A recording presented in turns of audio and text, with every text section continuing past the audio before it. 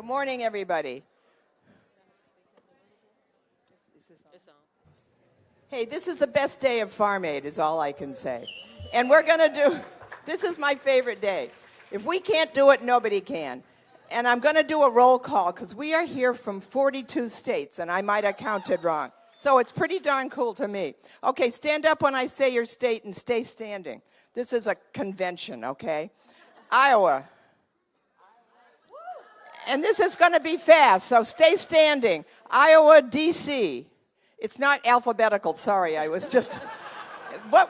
What I did was I went down the whole registration list, and I took the first person that signed up was from Iowa, so that's why. Right. Okay, stay standing. Iowa, D.C., and I'm going to go fast. New York. Come on, everybody up. Arkansas. Yeah. South Dakota. Massachusetts. New Hampshire. Indiana. North Dakota. Vermont. North Carolina. Woo! Mississippi, Louisiana, Massachusetts, Minnesota. Now wave every now and then so we can see where. Missouri. Did I say Missouri? No, Tim. Puerto Rico. Georgia, Maryland, Connecticut, Pennsylvania. Is everybody up yet? No, I got a few more. Kansas. Don back there. Rhode Island, I think I said. Some of these are. Montana. Good, that's the spirit. Nevada. Ohio. Colorado. A little yelling would be good. Florida. Tennessee. Idaho. California. Virginia. Alaska. Now, who's here from Alaska? Okay. Woohoo! Woo! Okay. Alaska, Kentucky. Am I repeating states? Probably. No, that's first time. Utah. Where are you, Utah? Maybe you're not here yet. New Mexico, West Virginia, Alabama, Illinois, Oklahoma. Jersey, New Jersey. Jersey? I didn't say I did say Jersey. But no, you didn't. I didn't. I apologize. That feels important. Texas. Anyway, Texas, of course. All right, everybody. That's 44. Let's give ourselves a hand, because we're going to do it. If we can't do it, nobody can. I know that. Tell people who you are. Oh, I didn't. Nebraska. Nebraska. Nebraska in the house. I apologize. So that's what today is about. Today is about the it. If we can't do the it, nobody can. So we're going to figure out what the it is and get this day rolling. So I want to thank you all for being here. Thank you for being at our Farmer Forum, Friday Farmer Forum, a rural call to action for all. So we're going to be about action today. My grandma used to say, don't talk about it, be about it. So today we're going to be about it. Am I right? Right on.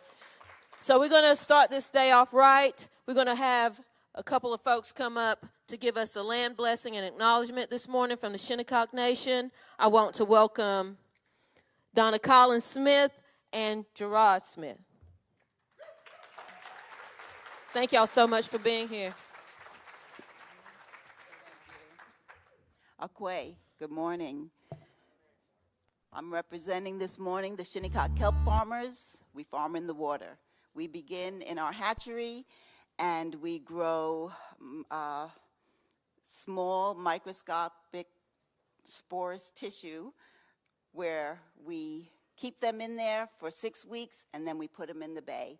We are farmers. We go out into frigid water to plant this kelp that sequesters nitrogen and other toxic things that there's an abundance of out in our waters.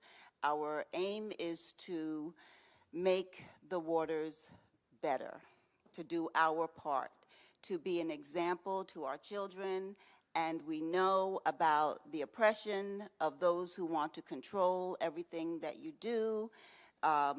New York is very strict with food Kelp being a food source, they want to tell you that they have to approve it, they have to test the waters, they have to test your practices. So we, the Shinnecock kelp farmers, 5 indigenous intergenerational women, said, we're going into the waters of our ancestors. We have our Aboriginal rights. We don't have certificates. We don't have permits. We put on our waders and we go into the water and we plant the kelp. And we're going to do that. So we're going to pass that on to our generations as it was passed on to us. We all have a responsibility to take care of this land that supplies life to us. And without water, there's no what? We all need it. Doesn't matter the color of your skin, your ethnic background, your class, whether you're rich, poor, you need water. And if we allow our water supply to be destroyed, then ultimately we are destroying ourselves. My husband is here with me this morning. He's also a Shinnecock member. He is going to give some history, and then he's going to give a blessing. Tabut, thank you so much for listening, and thank you for having us.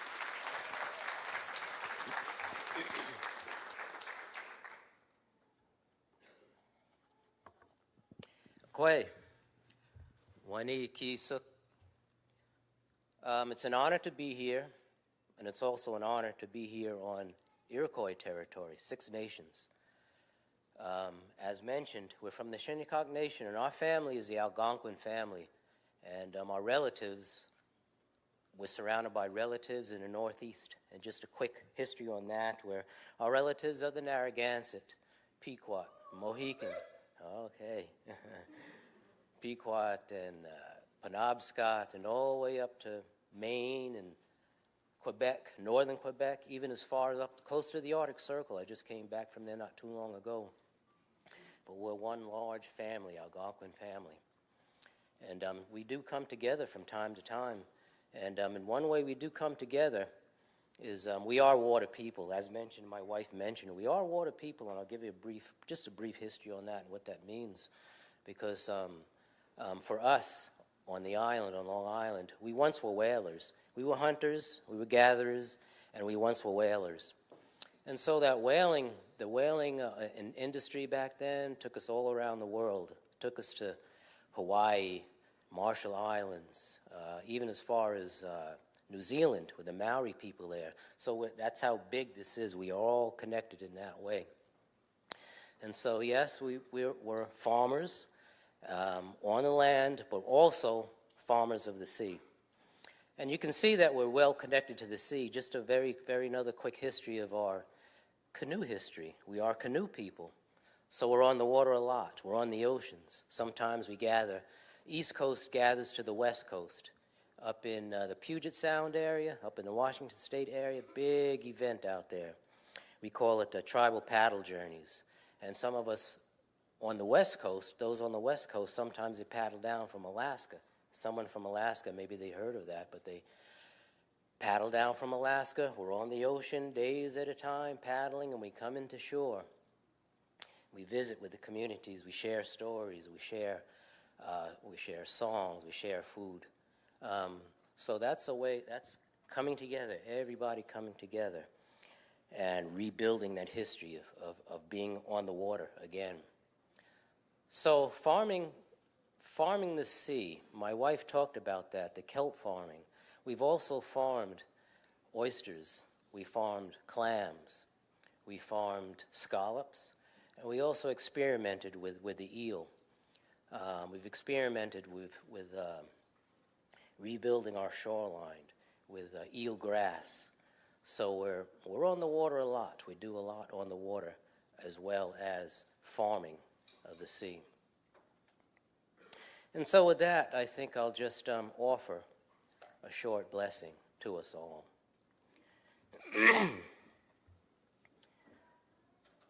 Gitsi Manitou, we ask that you watch over us as we move forward and do the things that we need to do. Gitsi Manitou, we know sometimes it is hard for us, and sometimes we fall.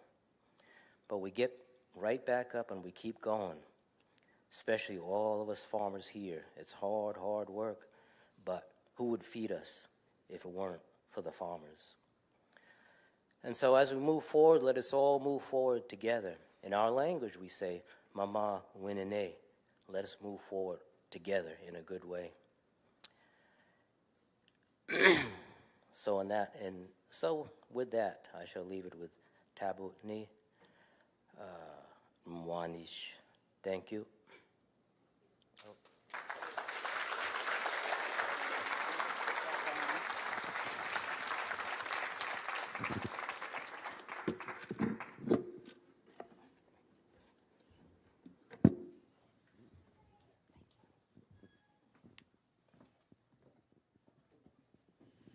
Morning, everyone.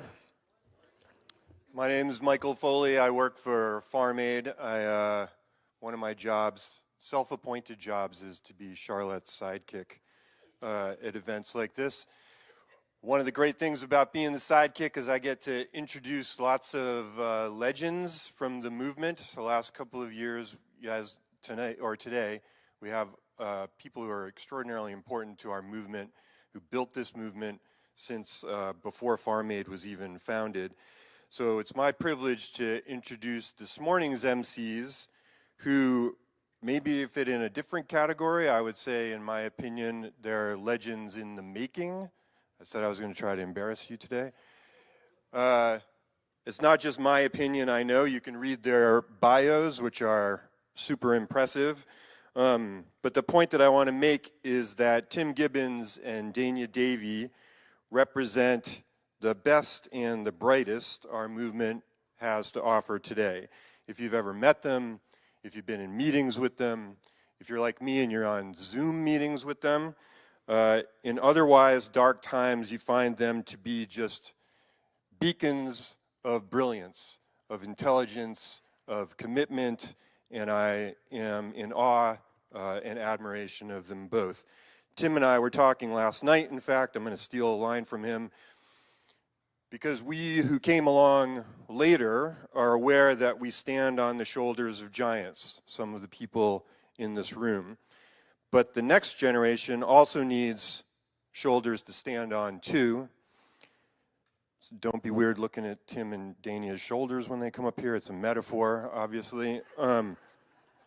My point is that I'm confident that the next generation has shoulders to stand on too, and Tim and Dania are the best representation of that. It's my honor and privilege to introduce Tim Gibbons and Dania Davy.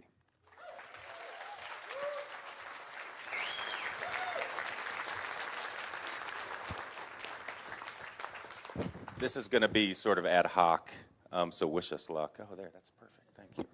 It's hard to follow that. So go ahead. What do you think? Hi, y'all. I'm Tim Gibbons. I'm with the Missouri Rural Crisis Center. We're a statewide farm and rural membership organization. It's an honor to be here right now in front of y'all, the people the shoulders I stand on. No matter how long you've been in the movement, we're all really, really important to this work. MRCC started in 1985, the same year Farm Aid started, out of the same issue, which was the 80s farm crisis, and to this day we've been walking lockstep, fighting for family farmers, rural communities, but all of our communities. It's a farm issue that's our lane, but we're really fighting for representative democracy, real justice. And challenging times like we have and complex times like we have right now are good times to organize.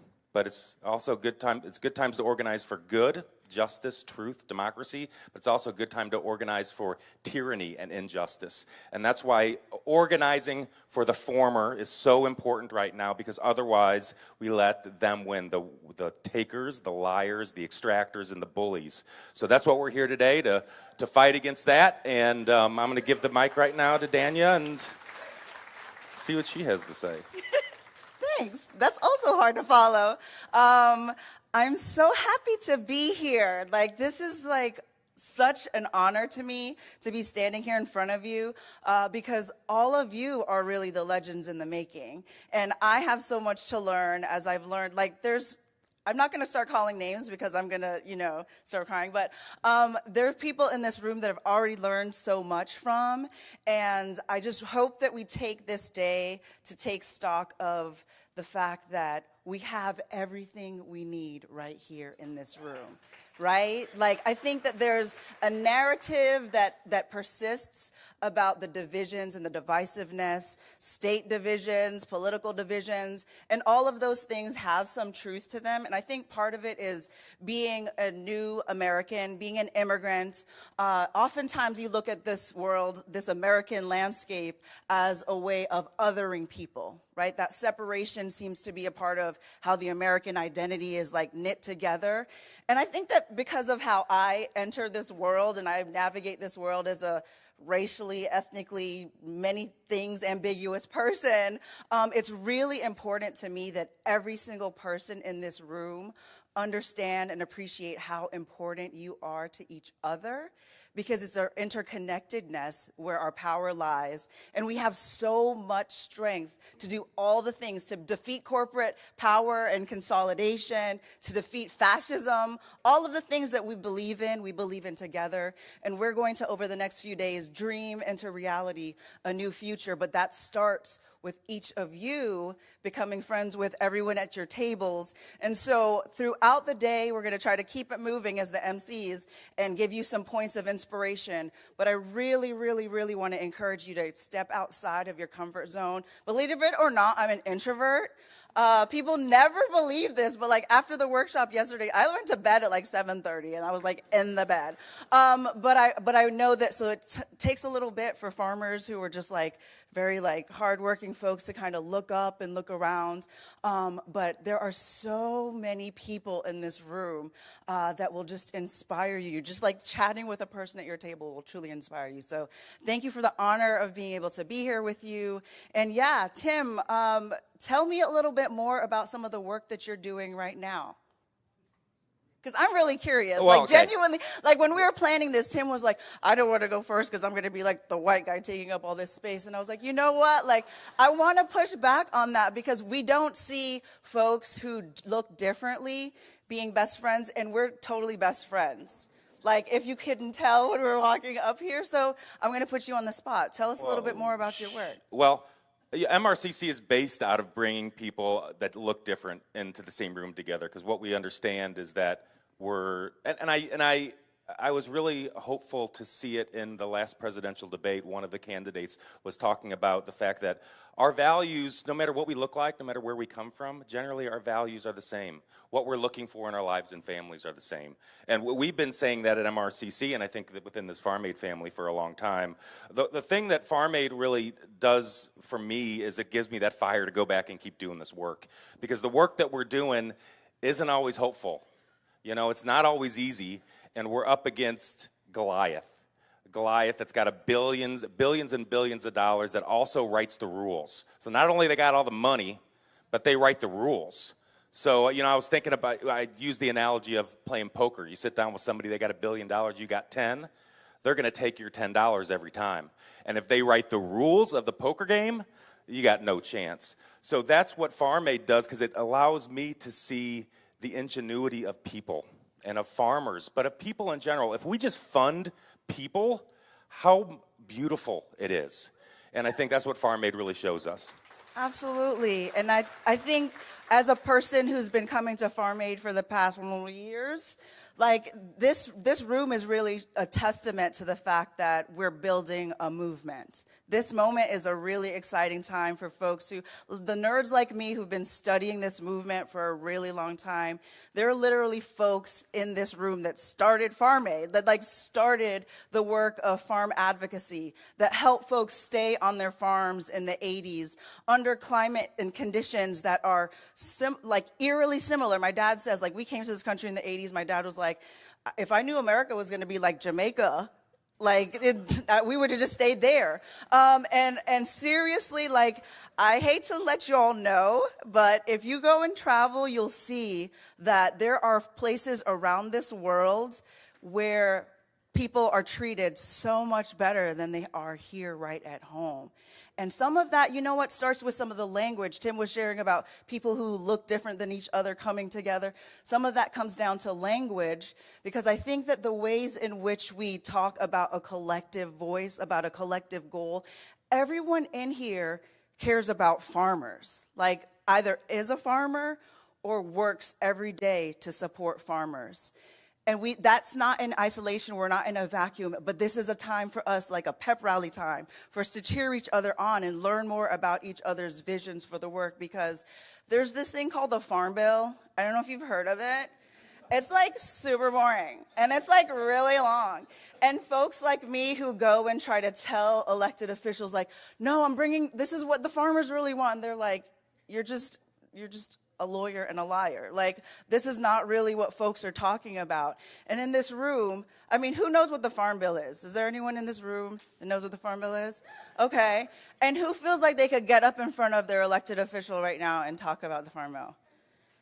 Okay, so you see, there's like so much expertise. And for those who didn't raise their hands, I bet you could too, but you didn't want me to call on you, which may happen. That was a trick, but there is so much knowledge and wisdom amongst this space that we can make things like the Farm Bill make sense to folks. Like, this is the largest, after the defense bill, this is really the only piece of legislation that is talking about domestic issues, right? And so that means there's a part of the Farm Bill that resonates with every single person's role. We each have an important part to play in that really big piece of legislation. But Tim, how do we make that like not boring? We do this, pro-corporate shit farm bills are the reason why we've got $3.50 corn right now. And farmers are going out of business. Why all the hog farmers got put out of business. Why cattle producers are liquidating and not rebuilding right now. Because prices are high, but they don't think prices are going to stay high forever. They know prices aren't going to stay high forever. So this is the time when we need to really advocate for these policies. We know the solutions. Absolutely. We know the solutions because we ask questions. That's what organizers do. We ask questions and we listen. What the corporates do is they act like they're talking for people that they're not talking for. They don't ask questions and they don't listen because they don't care. They just want to do what they do. They want status quo and they want to take all the money from us. So, that's why talking about these issues is so vitally important, because it's not only important to farmers, it's important to people that eat, it's important to our water and air, the sustainability of our communities, our country, and our planet. So, it's really, really big things, but I think we're up for it. Absolutely. And do you think that you could, role model for folks, how they would maybe start a conversation with someone else in the room or someone outside of the room? I think that's a good idea for you to, I think you should role model that. Yeah, you do that. Okay, so one of the issues that I work on is a little-known issue called heirs property. Does anyone know what heirs property is? Okay, super boring. And when I started working on it years ago, no one knew what it was. And so I'd go out. As a matter of fact, my parents think I'm a failure because they really are like, what? You do what for a living? You talk to people about laws? Duh. But I really had to develop kind of my elevator pitch. And so heirs property is kind of characterized now as an African-American issue. It's actually an American issue. It's actually an issue of folks who don't have access to legal resources, because what happens is when a farmer or a homeowner passes away without a will or an estate plan, then the state law determines what happens to their family's property. And in many times and in many ways, and especially right now during our climate crisis, there are all these false solutions about ways to make money from land and trees, right? So there are people that are being targeted. Some of you might be receiving letters that you own 1/17th interest in property in Oklahoma. This doesn't happen to me because I'm not from this country, but I know that it's happening to people because I hear that it's happening to people, and that's regardless of race, that's regardless of where you live, because you can live in New York City and get a letter about land in Mississippi, and what happens is they'll tell you they'll give you $20,000 for your interest in that property, and then you're going to make all this money off of wind energy or solar energy because that's what they're going to use the property to do. So we need to have legislation that addresses the ways in which heirs property owners are educated about their legal rights. And there's actually a part of the Farm Bill that's about the heir property relending program that gets resources directly to heirs property landowners so that they can get the legal services that they need. And that's how I would talk about it. How did you fit all that into about 2 minutes? I do it a lot. That's good. I just want to close before we get on to the lovely group of panelists with a Carolyn Mugar quote that I heard on a phone call with her last year, and now it's now on my wall in my office. If you see my office, I've got quotes all over my wall and photos of people. And she said on a call, and it sort of passed by, and I was like, no, we need to talk about what Carolyn just said. She said that the work we're doing, it's the ongoing challenge we all embrace. And I think that's such an important way to look at the work that we're all doing here, from the farmer to the organizer to the advocate to the person that's an eater, and all of us, Americans and humans in general. So I appreciate y'all very much. Thank you. It was lovely standing next to you. You did Likewise. such a good job. Thank you. You're welcome. Thank you. So we're going to now have our first panel. Oh, actually, no, we're going to have a message from A trust buster. My favorite type of people is trust busters. Hello, Farm Aid. It is so great to join you for this year's Farmer Forum. I want to start by saying how grateful I am that you are in the fight for a more vibrant, a more resilient, and a more community-oriented farming industry. America's economy and America's families depend on a competitive farming sector. And that is why I am fighting to make sure that farmers have a chance to build their own economic futures. Consolidation has been a disaster for agriculture in America, with giant corporations buying out family farms all across our country.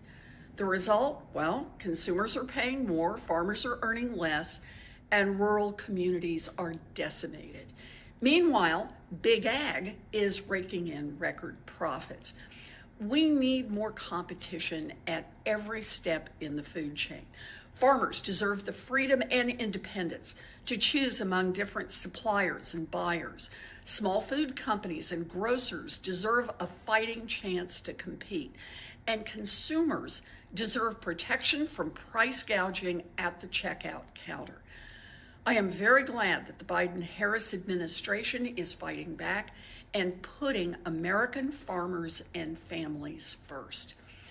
Under President Biden and Vice President Harris's leadership, the Department of Justice took on poultry giant Koch Foods. Now, Koch had been requiring chicken farmers to pay for the right to sell another chicken processor. The DOJ put a stop to it. The DOJ also took on price fixing and bought the data company AgriStats to court for helping the big meat processors collude and jack up costs for consumers. This lawsuit is an important step toward accountability. Now look, those are good things, but there's still a lot more work to do.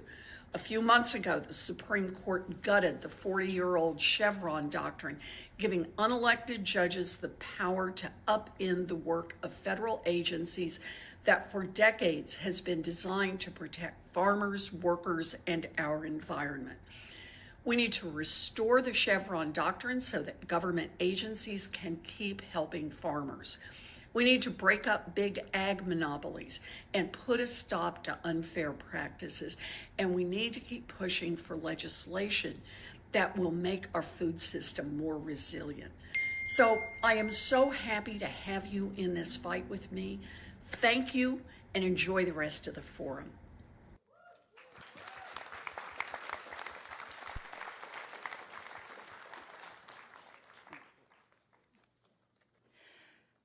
So we're going to jump right into hearing from the experts that are in the room. As I mentioned, there's so many of the expertise that we need for our movement, so much of the passion and energy, and that will definitely be showcased on our stage today. Our first speaker on our panel is David Murkason, who's the Managing Director for Litigation at FarmStand. David, come on up. David will be joined by Kenya Crummell, who directs the Black Land and Power Initiative at the National Black Food and Justice Alliance. And then Eric Sheffer is the 6th-generation owner-operator of Sheffer's Grassland Dairy Farm. Welcome up.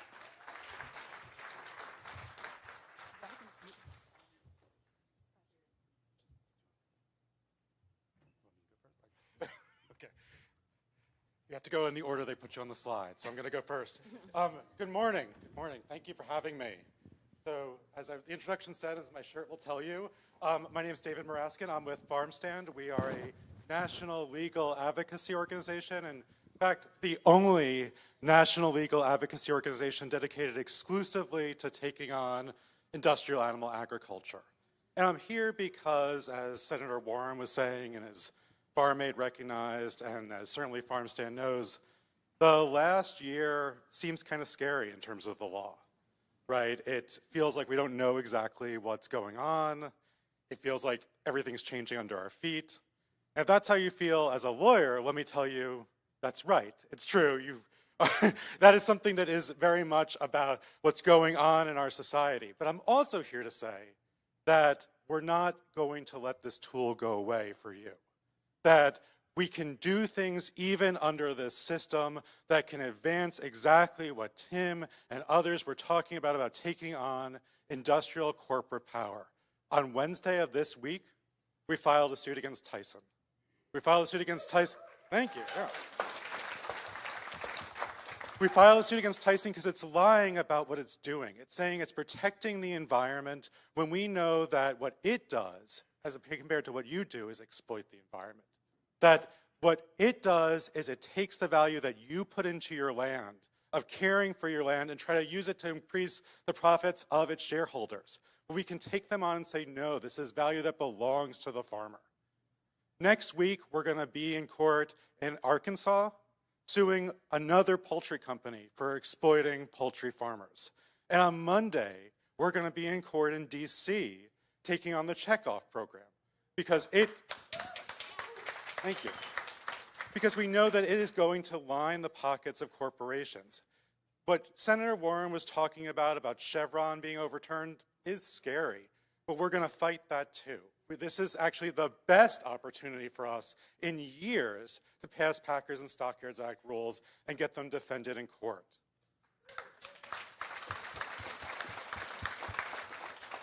Craig Watts, who many of you know, is in DC fighting against the attempt to take a power away from USDA.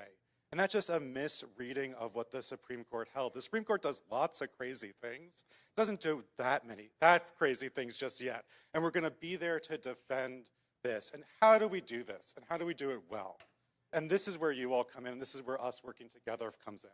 FarmStand's just a year old. It's actually a year old as of today. Thank you. Yeah, woo indeed. And our model is to learn from you. Right? How do we know what to sue over? How do we know what needs attention? It's from talking to farmers in the field and saying, this is what's happening on my farm. This is what's happening in my community. This is what needs attention. And how we're going to then build power around that. What does that look like exactly? So Land Stewardship Project, a group in Minnesota that does great on-the-ground work organizing. Yeah, for sure. Does great work. They are fighting to maintain clean water. They're fighting to keep a dairy CAFO from doubling in size. And they reach out and they say, we have a campaign going. We're organizing people around this. We're talking to the media around this, but we need lawyers in court that can tell the same story and work hand in hand. And that's what we're seeking to do. And that's what we're seeking to do here today and seeking to do, talking for you, hopefully for years to come. How do we join the law, which was never about justice, but as a tool to hopefully build power to change, and join it with what you're doing on the ground so we can create long-term change, pass new laws, and hopefully make it somewhat closer to justice. So thank you very much. I look forward to speaking with all of you.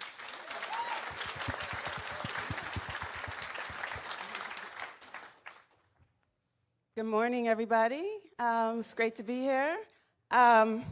So from the land perspective, I work for the National Black Food and Justice Alliance, and we do many things, but I'm here to talk about land this morning. And and obviously recognizing that the history of this country is built on land grabs. This is nothing new. It's not about Bill Gates and his 250,000 acres that he has grabbed up.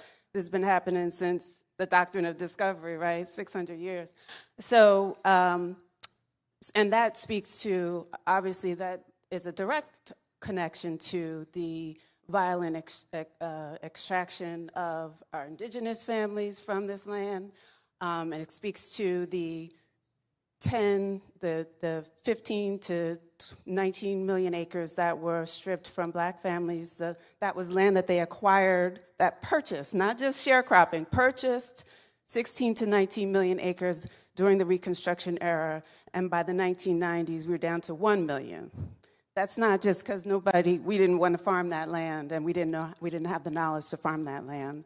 And so the National Black Food and Justice Alliance uses that statistic as our North Star to reclaim, to liberate 15 million acres from the speculative market. And we're not just doing that for land to be held by the Alliance, but it's in partnership with so many others, like the Center for Heirs Property or the Southern Federation for Southern Cooperatives, thank you. There's the Center for the Ethical Transition of Land, Ethical Land Transition out in California. There's so many groups that are doing this, and we are completely committed to working in partnership with these groups. And what we do with our 50-plus organizations that are a member of the Alliance is to organize, build institutions, and amplify these stories of people who have to, one, defend the land that we still have, just because people are still being run off, like violently kept off of their own land that they have in the title is in their name. So defending land, training land stewards on the skills that they need to collectively steward land. And then the institution that we launched last year is called the Resource Commons, and that is our non-extractive loan fund. So that is our way of battling these land grabs. Like, we're going to take this land and keep it off of the speculative market so that people can rematriate and work together and work towards food sovereignty and healthy nutrition. We want to ultimately eradicate food apartheid, right? There's no reason anybody is hungry in this country. And so those are the, yeah. Those are the, if you have any interest or know about land that's available, we know there's an aging population of farmers. You know, we work in partnership with others. We just helped to liberate 11.5 acres in upstate New York, a working farm that, you know, the owners were interested in passing on to people of color. So that's now in a land trust and moving on. So we want to replicate that throughout the country. So if you know about land, you know, that is maybe not willing to be freely transferred, but even if it's below market value, just so that it will be protected and used in a responsible way for bringing land to bringing food to our people. So I'll leave it at that. Thank you.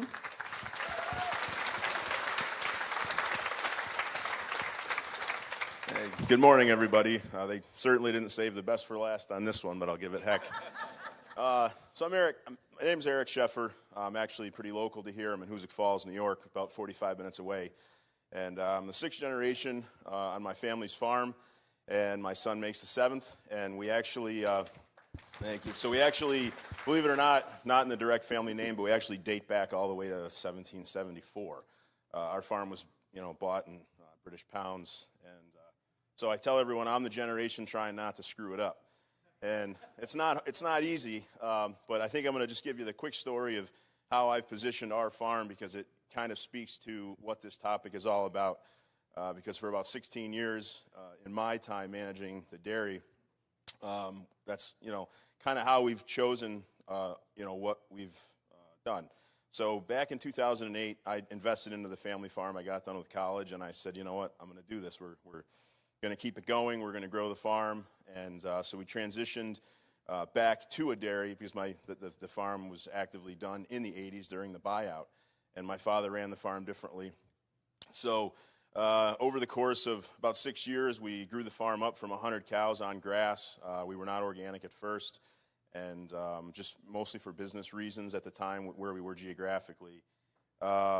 So we more than doubled the farm in 6 years, learned the true values of sweat equity, and grew the land base and grew the herd.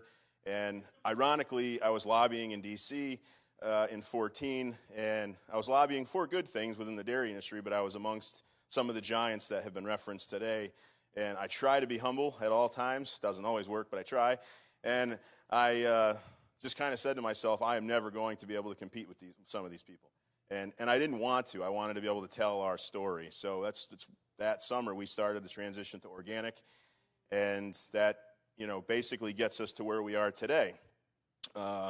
So the tough thing about being a dairy farmer is you make a change, and this is true in many. This is not just a dairy thing, but that's what I know best. So you make changes to make yourself more competitive, and then you find that you're still in a situation as a small farmer where you're still not competitive, and you're still fighting, some of those giants that have every ability to do better than myself or you, whether it's access to capital, better access to programs within government. So while I spend a lot of time on the dairy, I do try to spend a lot of time working with organizations such as NODPA, the Northeast Organic Dairy Producers Alliance, as well as the Dairy Grazing Apprenticeship. I sit on the board. I'm the board president of that organization to try to help get young people into dairy because it's a high capital investment type of agriculture, one of the highest, really. And it's there's less and less of us that are doing it all the time. So I do spend a lot of time trying to help, whether it's younger people, older people, anyone that wants to be involved in agriculture. I try my best to do my part to help just get a fair shake. I don't see any of us jumping over these beasts, but if we could have a fair shake and have access to some of the similar things that they can thrive by using, it gives us a start. So that's my story.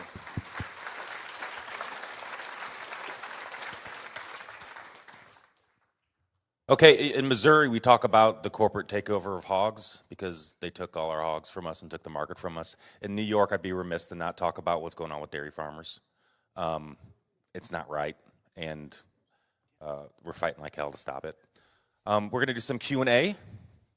Absolutely. I heard a theme. I'm sure that there are folks that want to raise their hand and ask some questions. I heard a theme about, how intentional some of these dispossessions, these theft of land, opportunities, our laws, our legal institutions succumbing to these corporate influences and pressures. And so very inspired by these speakers. And I just wanted to remind everyone that this is a call to action.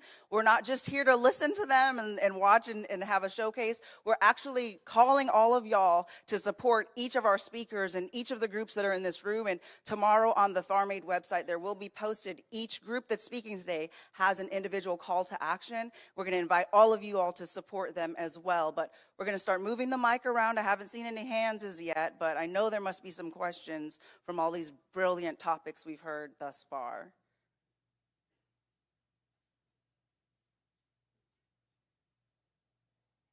So this is a question for Eric. I know that dairy, one of the main challenges is the volatility on the price of the milk. Don't you think that having a floor price for dairy will be a solution for some of the small dairy producers? Yeah, so there's a huge divide between conventional and organic dairy production. One of the reasons we switched over to organic was one, because of the way we were farming naturally. But I will say that there's actually been less work by government because so organic dairy is about 6% or so of total milk supply in this country, so it's still relatively small. So that's ironically where the most work probably needs to be done within organic dairy in particular is the pricing issues, because we don't have access to the data that is collected within the conventional milk market through the FMMO and all the different USDA actions that work to kind of make that safety net. We don't have that in organic. Just a kind of a for instance, I'm an open book, so I don't mind talking pricing at all. We were receiving over $40 for our milk, call it 5-6 years ago. we're now closer to 35, and we all know what costs have done. So everyone knows this, but we don't have the programs in place like what the conventional market does. So last year we were getting payments through the conventional milk market, and this year we're not, and arguably this year is significantly worse. So, price floors, as well as really just having a fair shake by getting some organic data, and not just organic. A lot of these niche markets really need more data collected through the government so that we can have what I keep calling a fair shake. There's a better word for it, but that's what I'm going with. So, yeah.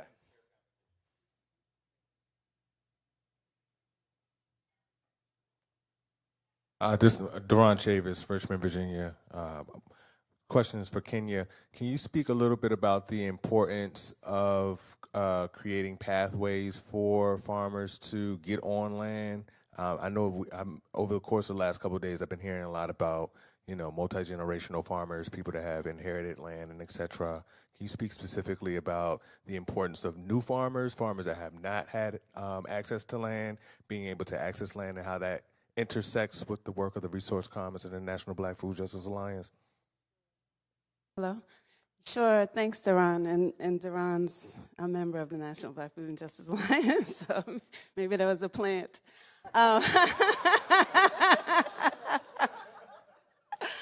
No, but it's as I mentioned earlier, it's an aging population.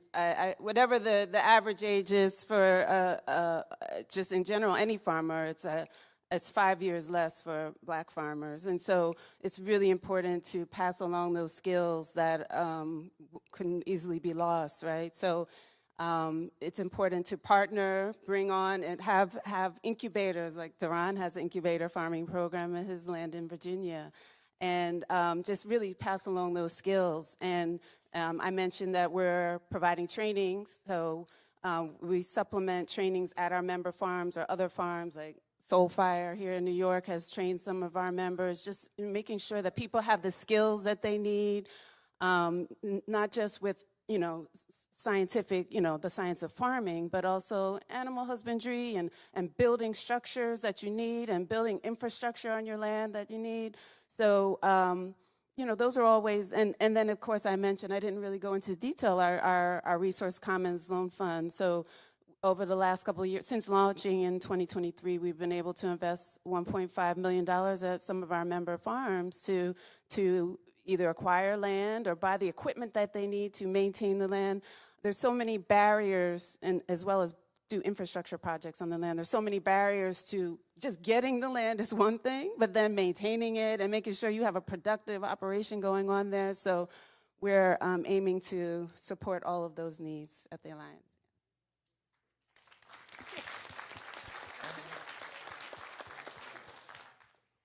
I have a question for Eric.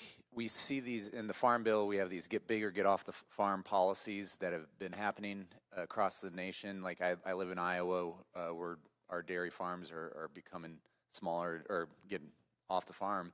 But then at the same time, we have these 18,000 head huge. We had the barn fire down in Texas, and see it all across the Southwest. How are those, both the policy and how are the huge mega farms down in the Southwest impacting what you're doing? So, something that's not necessarily, overly known is that the organic dairy market in this country, believe it or not, is more consolidated as a percentage of milk supply than conventional. So the difference is that in the Northeast, it's not that way. That's, that was part of our, decision making. It was part of our decision, I guess, when we went organic, because we still thought we were more, competitive. But the consolidation out west is affecting every small farmer, no matter where you are in this country, and honestly, in whether you're organic or conventional. It's pretty crazy. The access to capital in an up and down market is so important, because these really large farms that do have investment outside of that family, some of these really large dairies out west, they can they can they can weather the storm. They can get through these lows, and family farms can't. If you're leveraged and you're running a small operation, it's 1 year, and you might be in that much trouble, especially with where the finance world is at right now. It's getting harder and harder to go to a lending agency and say, hey, here's the forecast for the next 2 years. We're going to lose, $500,000. It's a lot different when you're, a 20,000 cow operation that has corporate investment, whether it be in land, cattle, So it's a huge factor. And again, that's why with smaller ag in general, in my case dairy, really just having access to these programs is just so necessary, because that's the safety net. That's what a farm like mine needs to weather to weather that storm. So consolidation out west has a huge factor. Hi, I have a question for David. I'm over here. Oh, I'm over here.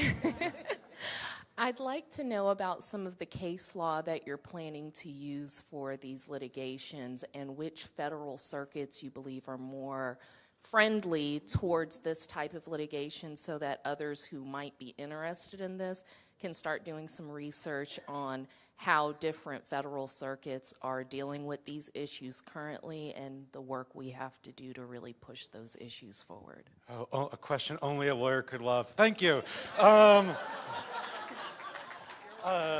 So there's been a bit, the circuits are the appellate courts, for those who don't know. They're right below the Supreme Court. There's been a big transition over the last 2 presidential administrations where courts that we thought were very friendly to interests that aren't corporate interests.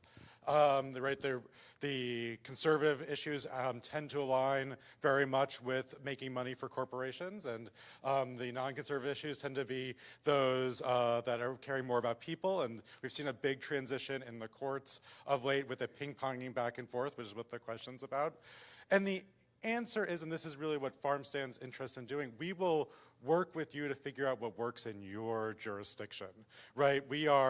This isn't about planting a case to make it work and get a one-off news coverage, right? The way we think we build power around this is about planting a case in your community where the community is already building something, and we can amplify that. And then the question is, how do we use the legal tools that are there, even if they're constricted, to your advantage? So, Chevron, which Elizabeth Warren mentioned, right? Like, one thing we can do is we're not gonna unilaterally disarm.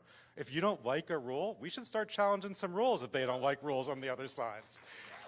If you do like a rule, we should be out there shouting. We should be out there shouting in every jurisdiction we can, because they've been filing cases all over. We are working on behalf of workers right now, H-2A workers, which the administration is trying to get the right to organize. There are cases filed in Georgia, North Carolina, Kentucky.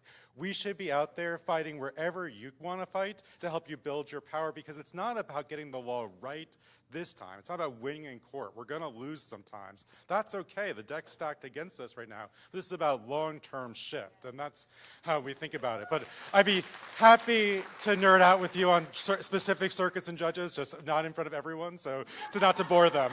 Yeah.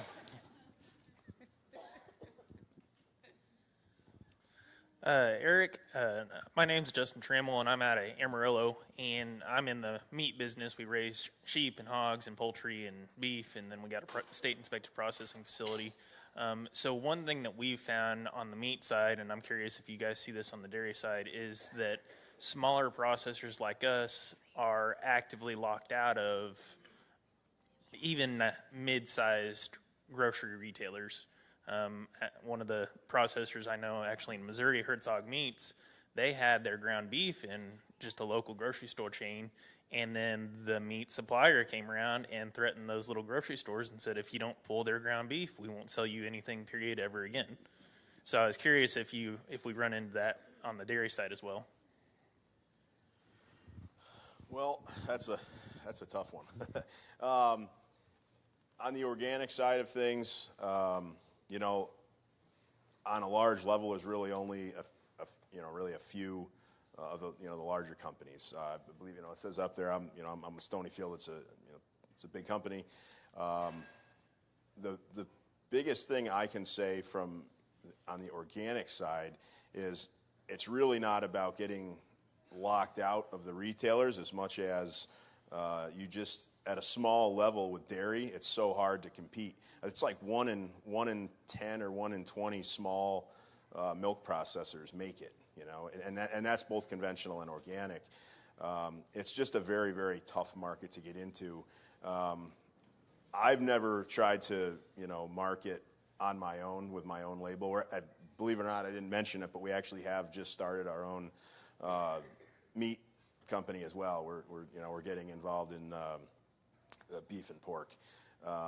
We've always wanted to do it, and I guess the time is now, so we kicked it off. But yeah, so I mean, I do think it's dissimilar than beef, but there's still certainly those issues out there, especially on the conventional side. Can I steal that for a second? I think this is a great example of something that only you will know. Something that Eric said earlier that I think is really important is one of the ways companies operate is by hiding information.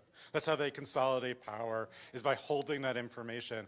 And I think this is a great example of the type of communication that people like me need to hear from the field and need to know to understand what's going on. One thing we're really interested in, for instance, is slaughterhouses are closing all over the country, and how many farmers are not being told about that, but being told to invest while the companies know the slaughterhouse is closing. And we don't know that you're being told to invest, but there's a real problem there. And so this kind of dialogue is just exemplary of both what Eric's talking about in terms of the problem and how I think we can start getting at some of the solutions.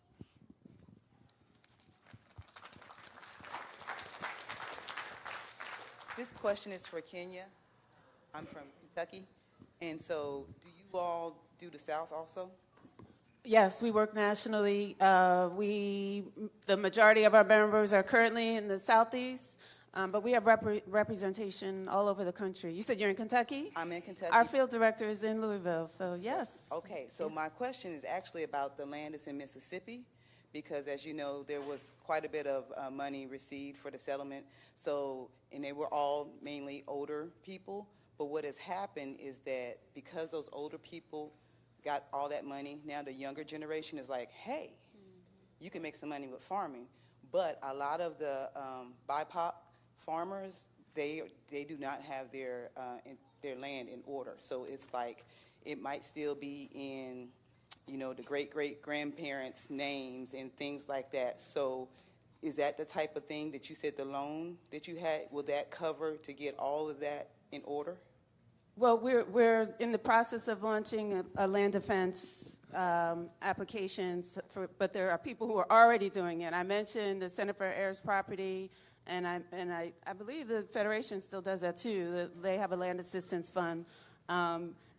Land Loss Prevention Project works in North Carolina, but they have amazing resources on their website. So those are just a few places that I would recommend that you check out. Savvy Horn is here from Land Loss Prevention Project. Well, so thank you for that question. I didn't see the person who asked the question. Oh, okay, we'll talk. You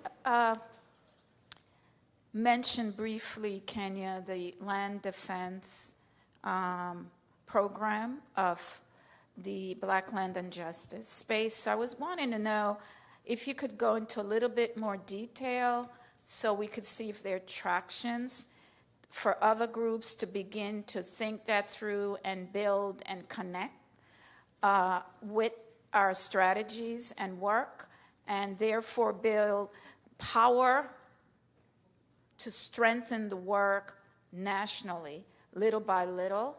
And because I think that's really important, because some of these strategies could be used in Indian country and around fractionation.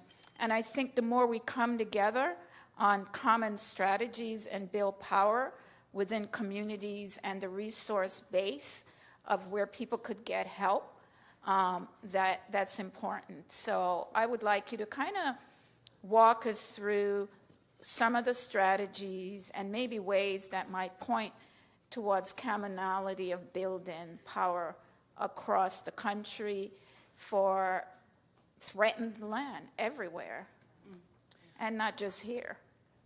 You might be able to I could speak probably to, answer the question, but you're in the hot seat.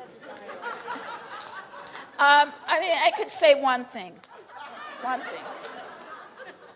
The Equity Commission of the USDA did grapple with land and how we can impact land ownership. And as a result, the Equity Commission strengthened the ability to get groups together in Congress to begin to think about strategies. And so today you have like 4 bills on heirs property that needs to be worked on and strengthened and move forward.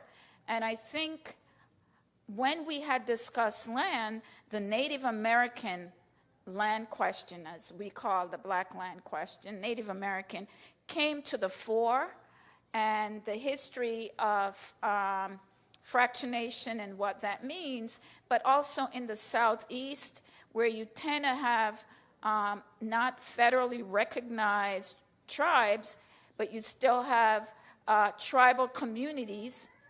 They face land loss issues because land loss is created by state law, and it happened to come into being right after the Civil War. So a lot of folk got together and said, well, how are we going to strip back land ownership from black and brown people and Native people?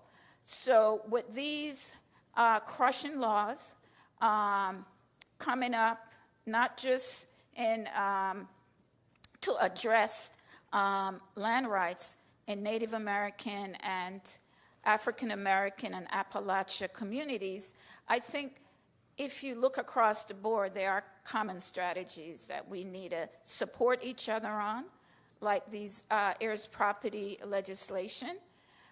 We need to increase the resource bases of community-based organization to do the work. They have been doing it.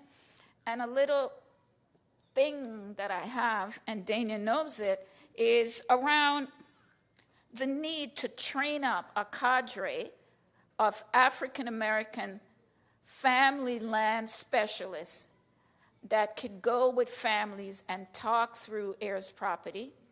And I think that would apply with fractionation as well in Native American communities. How do we have these conversations within our families and come together to protect the land? Because if you don't come together to protect the land, you're going to lose it, because that's the force that's in play. And it's not just here, y'all.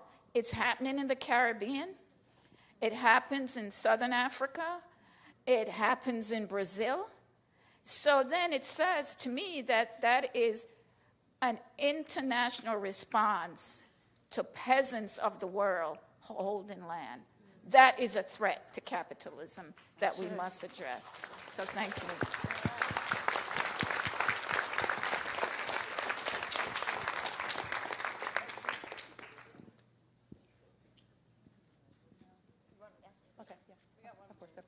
Yeah, my question, actually it relates. I'm Albiana Woodard Davis, and my land is in Texas. I'm here representing the Federation. But my question, she practically answered it, but one of the things I'm concerned about, because the community where my land is located, it used to be predominantly African American, maybe 90% or more, but now it has dwindled to less than 20%, mainly because of the oil and gas production. But a lot of the black families, they're losing their lands because of antiquated laws as it relates to adverse possession, as it relates to easements, and even the taxes. Because you have, when you speak of heirs property, so many of the younger generations, they're not even aware that this land existed from their great-great-grandparents and so forth. So they're losing it for pennies because of taxes. So I guess my question is, what is being done to advocate more to change the law to where it's not as, not so easy to go in and take land? Mama Savvy, do you want to answer that? What's a state issue and what's a federal issue in that regard? Yeah, this is becoming really legal. So like, let's just, what I want to, I'll pick up on some notes of that comment, but one of the themes that I'm hearing across all of our speakers, because I was sitting there kind of like, how do these three things go together? Like, I don't know if anyone else feeling like that? Like, how do these three speakers go together? And I think part of what we've heard in terms of what's uniquely connecting these three themes is the ways in which our power structure has really consolidated all of the policy decision-making in the hands of corporations, right? And so when we think about why the Farm Bill came into existence in the 1930s, we have to kind of go before that and think about the U.S. land policies and the ways in which the U.S. land policies were trying to mitigate competition of all the availability of the land in the western part of the country.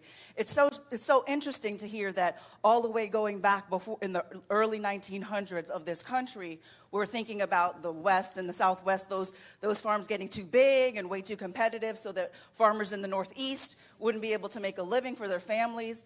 Policies like the Farm Bill came into existence because we needed to really make a way for family farmers to stay on their land, to keep their children on the land, to keep them employed and on the land so that they're connected not just to the family's dairy operation, but also to their family's history and legacy. So that's a theme that we're hearing. And then when we talk about the redistribution of the land that's being consolidated amongst elderly folks or folks that aren't aware of their legal rights, with heirs property in particular being a product of state law, that means that we can't just talk about the federal Farm Bill, we also have to be talking about the organizing that's happening in every single state to get each state's intestacy laws to address the ways in which folks can lose their land as a product of state law. So the question of that particular issue, I think, is one that connects directly to the consolidation of corporate power, because there are functions of federal law, which we all have to be aligned on regardless of region of the country,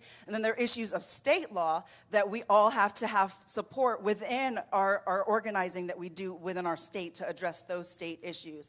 And so I think that that's one of the ways that the financing in land defense can be thinking strategically about the ways in which we have to be organizing for bigger fights every couple of years when we're talking about the Farm Bill.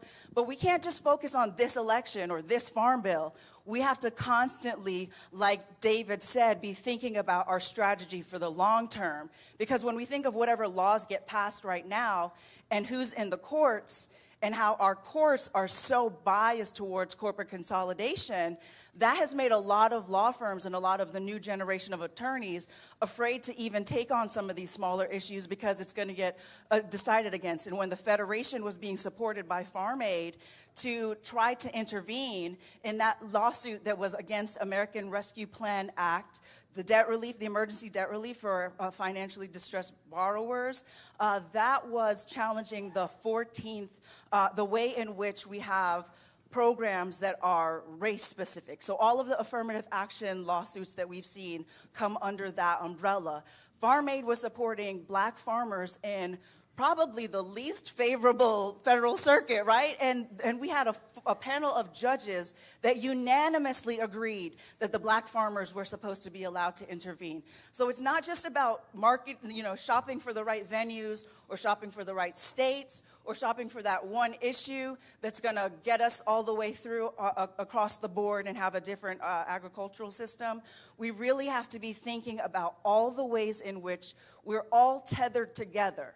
The lawyers have a role to play in training the next generation of lawyers. The farmers have a role to play in training the next generation of farmers. The advocates have a role to play in training the next generation of advocates. And that's because, as each of these folks have said, they're only one, just like each of us in this room. We're only one, and that's enough. That's enough because no one's going to have the passion that you have about your issue that you have. But if you can make a friend in this room and you can help them understand the ways in which corporate consolidation impacts the ability of an individual farmer to make a living, impacts his decision about estate planning and whether he encourages his kids to stay in dairy or to go off farm and find a different job, Those are the ways in which we get enough data collectively to make changes, to make arguments in front of elected officials and in front of judges that is a united movement against corporate consolidation. So we are each critically important. These themes are connected because each of our issues is intertwined. And we have to be telling that story with the same language and the same vision.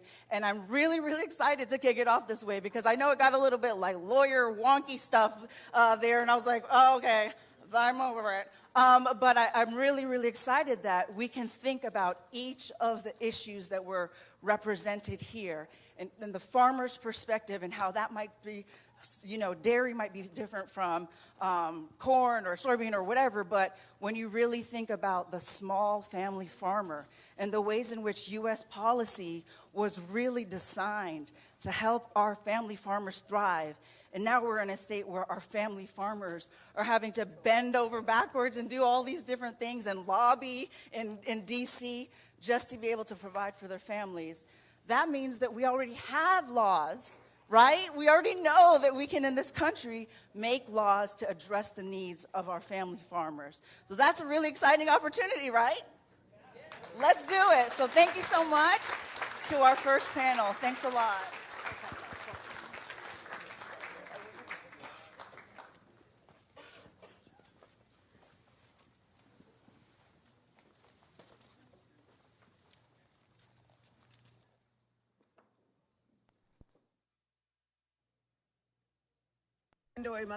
Hello, my relatives. My name is Winona LaDuke, and I'm a farmer here at Winona's Hemp Field. And I farm in northern Minnesota, in Kingamin, the very land to which we belong. And mostly what I do is I raise heritage varieties of bean, corn, squash, potatoes, all things that are pre-industrial and post-industrial. They never had a lot of oil on them, and they don't need a lot of oil in the future. That's what we grow. They're old vegetables, and they're smart. They're smart too. And so I just want to say that the Indian people, and Anishinaabe people, and Indigenous people, and other farmers, we all got to work together to protect our Mother Earth. That's what we got to do. And one of the main ways we can protect it is this plant here. This is hemp. I'm also a fiber hemp grower. I've been growing fiber hemp for 9 years under federal and state permits. And I'm growing hemp because this hemp is going to change the world. We call it the New Green Revolution. This hemp is going to, you can make paper out of it. You can build houses out of it. You can make textiles out of it. The word canvas comes from cannabis. You can feed your chickens with this, newly approved by the FDA and the feds. And you can sequester carbon at the highest rate of any field crop. So you don't really need a carbon sequestration pipeline. You don't need to do all kind of dumb stuff to solve a problem. What you need to do is smart stuff and work with your plants. Make a good future for all of our children, whatever color they are, because this is the land that we all belong to. And we need to take care of our Mother Earth. This is Winona LaDuke from Winona's Hemp Farm, where I'm with my fiber hemp plants. And thank you for your time, and I'm wishing you a good day. Miigwech.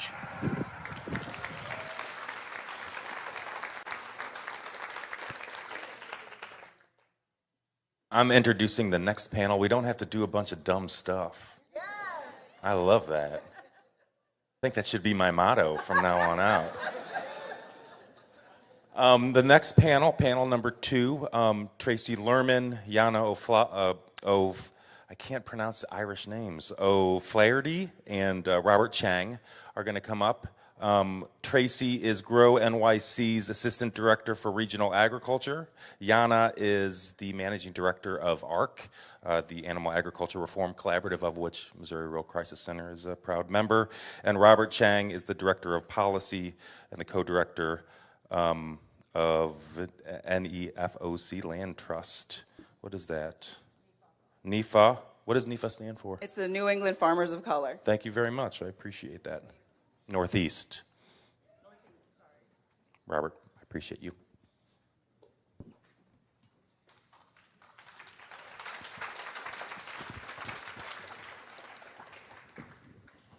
Hi, good morning, everyone.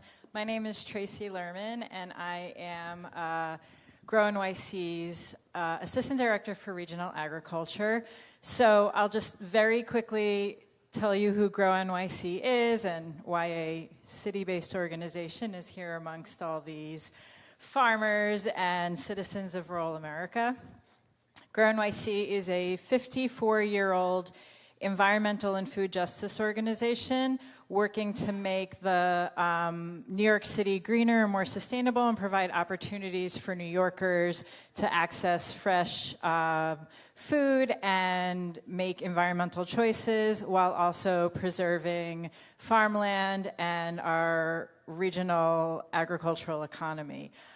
At Grow NYC has between 45 and 55 farmers markets around New York City. We run the largest open-air farmers market network in the country, including the largest individual farmers market in the country, our Union Square Market. And I run our Farmer Assistance Program, which provides training and technical assistance to our network of vendors as well as aspiring farm business owners. We do all of our programming in English and Spanish because we work with a lot of Latinx farmers who have come to this country to grow food for their communities. So that's what I do, and the reason why I'm here on this stage is because I've been involved with a collaboration of organizations, including Farm Aid, who have been trying to crack the nut of climate disaster and how it's devastating farmers in our region and what we can do to help support farmers. As all of us know, Farm Aid has a long history in disaster relief for farmers, so this is not, unfortunately, new to them, but very thankful that they have been doing this work, and I am honored to be a part of it. So I only have probably 3.5 minutes now, so the 4 points I wanted to make is that farmers, especially small-scale, limited resource farmers, are on the front lines of climate disaster. Disasters have been increasing with severity and frequency every year, and they are they stand to put farmers out of business and threatening the future of our agricultural economy in this region. When I say this region, I'm talking primarily about the Northeast because that's where I live and the region I work in, but I'm sure this is nothing new for anyone in this room from any part of the country. The current programs to provide relief to farmers are woefully inadequate, whether those are federal programs or state programs. If we want to continue to see farmers on the landscape and have vital rural economies and local food and have farming as a livelihood for future generations, we need to fundamentally reset how we view agriculture in this country. We can't put farmers in the same category as widget makers. Farming is a vital, critical institution in our society, and we need to treat it that way. We bail out airlines, we bail out auto companies, and we need to give farmers at a minimum the same basic consideration. So one of the reasons why I came to, I live in America in 2024, so of course I care about climate change. Can't be said for everyone, but could be said for me. And last summer, I was constantly put in this position because we had numerous incidences of weather that were impacting farmers in our network, particularly in the Black Dirt region of New York, which is a very fertile river bottom soil in Orange County, a few counties south of here. Not that important for the purposes of my conversation, but we had farmers who had numerous instances of disastrous weather. In one case, there was 8 inches of rain causing basically total crop failure for our farmers. At the same time, earlier that year, there were 2 significant freezes that devastated a number of our apple growers. We had apple growers that lost 70, and not just apple growers, tree fruit growers across the board that lost 70 to 90% of their crop. And as a farmer service provider who is working this cushy job in an office, air conditioning in the summer with benefits, I felt like I had nothing to offer farmers. We would call them, find out how they're doing, and be like, okay, well, if the county designates this as a disaster, maybe you'll see a relief program 14 months from now. Those farmers could be out of business by then. And in the meantime, what I had been hearing from well-intentioned FSA agents who I have great relationships I work with, they're really dedicated to their farmers, is that crop insurance would be the thing that would help those farmers recoup their losses more quickly. I have farmers that, like, in order for them to have crop insurance, they would have to enroll like 25 different crops and then submit the paperwork and the documentation proving damage in the middle of August, or they could try and recoup their losses by doing another series of plantings for a different crop in another field and hope for the best. Obviously, they're going to choose the latter. And moreover, we work with a lot of farmers. Like I said, we provide our programming in English and Spanish. A lot of the farmers we work with don't have the legal status to go in and ask for a government program because they're not available if you're not a legal resident or citizen of this country. So I probably have like 30 seconds left. So I don't have the solutions. I know in the short term, we have to be thinking about how to get relief funding to farmers more quickly, more substantially, and in a way that actually allows them to continue farming. There's $3 billion in climate smart funding programs out there. We need to have better and more efficient and easier ways for farmers to make their farming more resilient.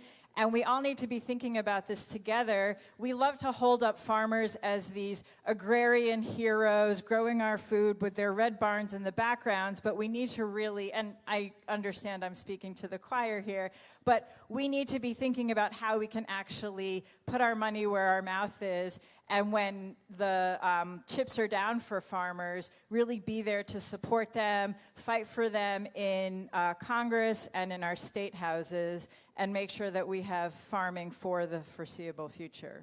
Thank you so much. Oh, I do. Okay.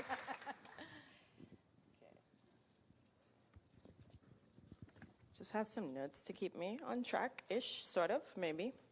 Hi, I'm Anya O'Flaherty, not Yanya, not anything else, Anya O'Flaherty.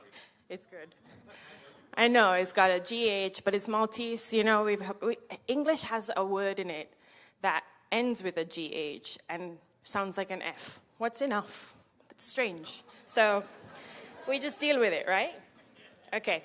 I've been asked to talk about, false solutions, particularly factory farm gas. It's a topic of concern for the collaborative that I steward, I guess you could say. Animal Agriculture Reform Collaborative, which is a grouping of organizations coming at the massive issue of CAFOs, factory farming from a multi-pronged approach. We've got public health folks, lawyers, farmer advocates, the works, really trying to attack the issue from all sides. And one of the issues is factory farm gas, which has been billed as sort of this magical solution to one of the pollution problems of factory farms. Problem is that, it's not really taking care of pollution, it's really just kind of generating more profit for a massively consolidated industry that's, just doing well already. The proponents of factory farm gas, like to point towards wastewater treatment plants. Like, we've got those work really well. I've got a little bit of an engineering background. I love anaerobic digesters in the context of wastewater treatment plants. Because you know what? Our waste is unavoidable. We're gonna do what we're gonna do on a daily basis. The population of farmed animals in factory farms doesn't need to be that many. They also doesn't need to be treated via adding water, which generates the methane, right? It is poor waste treatment practices that is generating this problem, and rather than actually choosing a better treatment process, just putting a Band-Aid on a really, really ugly situation. One of the things that is part of this system is, what the industry likes to call lagoons, really the cesspits, that releases the methane. The thing about it is that biogas processes, at the end of them, you're still going to wind up with this thing called digestate that they're going to put in a different tank to release methane. And when it's finally dried out, it's going to be land applied. And when it is land applied, it still leaches all the nutrients, all the hydrogen sulfide that is still left behind, all of these things. So N's, P's, all of these things that sound good, but not at the amounts that we are doing it. Nature does have a buffering system. We just abuse it all the time. And this is just another way of doing so. What we don't want to do is continue to let them exasperate a problem. This is this land application of waste to this proportion has led to groundwater contamination in communities that for generations have been able to get their water from wells and don't have the money to dig a well 200 feet deeper. We're dealing, particularly in North Carolina where I live, you've got rain events and hurricane events that mean that it's not staying where it's been applied, it's headed to water. It's headed to waterways, so you've got waterborne illnesses that people are still dealing with, and frankly, municipal treatment needs to ramp up because it's not used to dealing with nutrients. In the United States, you've got like primary, secondary, and tertiary. Tertiary is that cool stuff. We actually you're not mandated to go there. So municipal systems that get to potable water have to upgrade their systems to meet this. That's taxpayer dollars that are just making corporations more profitable. That's just what it is. So it's another one of those false solutions. And frankly, the big thing about it, the really galling thing is that it's not just the after effects. It's the beginning where millions of dollars of taxpayer money is going into building the plants that can take you from biogas to biomethane, because those two things are not the same. Biogas involves, it has a lot more carbon dioxide, hydrogen sulfide, all of these things that need to be scrubbed from it to actually make it usable. So again, you're still emitting, you're still producing pollutants, and in fact, if you pump that into the infrastructure that's there or build new pipelines, you're making really leaky pipes because it's just corrosive. So ultimately, it's just another way of getting more profits. You're looking at, instead of treating a byproduct, you're creating a brand new product that is further entrenching an industry that, again, doing well, don't need any help from us. And what could this room do with $50 million of climate smart funds? What could this room do to turn the tide on actually feeding people and making a healthy country and a better food system for all? I think that's what we really need to kind of keep in mind. It's not solving any problems. It's really just exacerbating health problems, environmental problems, and not reducing any sort of pollution. It's just putting a nice green wash over it. And that's all for me for now.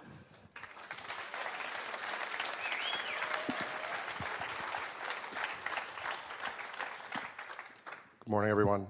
Thank you, Farm Aid, for inviting me to be here. My name is Robert. I'm a farmer in Woodstock, Connecticut. That's about 3 hours southeast of here, in Nipmuc territory, where I grow vegetables and cut flowers. I also work for the Northeast Farmers of Color Land Trust, otherwise known as NEFOC.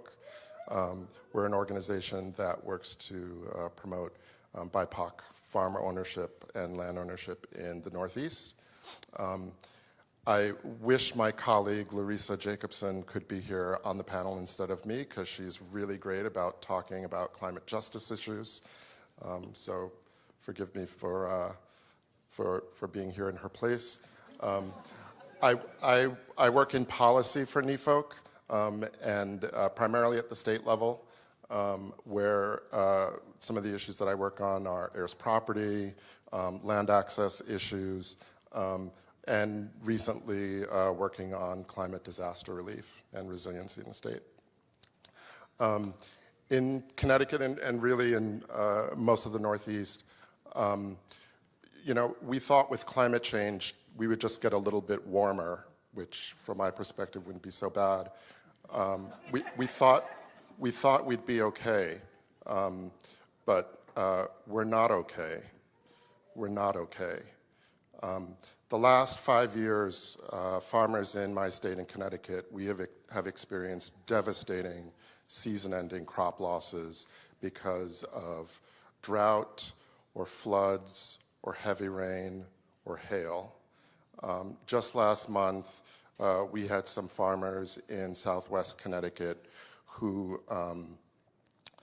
had devastating losses, catastrophic losses, because they had one day where they received months worth of rain and had their fields completely washed out or flooded.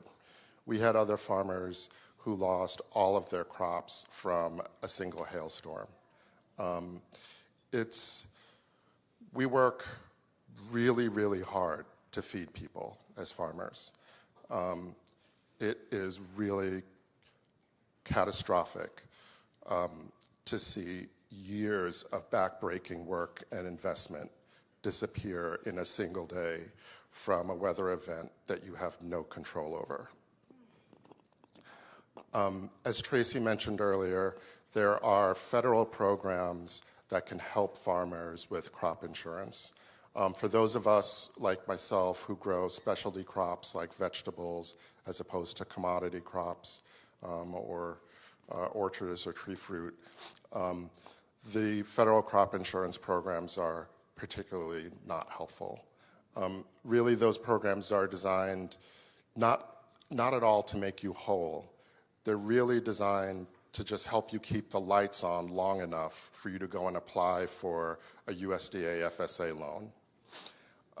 And as my colleague farmer, who was in a recent listening session talking about her losses due to flooding, said, being offered more loans from USDA is insulting. Some of us are already leveraged to the max. We don't need more loans. What we see at the federal level, obviously, is dependent on the Farm Bill. And yes, there is some movement to improve crop insurance programs for farmers at the Farm Bill.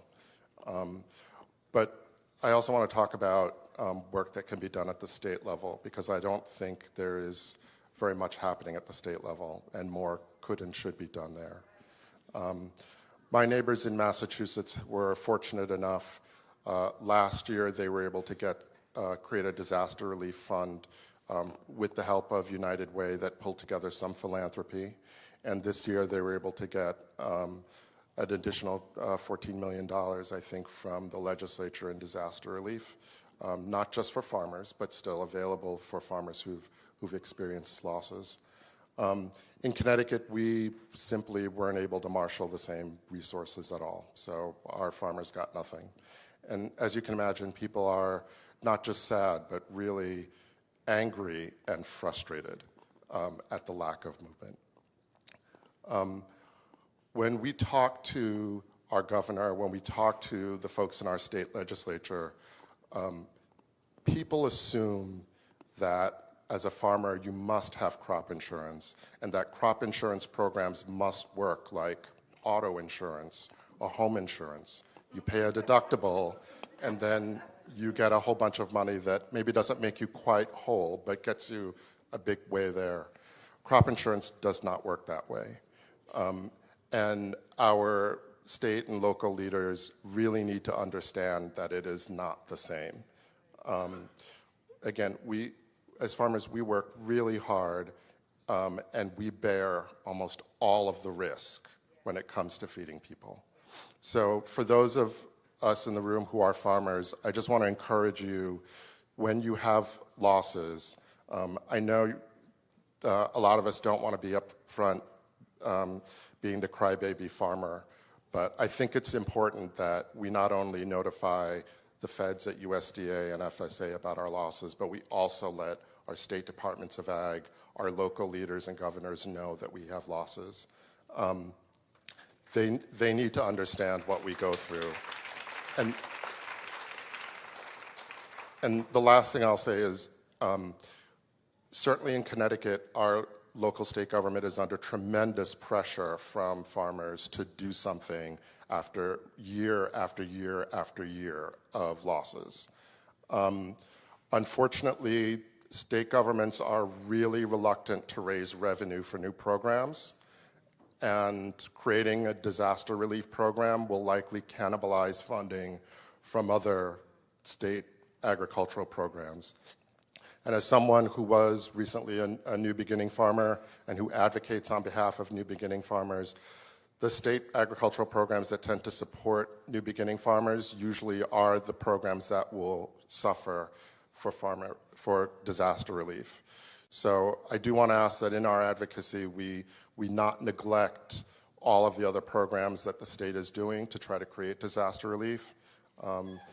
What I'd like to say is we don't want to rob the future to pay for the past. So I just wanted to ask that as you talk to folks at the state level, please be aware of the need to really raise revenue to create new programs for disaster relief. Thank you.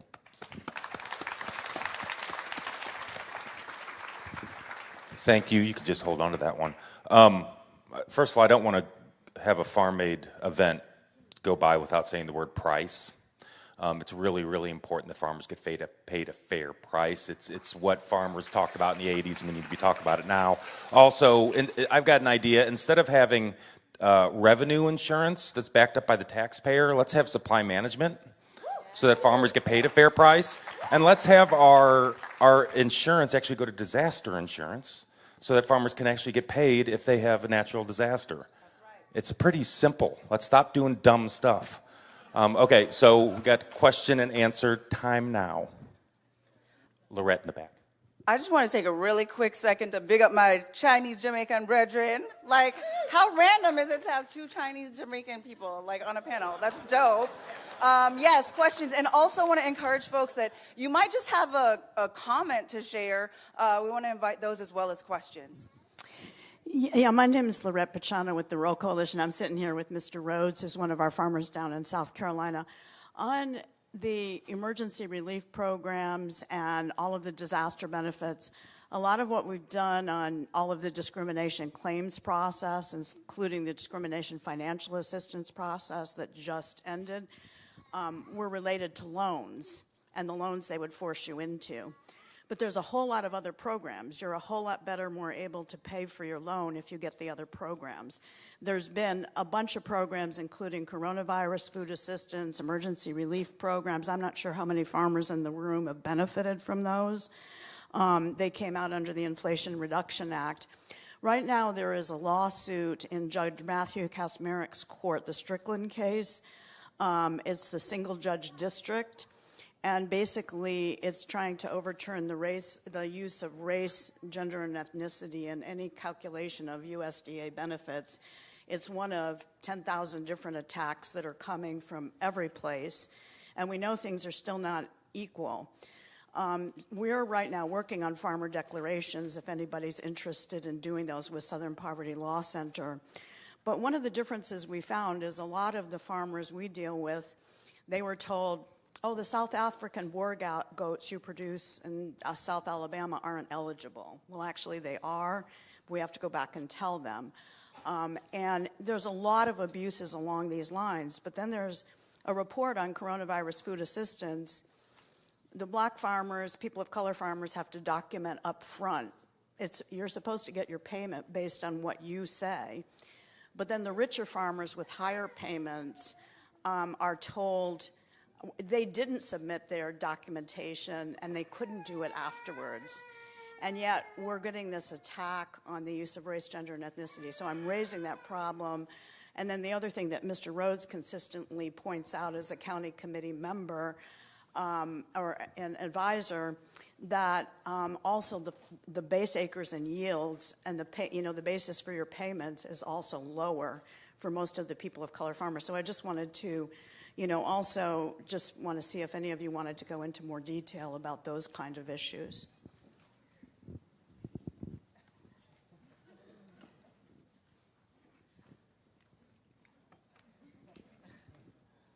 So in the Northeast, a lot of our farmers of color are, new beginning, under 10 years, for the most part, and are farming small acreage. So payments based on acreage doesn't go very far, especially if you might have, say, a 1 to 3 acre field and you're growing 24 different vegetable crops, all in that same space. I think for those of us who are small diversified growers, we rely on that crop diversification to sort of mitigate the risk of a crop loss, right? If I have a loss tomorrow in a field, I can go out and plant some radishes and spinach and still get a crop and some revenue off of it. Doesn't work for everybody. So if you're doing tree fruit or vines or or pumpkins, you have a loss, you're done for the season, that's it. So I think there has to be, at least for those of us in the Northeast, growing at the scale that we're growing at, the programs need to be fundamentally changed so that it's not based on a per acre payment plan. Again, I would hope that, getting those kinds of changes in the Farm Bill is going to be a challenge. I am hopeful that states can come in and apply that sort of local knowledge to create something that's more sensible and that can supplement federal payments. Sorry, I did actually had something. Okay, sorry, not a farmer, not remotely, but it just occurred to me after a conversation with some of my legal friends, Jessica from FarmStand yesterday, that USDA issued a very comprehensive brief about their systematic, disenfranchisement. Yes, thank you. Woof, words. Divesting. Let's go with that one. I said that one well. Of black and brown people over the course of its history. And as part of a false solution and a false narrative, we need to remind them of that in these instances when they're rolling back DEI programs across the country. You admitted this, and other government departments should follow suit and really hold firm to what they've actually stood up and acknowledged. And we can't let them forget, like, this came from your office. Don't forget this. You might not be able to call it DEI anymore because some confused person is going to sue you under some strange constitutional thing. But you know what you did, and it's time to make it right. And we can't let them not do so anymore. I just wanted to add one more thing, maybe two more things. One is that a lot of these programs, in order to receive payments, the burden of paperwork on our farmers is very extreme. The burden of paperwork in the height of the season can be very significant. Documenting your financials over multiple seasons. And that alone is a barrier. Again, language is a barrier for a number of our farmers who are Spanish first or Spanish preferred. And then I think and then with crop insurance, even, somebody can correct me on this, but even if you do have a whole farm insurance plan, you still have to document the losses of each individual crop. And again, during the height of the season, that is going to be really challenging. You could spend that time just trying to replant and recoup losses with a fall crop. These accessing these programs are not without their challenges, and we try and provide we being Grow NYC and our, the farmer assistance team, and I'm not alone, there's a lot of service providers that work to try and, fill that labor gap for our farmers, but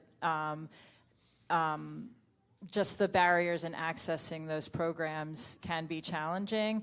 And the last thing I'll say is that 12 to 14 month waiting period is not a small thing.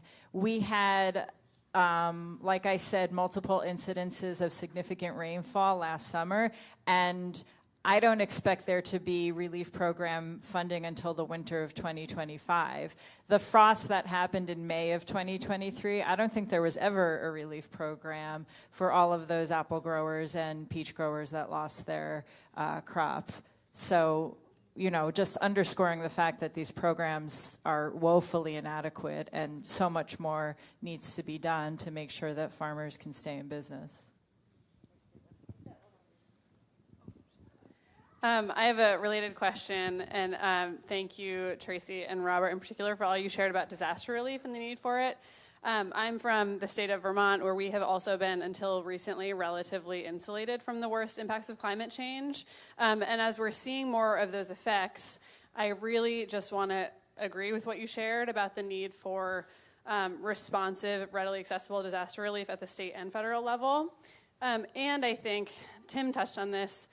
As we move forward and organize around those policies, I think it's really important that we keep our eye on our longer-term vision around the work that we are doing to make sure that every emergency, climate-related or otherwise, is not going to put farmers out of business. So I'd love to hear you talk about, in addition to the disaster relief, what policies are you thinking about with regard to longer-term thriving and economic viability for our smaller scale, particularly in under-resourced farmers? Well, I don't work on policy anymore, so I think of it more as narrative change. And like I said in my my original comments, we need to fundamentally rethink the way we view farming and agriculture.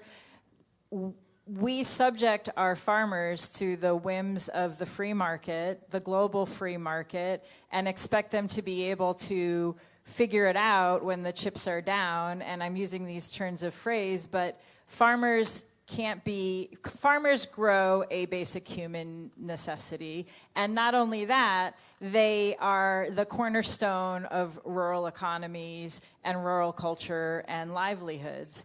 And so to just assume that they're going to be able to, any small business can't really survive in the current late stage capitalism that we find ourselves in, but especially farmers, because when you're a farmer, again, preaching to the choir, you have to grow food, you have to market food, you have to be a tractor repairman, you have to understand regulations at multiple levels and with multiple areas of law, and there's a lot for farmers to really understand and take on, and then to just expect that they're going to survive a system that doesn't really care about small-scale businesses, despite the way we talk about it, is just foolishness. So I think thinking about farmers as a cultural institution, the way we ostensibly think about schools and hospitals and other basic services that we all rely on for a functioning, healthy society, I think would be a start.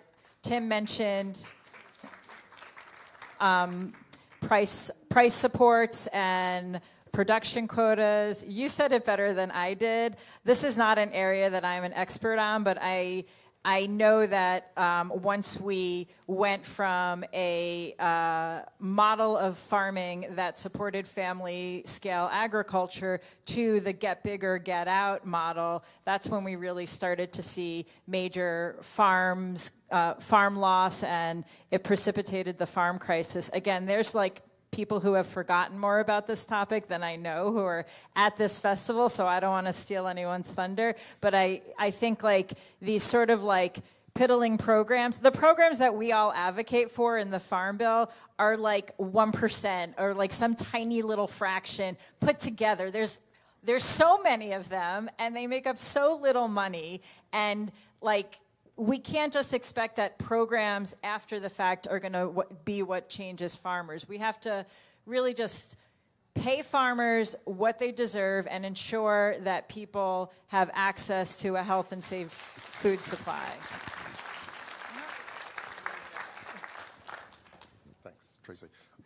So, yeah, wouldn't it be great if farmers could be paid a decent wage for feeding people? It'd be amazing. I think what I'll add in terms of, so ag viability, I think, as all of you know, our profit margins are razor thin. There is not a lot of flexibility there for us to withstand or be resilient to a lot of disruptions that we're experiencing. I think there is one window of opportunity that we still have to be able to do something at the state level. During the pandemic, when we were shut down in Connecticut, people were not thrilled to go to grocery stores and see empty shelves. And I will say that growing season, 2020, was one of the best seasons for me as a farmer selling direct to consumer, because I had a whole bunch of new customers that I did not have before. Sadly, things have not stayed that way since. But I think our governor and our state representatives heard from consumers about not having access to food during the lockdown. And I think that woke some people up about overall food security and securing our food supply chain in our states. People realized that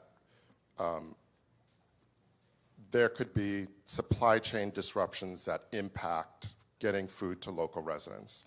And I think that's an opportunity for us to talk to our state governments about what policies and things they can do to rebalance our food chain so that more of our food can come from our local farmers and we are not completely vulnerable to faraway disruptions in food supply.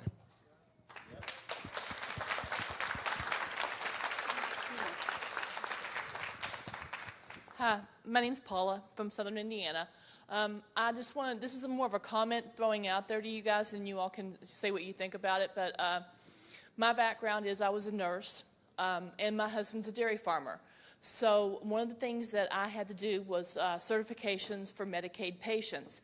Anytime we wrote anything to our members, we had to write it at an 8th grade level so that we could, be guaranteed that they could understand what we were trying to tell them. I just thought that's the way it was across the government. Started working with my husband, getting ready to go to the USDA office and stuff. I'm trying to read these things, figure out what's going on. There's no possible way that a regular person, a farmer could read these things and understand what they need to do, what needs to be done, who needs to do it. And so what I'm saying is, these big farms have a person that's dedicated to doing all that. But us small family farmers, we don't have that.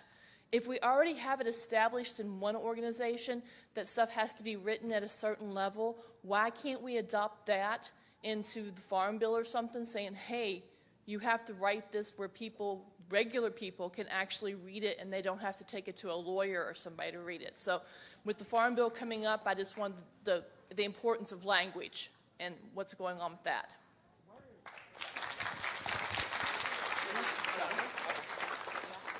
I'll just say that that's like probably 70% of my job and the job of our team is like spending time reading the content on a lot of websites and documents about program opportunities that get put out and figuring out how to communicate it in a way that the people who it's intended for can understand. And I have multiple examples. I don't want to take up too much time in this session, but it's definitely an issue that you're raising. Here we have time. Go ahead. I'm sorry, just really quickly, I would add that USDA is a big department with lots of agencies underneath it, and each one of those has a state office, and those state offices have a lot of autonomy and a lot of variation in terms of level of customer service that you can get from your county agent.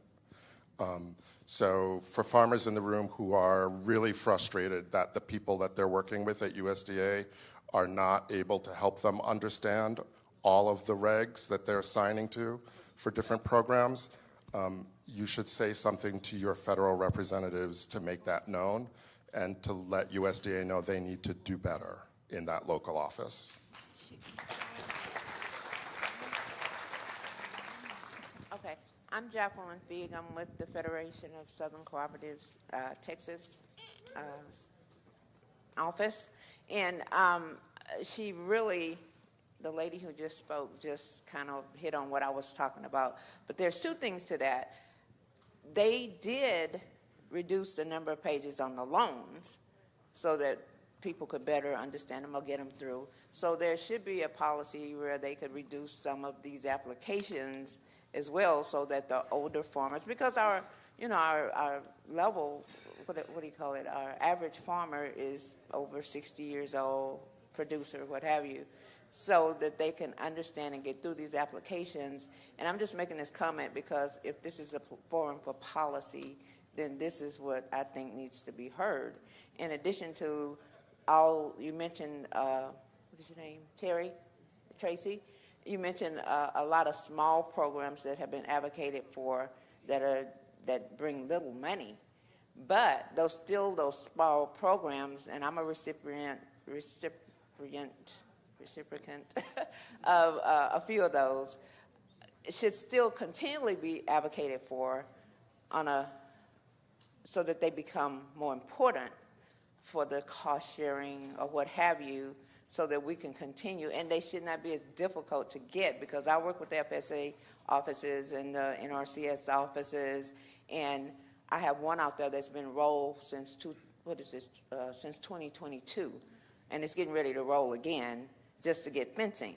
So those are areas that our farmers continue, because I'm out there advocating for the Federation for some of their services. Those are the same things that continue to come over year and year and year. And I know people who have been out there, their application has rolled over 5 or 6 times. Mine is on the 5th time. And that should not be. I understand that you should probably be set on some of those boards, but when you're farming and ranching, and where do you fit it in? So who's out there to advocate for you, so that there should even be a limit? I understand resources, I understand all of that, but maybe the USDA needs to come out into the community more so than sit behind the offices in those desks, so that they will know exactly what's going on. So, but I definitely think that those programs that's out there that are so small need to be continually advocated for, so that they become bigger and more people are aware of them. Because there's a lot of people without farm numbers. There's a lot of people that I'm running out into the communities. They have no farm numbers. They don't even know the process. So that's just my comment. Right. I think what I understood from Tracy was that they're too small. We could have them bigger, and they could support more. So I think y'all are saying the same thing. And one more thing on that line, every time I hear a specialty crop about a thing that's on the food pyramid or the plate now, I guess it is, a very core thing that we're all supposed to have daily, 5 servings, called specialty. I don't know if it's just I'm too new and I don't understand the reasons why, but it just seems wild to me. Vegetables are vegetables, and they're not special. I mean, they are special, they're wonderful, but that's not why. And I think that that's exactly one of those things, because it's pigeonholed down this narrow little space, it gets so little money. And I think that's part of what we're talking about here.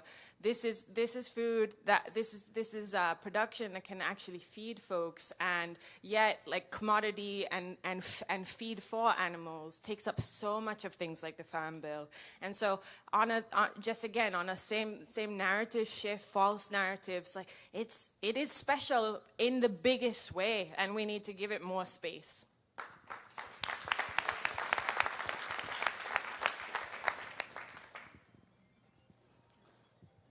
Thank you so much, panelists. That was really great. And with regard to that comment about language and can we do better in aligning things, I don't know if you all have heard about the Justice 40 initiative, but it's actually a whole government approach. Imagine that. All of the agencies of the government thinking about how to make their programs best serve communities, especially those who haven't had access to resources. So that's another way in which we do have these solutions. We can bring Farm Bill conversations to our state level and really drive that point home so that we can make those changes at the local level. But I want to just encourage everyone to give another round of applause for our second panel.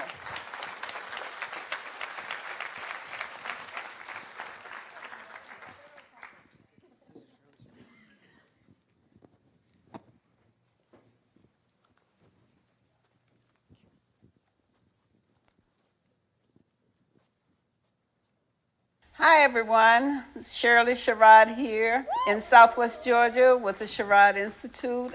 I really regret that I can't be there at Farm Aid this year. So as I prepared to send a message to you, my mind took me back to when we had the Farmers and Ranchers Conference. Some of you may remember, ranchers were saying one thing, farmers were saying another. And there was a need to bring everyone together. I will never forget the sessions we had in St. Louis where the goal was to get there, discuss the issues, and leave with the same message. And we, in fact, did that.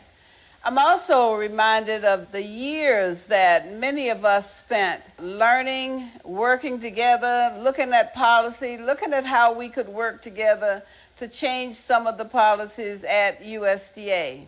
I can remember being trained with Lou Ann Kling and Randy Ruff doing the training, Stephen Carpenter and many others at Farm Aid. I see the need for that now. I know we have rural, we have urban. I don't see a difference. We just have some people growing in the city and some people growing out on the farm. How do we work together to keep those in the city farming in the way that they farm? And how do we work together to keep those out on the land, out on those farms, working together?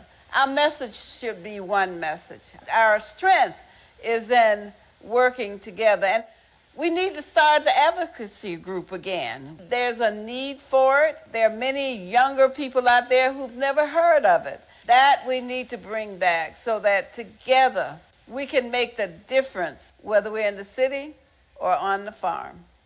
Gosh, I wish I could be there with you all. I've enjoyed Farm Aid so much through the years. Hopefully I can make next year's Farm Aid, but great to at least share with you in this way. Have a great time.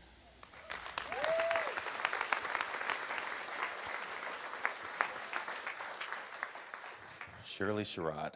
One action item from the last panel that I wanted to bring up about anaerobic digesters, it's really interesting, let me tell you, it's actually two action items. We need to work with our congressional representation to have IRA money not go to anaerobic digesters as a false solution. And number two, at the state level, California passed a seemingly good law relative to getting carbon out of the atmosphere. But what they're doing is also using factory farm gas as an offset through their low carbon fuel standard through the California Air Resources Board. So not only do we have to ask California and that board to not use factory farm gas as a renewable energy, number two, we need to make sure that doesn't happen in our own states. So when you're lobbying in your own capital, make sure that they don't use factory farm gas as some sort of solution to climate change. It also commodifies gas so that it will create more overproduction. And when you create overproduction, it drives the price down for farmers. And that's how they pushed all the hog farmers off the land and out of the market, is by intentional overproduction. And factory farm gas will just increase that. And so I have the honor of introducing our third and last panelists. You can start to head up to the stage as I call your names, or actually you can go ahead and start walking up. So Irene Ruiz is works for the Idaho Organization of Resource Council. We also have,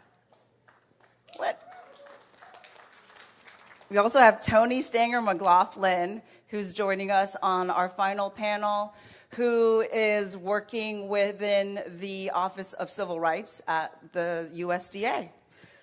And last but not least, I promise this is not nepotism, but this is my mama that's coming up to the stage, Mama Dorothy Barker, who is the Executive Director of Operation Spring Plant in North Carolina.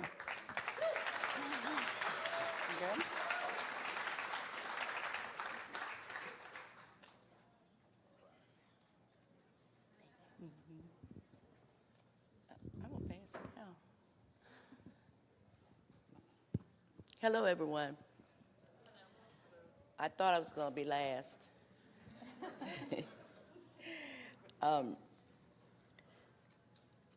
I've been on this field for a long time, and I said I'm going to live till I be 100, so I got a few more years to go, and I hope that this is a fight that I will see before those 100 years end, that we will all have a time to enjoy our human and our civil rights.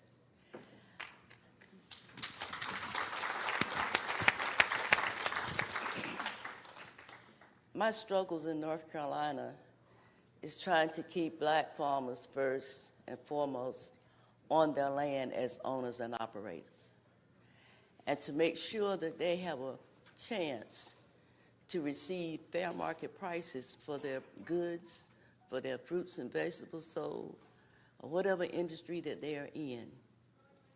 And one of the problems that we have been facing in North Carolina is that money's coming in through the state by the North Carolina Department of Agriculture. These funds only go to 2 white groups, which get 36 to 37% administration fee for all of those funds that come into the state of North Carolina. We as black groups, we have grown up to where, and we are nonprofits, we're LLCs, and we're registered with the state. Some of those funds that come into the state of North Carolina, we should be able to administer some of those funds and make sure that those farmers that want to grow fresh fruits and vegetables have a chance to grow, because the way that they drew the districts of the way that this money is to be distributed is the same political districts. And so that way, a lot of small black family farmers, BIPOC, however minority, however federal government deemed us, we are left out of those fundings.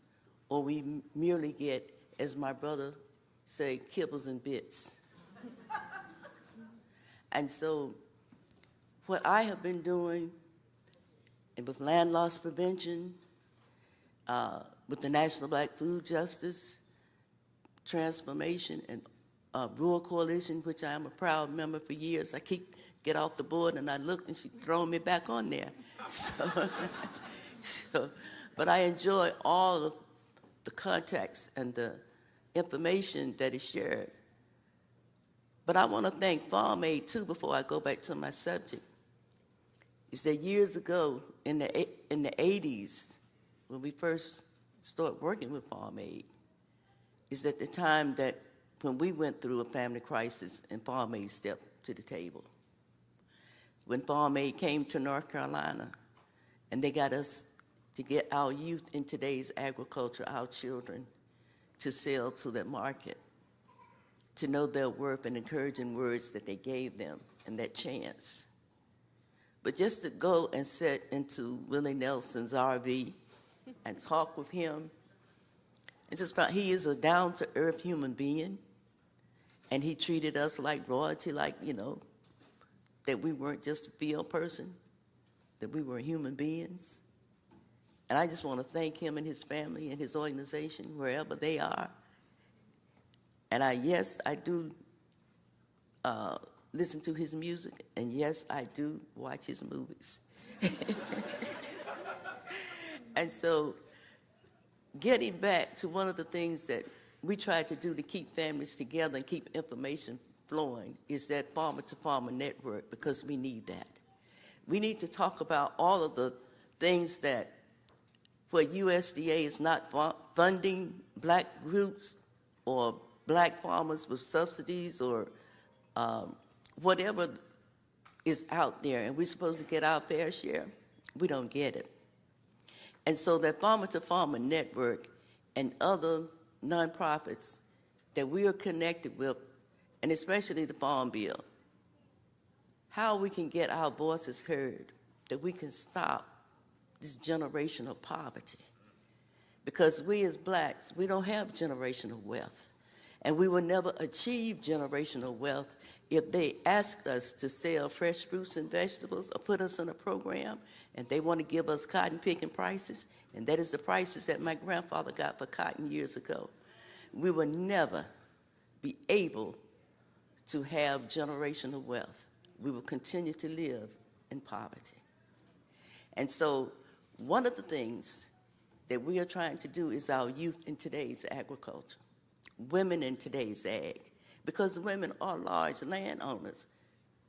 And with that, we want to make sure that women, when you go out to buy land, that you know if this land will perk, what are the environmental issues, the ramifications before you acquire this land? What can you do with this land? We had one young lady that bought some land, and she was told by her neighbor what she could and could not put on her land. He would allow her to build a house, but he would not allow her to farm that land. That goes back to back then. We ain't going back. Hell no, we're not going back.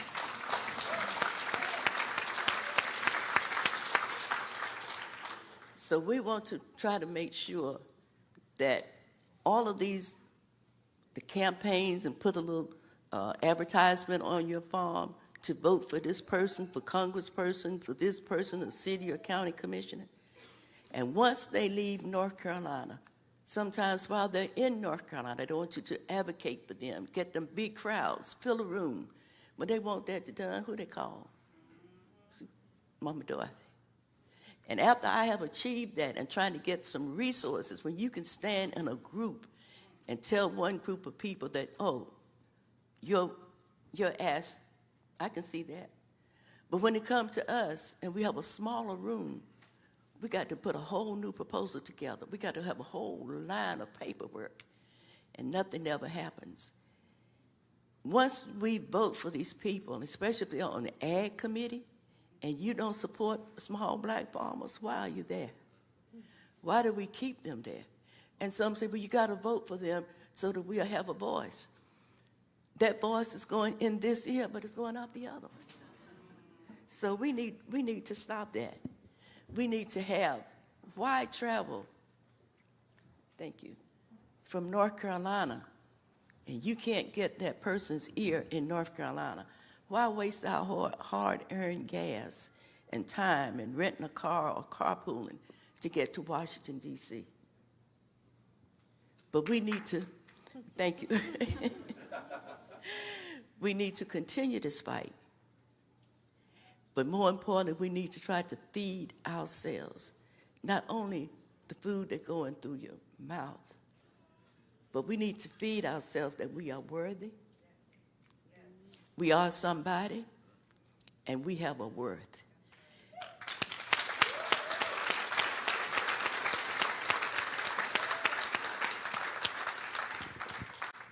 Well, that was powerful. Thank you so much. I'm here to bring a different perspective of the work that IORC does and what we do in Idaho.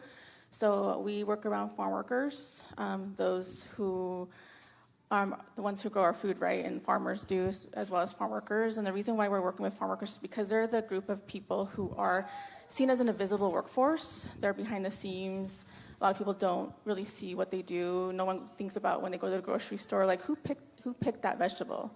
who canned those beans, right? So our goal at IRC is to figure out how we can support farm workers through climate change, because as we know, environmental issues affect BIPOC more largely than other groups, and we see a lot of environmental racism that happens within those groups, specifically the farm workers, and a lot of it has to do because of their immigration status, because some farm workers are undocumented, and so a lot of the times there's a lot of fear, mistreatment, they're not paid well, and also a lot of times if they don't work, they can't feed their families, you know, and that's just the reality of being a farm worker. I'm also a former farm worker. I worked as a child from 10 till about 22, so I did that work. I know a lot of people think, oh my God, you worked as a kid, but sometimes that's what you have to do. That's how you have to support your family. We all have to work together as a family to be able to get the bills paid and get food in our mouths, right? And so a lot of the things that we do in Idaho is try to figure out how we can do a campaign around farm workers and climate change, specifically supporting them through heat, smoke, and pesticides. These are the issues that our farm workers wanted us, when we talked to them one-on-ones, wanted us to work on, because they're out there in the heat. I don't know if you know, in Idaho, we hit 100 degrees for at least 30 days this summer. So they were working in that heat every day. We also had an index of 175 for AQI for our smoke as well for a few days. This year has been really bad when it comes to forest fires. Our fires have been really bad, and farm workers are working through that, right? And so we're trying to figure out a way that we can support them and give them education, but protect them through these issues. And we don't want them to be forgotten. We want to make sure that they exist, that they know, people know that they're here, and that if it wasn't for them, our food chains would fall apart. It literally would. I mean, I don't think a lot of people realize the work that they do, and also don't realize the effects that they have that happens to their bodies and the things they have to deal with. They don't have health insurance. They don't have PTO. They don't have sick days. And so I know right now we're not working on that. Hopefully in the future we are, because we're going to make sure this is a long, long campaign, right? So that's kind of the goal that we want to do. And so we also I'm from Idaho. I'm sure you've heard of Idaho in the news. Never hardly anything positive. So we have to deal with a lot of that, but also a lot of xenophobia and racism, which comes with that. We have City of Eagle is our second big city in Idaho that just created a resolution, anti-sanctuary resolution, that says undocumented folks can't receive public funds, which they don't. And we're worried that we're going to see a lot more of that happening. We have 3 anti-immigrant bills that are going to come in our legislature in 2025 that IORC is going to have to fight, because guess what? We're supporting those communities, so we have to be out there. And they're trying to make these laws similar to the Texas and Florida laws. And so we do have a lot of xenophobia that's really rampant there, and a lot of racism, of course. And so our goal is to fight this with the climate change issues we're working on with farm workers, because all this is intersectional. It all goes hand in hand. So we need to start realizing that all this that it works together. Another thing that we are hoping to do is be able to support our BIPOC urban farmers. We have Global Gardens, which is a refugee-owned group, a garden where we have a lot of farmers who are from refugees. And Idaho, Boise specifically, is one of the largest rehoming for refugee people in the country. And they have this beautiful garden in the city, and they grow their own food. They sell it at the farmers market. They have CSAs. And we buy a lot of that food from them, because what we do is we give a lot of food boxes to farm workers too, because we want to make sure that they're also receiving nutritional food. And so that's one way we can support, urban farming as well.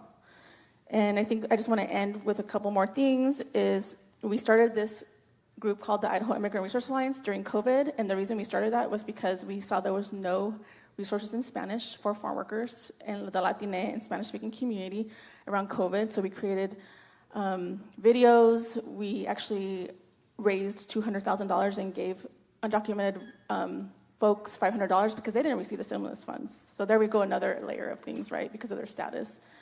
And then we actually ended up, now we are in our 4th season of our heat and smoke relief fund, which we get supplies like water, sunscreen, hats, coolers, and things like that to farm workers. So we're doing that right now. We're mobilizing and getting things that farm workers need, and they shouldn't have to pay out of their pockets to to get these things provided to them to protect themselves. I mean, those should be something that they're given. And another thing too is that IORC is moving towards a BIPOC-led organization. All staff members are Latina women, all organizers. And our board in November will be over half, mostly also Latina. So we're going to be the only environmental farm food group in Idaho working on these issues. So we're really excited for our new era that we're entering. And lastly is, I just want y'all to acknowledge that farm workers are farmers too. You know, I think we create distinction with that term, but they're also farmers. So we just need to recognize that as well. And I'm gonna leave you with a quote with one of the farm workers that I worked with. In 2019, he got harmed by pesticides through pesticide drift. And so the one thing he told us, I took this to legislature around, because the pilot company wanted to absolve themselves from, that they harmed someone. So we went and fought some legislation against it. This is a quote from Jose. He said, "We are human and honorable people, and all we want to do is support our families, pay our bills, and put food on our tables." So thank you so much.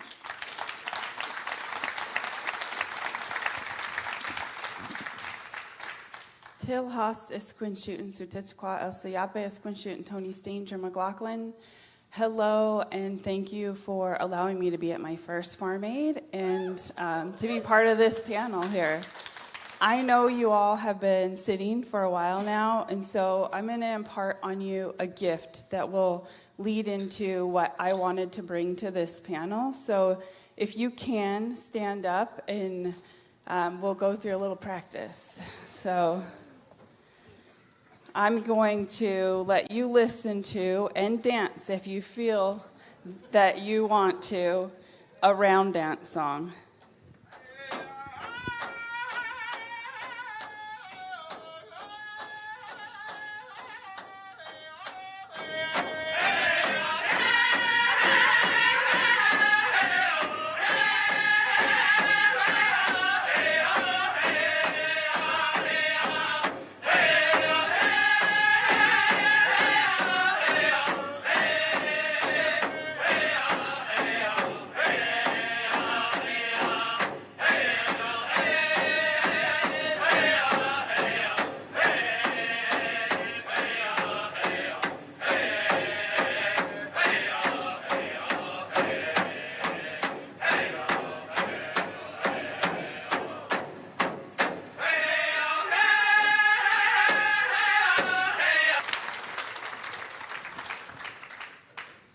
So I come from the Colville Confederated Tribes, which the word Colville is not even a native word. It's the name of a white guy who owned a fort in Washington State.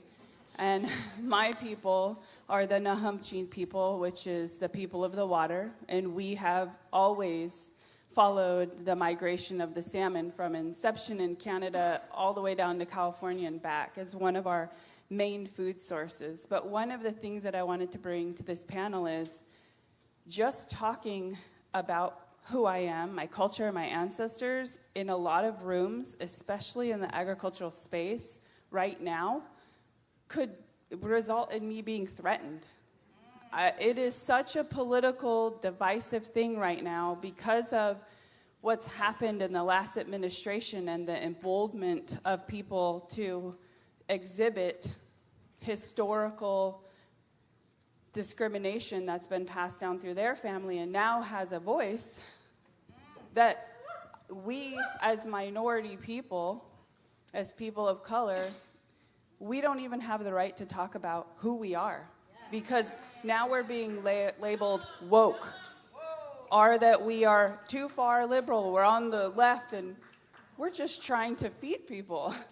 We're trying to practice our cultures, which every indigenous culture, it has a story about how they came to exist here on the land. And all those stories relate to food. And their obligation to protect the food, the animals, the ecosystems. And yet here we are now being labeled outsiders when we have our other indigenous relatives in South America that are being labeled outsiders.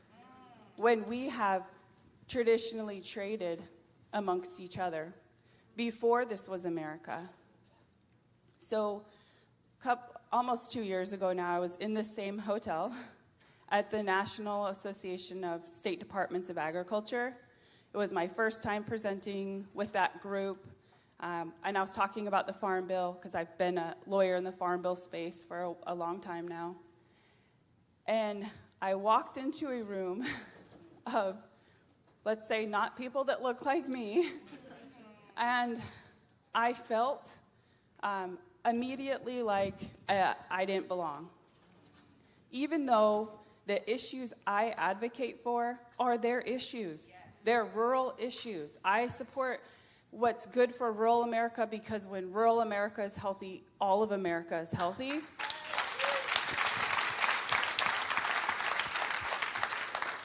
And it took a minute before people started to say hi to me. After I did my presentation, the person sitting next to me was Zippy Duvall, and he represents the Farm Bureau Federation, which is impartial, but they are represented largely by populations in rural spaces that sometimes don't align. Nonetheless, he reached over because my whole dialogue, my whole discussion on the Farm Bill was just off the cuff, what things I've witnessed, experiences in my travels to hear from producers directly. And he was like, wow, you know a lot about the Farm Bill. And he's like, we should really talk. And that turned into, I finally got on his agenda. We met, and my organization is the Native American Agriculture Fund. We were created out of a class action lawsuit in the first Obama administration. And that class action lawsuit began in the year I was born in 1979. And I was part of the team that helped settle it in my 30s.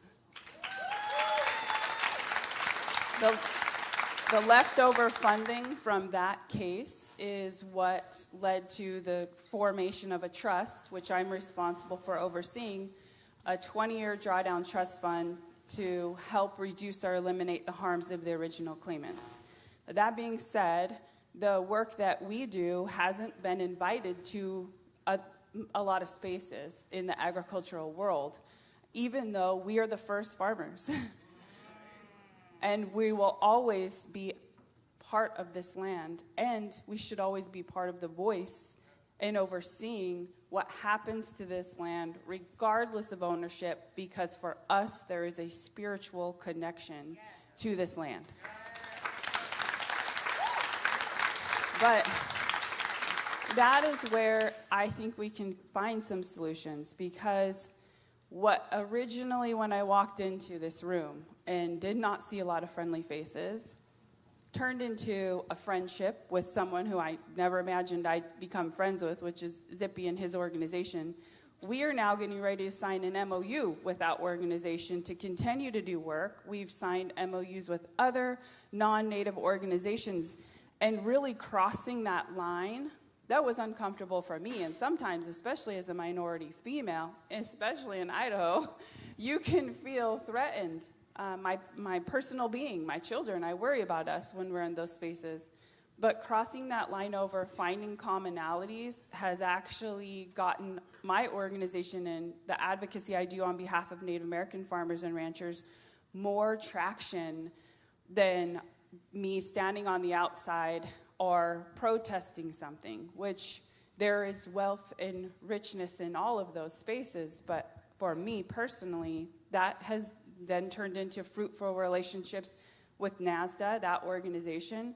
One of the resolutions that was on the books at that meeting here in the other big ballroom was in the state of South Dakota.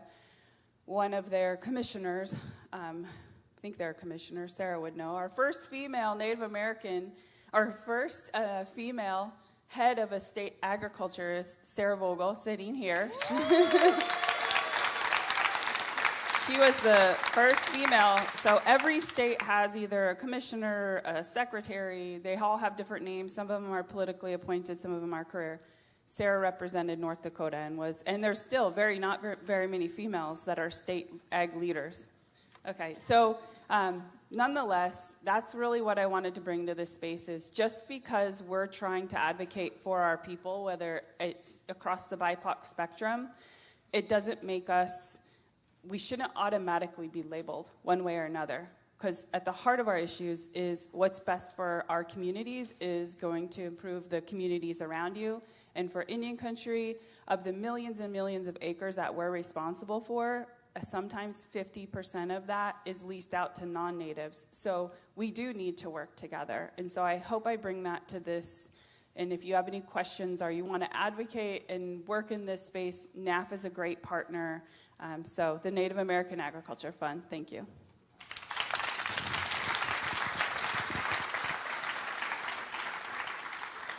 So we're going to, again, transition to Q&A, and I'm going to take a little bit of privilege here as folks raise their hands to ask questions of this last panel. And as a biracial new American looking at this panel in particular, I felt a lot of pride because the way that I look at the American history and how it connects to where we are today as farmers is that the original people were growing food, growing everything, and stewarding the land, stewarding the environment, stewarding the resources in holy union with all of the non-human aspects of this land that we're on.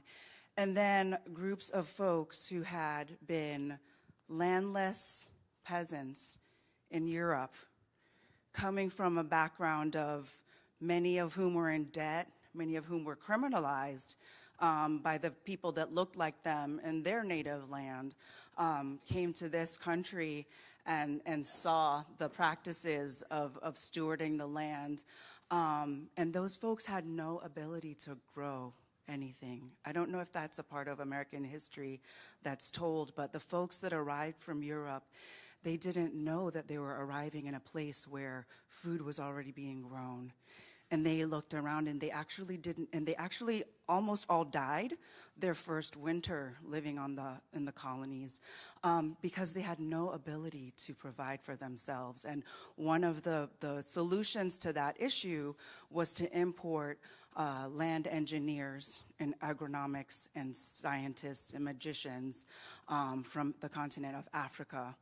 And those people were used, their bodies were used and abused. And in all of the ways in which the land had been respected and regarded over time, a part of creating a new story about what America would be meant that those people would not be considered humans, the groups that are represented on this very stage. And I think that when you think about the American story in that way, it kind of explains why our original laws, our original case law, create this feeling of urgency. So I like to call time a colonial construct because I think there's so many ways in which we feel so much urgency before this presidential election. And we have this manufactured sense of, well, why are these immigrants coming over here eating our cats and dogs? You know, my grandmother, my family is half Black Jamaican, half Chinese Jamaican. My grandmother's family immigrated to Jamaica from Hong Kong, and when she was walking home from school as a child, they would taunt her and say, China Nyam dog, China Nyam dog. And I don't know if you all know that, like, when I came to this country in the 80s, Haitian Americans were being told that they ate animals and dogs. And as a Jamaican, I was told not to really talk much about being Jamaican, not really to like have much pride in being Jamaican and to try to assimilate and working in some of those ways, cleaning hotel rooms. As a child, just that being like the path to the American dream. And so I shared that as I was listening to these powerful, beautiful women sharing that story because we have been placed a very big burden upon us, and that is that this idea of the ways in which our laws work to other, exclude, ostracize, and only if we feel like it, to recognize the humanity in other people, that's what we've inherited. That's the legacy that has been placed on our shoulders. And I put my jacket on because I got paranoid y'all were looking at my shoulders. But the weight of the laws that we have on our shoulders tells a story of other. It tells a story of why am I not getting my needs met when right over there someone else is getting their needs met. And then we come together and we start trading stories, and we're hearing time and time again. We've heard a white farmer come up here, we've heard a white lawyer come up here, we've heard folks from different communities telling us that we're not getting what we need, right? We as this era of America is not getting what we need. And so I see that as like such a cool thing that we're all in this room together right now, that in the same way that those laws were drafted out of fear to give basis to terrorize and terrify and commit genocide and atrocity against the original peoples and our land, our trees, all of the things that restore all of our health and humanity, we have this opportunity to use some of those same pretty boring things, laws, to make a new future for this country, to tell a new story of what this country can be. And yes, it's gonna take a really long time, right? Because that is something that is upon us. The reality of taking away regulations on corporations so that our land can be completely abused, so that our environment can become uninhabitable, unproductive for our farmers.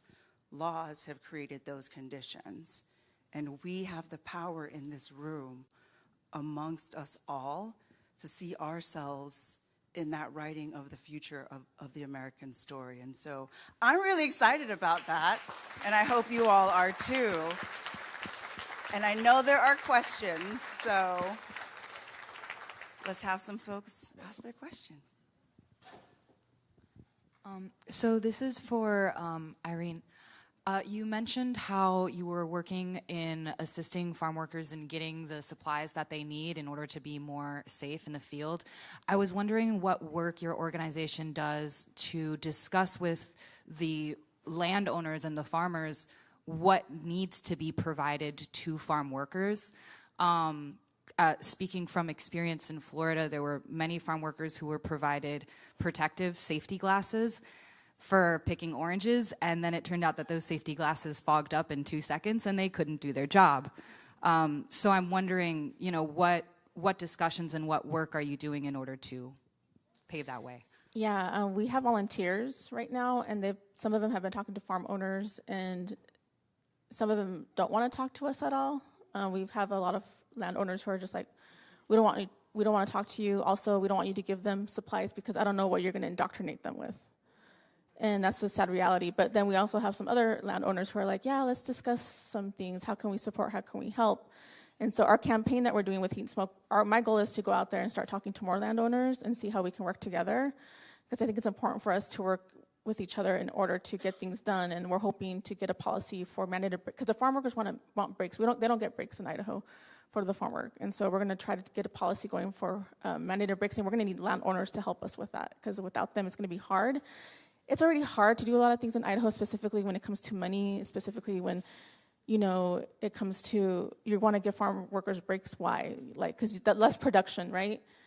And less money for them. And as you know, a lot of farm workers are seen as commodities, they're not seen as human beings. So we really need to we're going to try to foster more of those relationships with landowners, because we know if we want to win this policy, we have to work with them. Hi. I hope I can control my emotions. Stanger, thank you. Thank you for your words. I'm here as a harvester with NAMA. I'm a fisherman. I fish for wild sockeye salmon in Bristol Bay. I get to experience the miracle of not having the upfront work of growing the salmon. The salmon grow themselves in the ocean. And I get to be there for the miracle of their return. And I really appreciated what you had to say about, your shift from feeling like you are being viewed as a threat, and then helping people understand that you're in this together. And if your people are fed and taken care of, that is a sign that everything is good for everybody. And that's something that I've been trying to get across to people. Because Bristol Bay has been enjoying some really good record runs and returns of wild salmon. But unfortunately, the salmon are not returning to other rivers in Alaska, the Yukon and Kuskokwim rivers, and it's really disrupting the cultures of the people in those places, in the upriver communities and coastal communities. And so I'm the organization that I'm on the NAMA board, but the organization that I work with works to ensure that wild salmon will thrive far into the future. And but there's something happening in the ocean, and we believe that a lot of it has to do with the factory ships in the Bering Sea, and the bycatch, and how the runs have been diminished. And we're dealing with all kinds of issues that have been discussed today. Corporate consolidation, Tyson and Trident Seafoods, basically being, a corporate consolidation. So, but anyways, I'm just trying to sort of flag some things for everybody, and hopefully we can connect in really important and potent ways to address all of these things that pertain to food and how we feed people and how we live dignified lives, and work together to make sure that everybody has dignity. And somehow we need to make fish cutting cool too, because sadly, all of the processing work is going overseas, and then the product is being re-imported and recognized as a trade deficit. And so that the Domestic Seafood Production Act is something that we all need to be kind of keeping our eyes on. But thank you. Thank you so much. I'm appreciating everything that's happening here so greatly. Well, one of the things to let everyone know, so NAF is a funding organization. For our 20-year existence, and we're in year 5, we make grants, and our grants go to 501c3s, state tribes, and federally recognized tribes, CDFIs, which are essentially small banks that often exist in credit deserts, and educational institutions, which could be a elementary school or a university. We've funded projects in New York, in Connecticut, in Alaska, Idaho. We're in 27 different states, and our funding cycle launches on March 1st.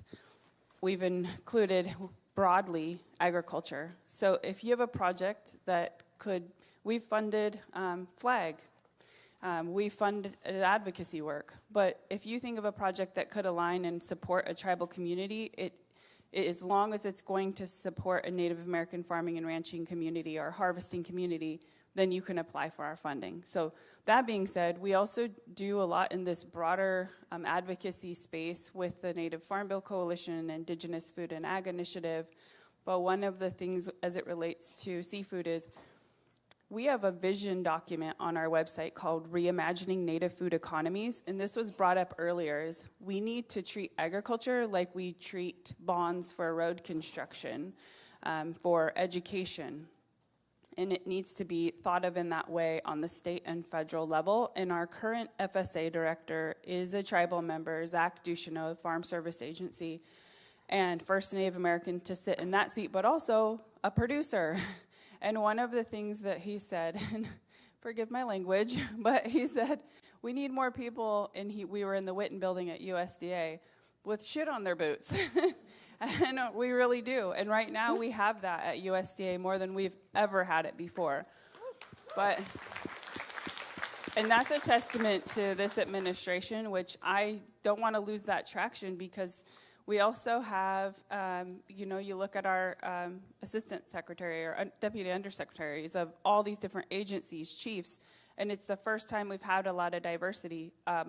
RMA's been brought up, risk management and disaster assistance and insurance. For the first time, we have an operator from South Dakota that's the administrator of that agency. She came from a farm and ranch. She understands the issues from that perspective.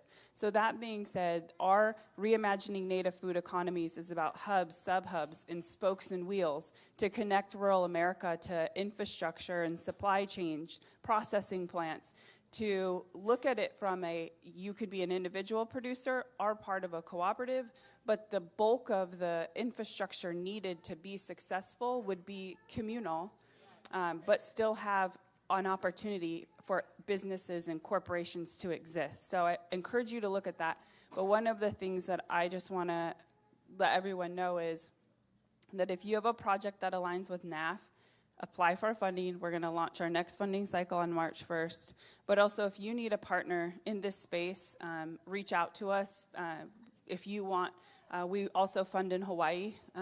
But one of the things that I just really want everyone to encourage you to think about today is the progress that I personally have seen in this administration. I don't want to lose that traction, but think about having more of yourselves in those offices and county commissions to serve in spaces where you're either an advisor, but hopefully you have a voting seat, and understand how to get elected in those spaces, because you have to get off the bench. You have to be in the game to make real change.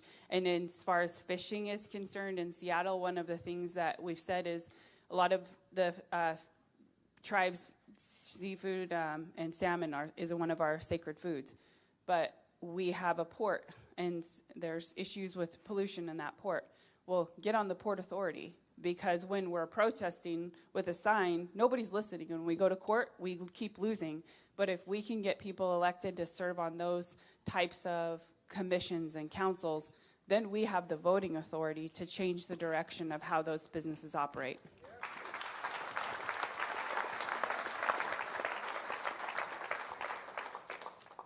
Thank you so much. We're right at time, and that's actually another round of applause for our final panel. Thank you very, very much.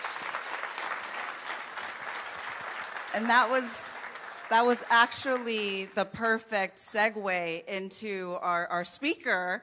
It's almost like someone planned it to go that way. But yeah, very, very important to get in the game. We really, really need folks in this room to be willing to be in all of the rooms. We need eyes and ears in all of the decision-making seats.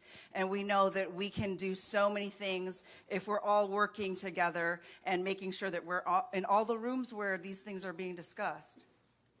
Thank you. I think we're transitioning to lunch. Is that correct? First of all, I want to thank my co-conspirator up here. Thank you so much. You're great.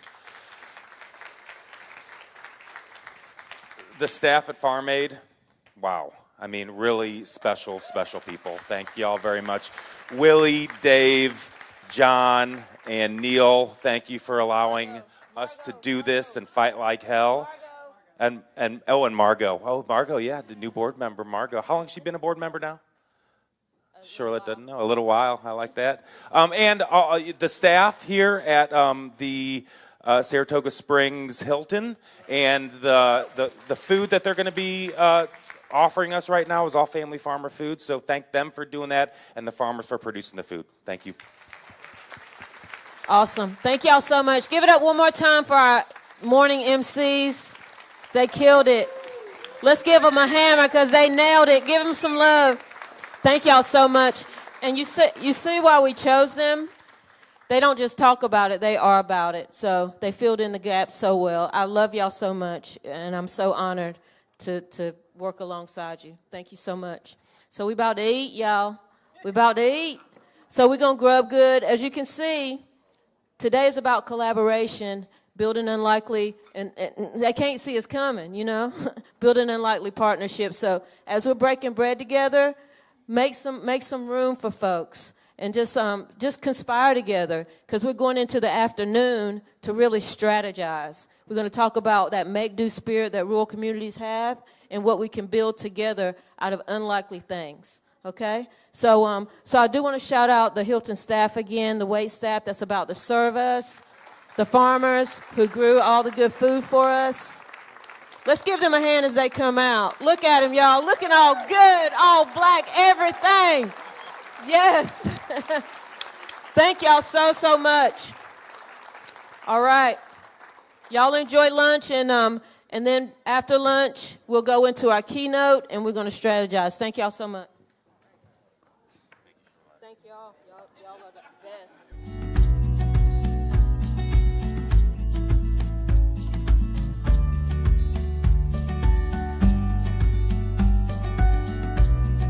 All right. Okay, so we're going to reconvene right on time. And I just want to start our afternoon off by sharing a special message. We are in New York, right? And one of my farmer sheroes, if you will, is Mama Kay from right here in New York. So she shared a special message for us, and I hope to play it now. You know, we had two parties going on at once. Hi, everybody. This is Karen Washington, Mama Kay. I am so glad that I'm here speaking to you today. I love my black job as a black farmer, but it was a long, long journey. I started first in my backyard. Didn't know anything about gardening, but I started speaking to a lot of my elders about growing food. Most of them came from the South. I started then going on to community garden work, working on urban agriculture, looking at my community that was desperate to have healthy food, but couldn't find it in grocery stores. So they started to take it upon themselves to start growing food that was culturally appropriate. But never once did they ever think about neglecting the hard work that our rural black farmers have been doing for years. You see, for us in urban areas, farming at one time was equated to slavery, and many of us did not want to even think about farming. But as we got to understand our relationship to food and the fact that our ancestors were brought here because of our knowledge of agriculture, something clicked in our minds. Something clicked in our minds to want to go back to the land, go back to farming, understanding our relationship to food and agriculture. And hats off to the hundreds and hundreds of rural farmers that we have been looking for inspiration, looking for knowledge, understanding the path that they have gone through for so many years. And now, as urban agriculture is coming to the forefront, it's important for us not to divide the two.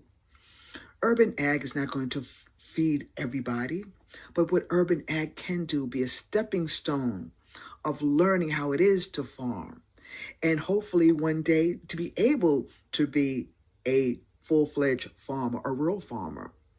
And for me, I have taken that path.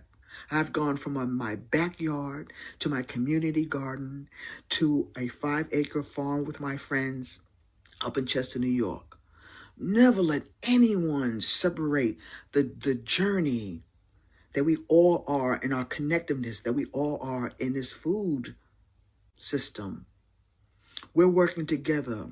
Young people in urban areas are understanding the path they all have to travel, uplifting our rural farmers who have for so long worked so hard and struggled.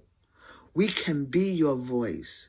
We can be the activism and the advocacy work that we all need. So never let anyone try to separate us. Look at urban agriculture as that stepping stone, that bridge. Folks, we need each other. The average age of a farmer now is close to 65. Let's look forward to the new wave of young farmers that want to farm. And let's pay tribute to all the farmers, all those black rural farmers up there that have sacrificed so that we can be who we are today. Thank you so much. I am so glad to be a farmer. And let me tell you, I love my black job. Thank you. All right. Didn't feel like it made sense if we didn't hear from Mama Kay today. So I have to tell you how honored I am to be able to introduce our keynote speaker for this afternoon. And I feel like I first got hip to this cat maybe during the Ferguson protest, Mike Brown. It just kind of got on my radar a little bit. And, you know, we're a few degrees of separation from some really powerful people that I love and respect. So I was like, he's got to be good people to know the people, some of those folks that I know. So I'm going to just share a little bit. You can read his full bio on our community page a little bit later, but I want to share a little bit about Maurice Mitchell. Are y'all hyped for Maurice Mitchell to be here with us today? And representing the Working Families Party. So, got to take these off. At a certain age, you have to do it a couple different ways. Born and raised in New York to the Caribbean, Maurice is a nationally recognized social movement strategist. Strategy is important. And a visionary leader in the movement for Black Lives Matter. And now he's the national director for the Working Families Party. I'm gonna abbreviate this so we can get to the good stuff. And in 2018, that's when he took the helm of the party as national director, and that's where he is now applying his passion and experience to make the Working Families Party the political home for a multiracial working class movement. So I think there's space there for all of us to find a place. And I just want to say, if somebody ever inspires you to be active in your own liberation, I would say it's our keynote speaker. So I want to welcome today Mr. Maurice Mitchell. Thank you so much for being here.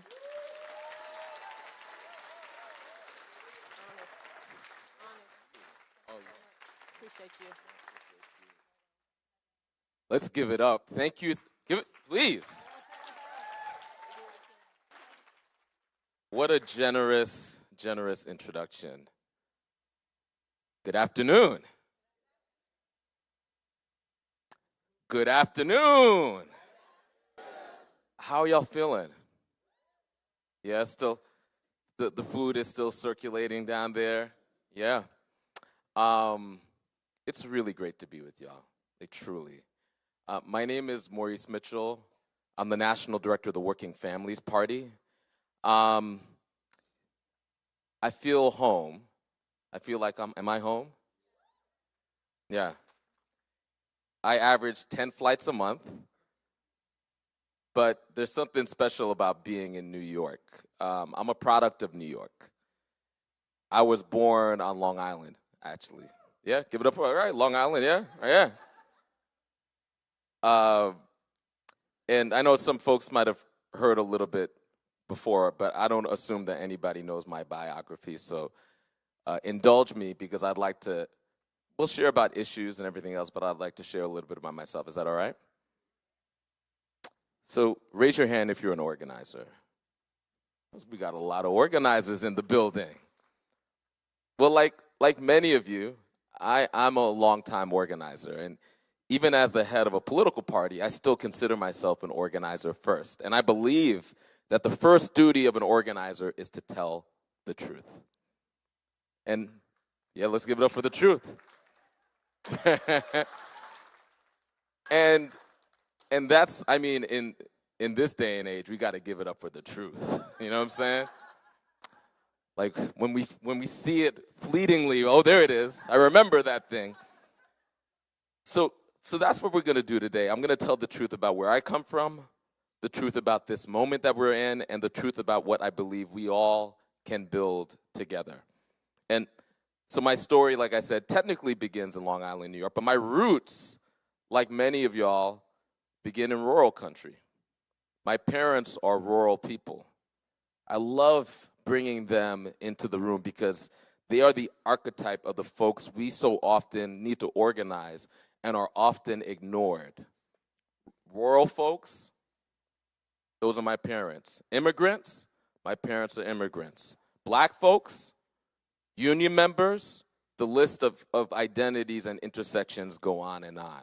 So I keep them close to my chest as I navigate the world of politics and organizing.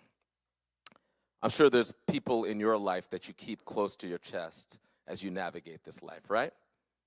Yeah. For me, it's my parents and my grandparents. And I grew up in the suburbs. Like I said, I grew up in Long Island, but I'm actually an outlier in my family because my siblings and I grew up in the suburbs. But Every generation of the people on both sides of my family tree have rural roots. My mom was born and raised in rural South Trinidad and Tobago. Yeah, TNT. My dad was born and raised in Grenada. Tiny island nation. Okay, pick it up. Yeah, all right, see some heads. Yeah. Spice Isle. His parents were rural people. Her parents were rural people. And on and on and on and on. Generation after generation until slavery. And I don't know where my ancestors were doing on the continent of Africa, likely in West Africa, but I bet a few dollars that they were rural people as well. And I don't have to explain, because some people I think know, but Long Island is a complicated place. And it's a place of contradictions. It's a place of diversity.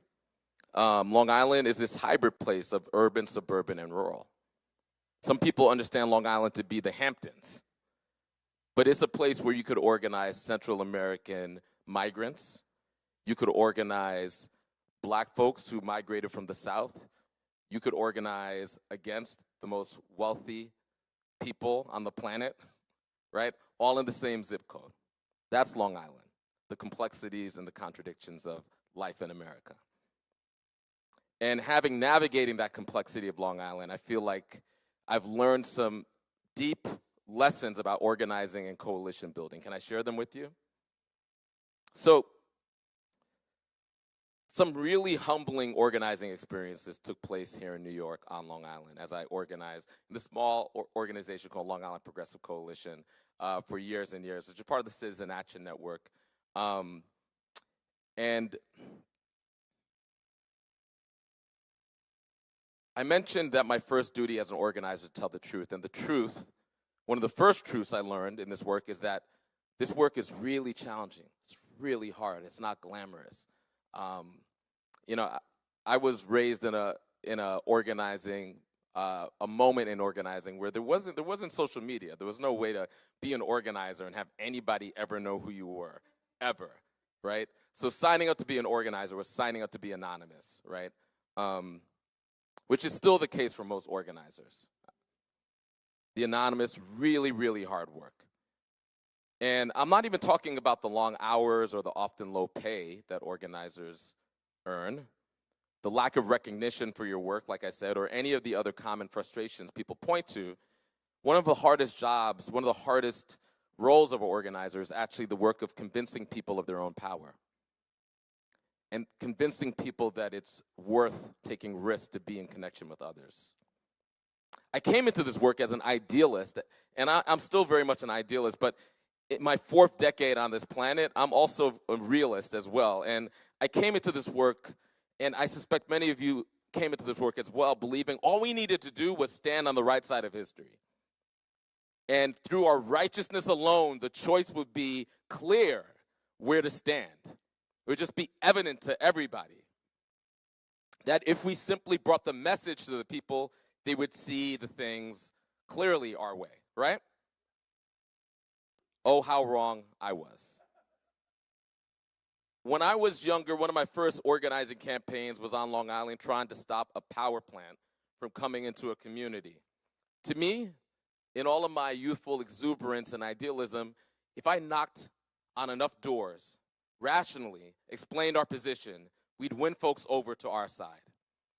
Y'all, in my mind, this was a slam dunk. The opposition was speaking the usual corporate language of tax breaks that wouldn't benefit the community and jobs that people in the community wouldn't have. This was such a 2020 clear case of environmental racism and environmental justice.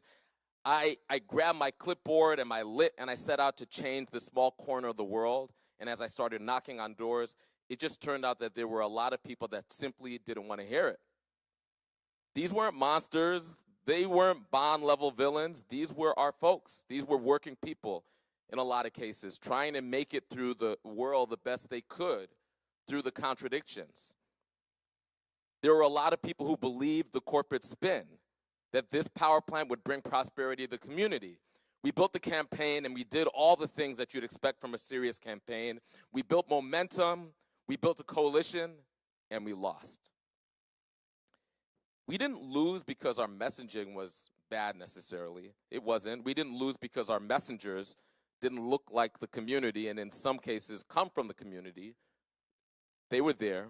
We ultimately lost, and some of the people that we started with switched sides. We lost because the corporate polluter turned into community hero by offering the church group a bus, offering the youth group some t-shirts, offering the community group some trips. It was deep-pocketed, nefarious, but relational organizing. And it provided material benefit to folks who were under-resourced, and it was persuasive. That was an organizing lesson for me. It was ultimately a sobering reminder of how much power we need to build, even when it seems like the issues are on our side. And as a young black organizer trying to knock on these doors in the multiracial suburbs of rural and suburban Long Island, the work was humbling. And it wasn't that the people were necessarily mean to me or wrong, but in a lot of cases, I couldn't get a word in to actually talk about the contradictions and the issues. As a baby organizer, it was a very sobering experience, but that loss would steel my spine for the fights to come. And it was a reminder that I could take a lot of rejection. It was a reminder that the contradictions live everywhere, that the challenges live everywhere, not just in bond-level villains at corporate C streets, but the contradictions live in our communities, in our homes, in our bodies, in ourselves. I often say, take heart when others don't agree with you, because you don't agree with you, right? Like, I have this really intense fitness regimen that I'm developing, right? Where all right, I wake up and I'm often at hotel gyms, and I woke up today knowing that I was supposed to go to the gym, telling myself you should go to the gym. Did I go to the gym? I didn't go to the gym. If I can't agree with myself, perhaps I could have some compassion for the folks that often disagree with me on issues of importance. Does that make sense?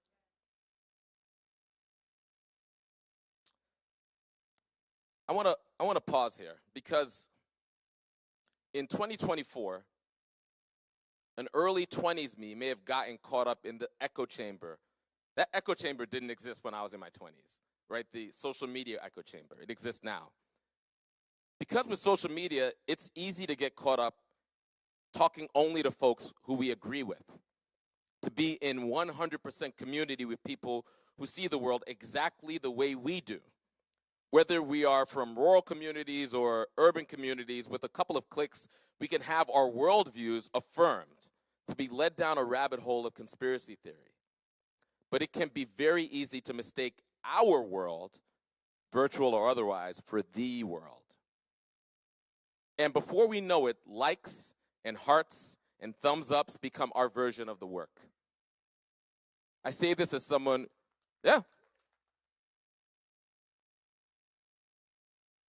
I say this as someone who has been forced by my staff to be more active on social media. I'm faced by those contradictions. Instagram, Facebook, YouTube, TikTok. And actually, because people on staff would kill me if I didn't do this, speaking of it, here are the contradictions right before you. If you want to stay connected, truly, we got to organize where people are at. I begrudgingly accept that people live on their phones, that many people who I want to be able to engage have developed an addiction to the social media apps where, I actually fell into this addiction. I broke it, where the first thing you do is consult the social media apps. How many people know what I'm talking about? You wake up and you're like, I don't even know I'm doing this, but let me get my dopamine rush. How many, right? All right, so we're trying to interrupt that. So if you take out your phone, so take a pen, right? The number is 30403. If you text to that number, right? The number 3. You can take your phones out right now. Take your phone. I'm an organizer, so I'm about action, immediate action. Please, humbly, take your phones out. And go into the little text box, text to the phone number 30403. And I promise you this. You're not going to get inundated with random texts, with like breathless, like, it's the end of the world, give us $5. Text my name, which is Mo, M-O-E, to 30403. So text Mo to 30403. And that will enable me to be in a relationship with you. You could find me on social media. You could actually text me back. We're trying to leverage technology for the good and to build connections and relationships. All right. The staff is happy. I've done my job. Okay. So I do recognize the irony in that. But again, we have to leverage the tools that we have at our disposal to stay connected. But when it comes to organizing and building power, it's important to remember 2 things. First, we have to touch grass. We have to be outside. We have to be in relationship with people. We have to meet people where they're at. Whether that's on the doors, in the grocery store, at public parks, or yes, on TikTok. And second, governing is the prize. That's what brought me to Working Families Party. We are building power and building coalitions so that we can be the decision makers. Going viral isn't the prize on Elon Musk's device and platform, right? Elections aren't even the prize, even though everybody's talking about elections and I run a political party. Governing is the prize, right? And that word governing is deep. It means to me how we show up for one another and how we're involved in the decisions that are the most important and most intimate in our lives. And we should never cede governing power to anybody, any corporation, any movement. It's the most intimate thing possible, which is why the lie that governing power is somehow evil is designed for people without means to let go of governing power so that people with means can dictate those decisions on your life.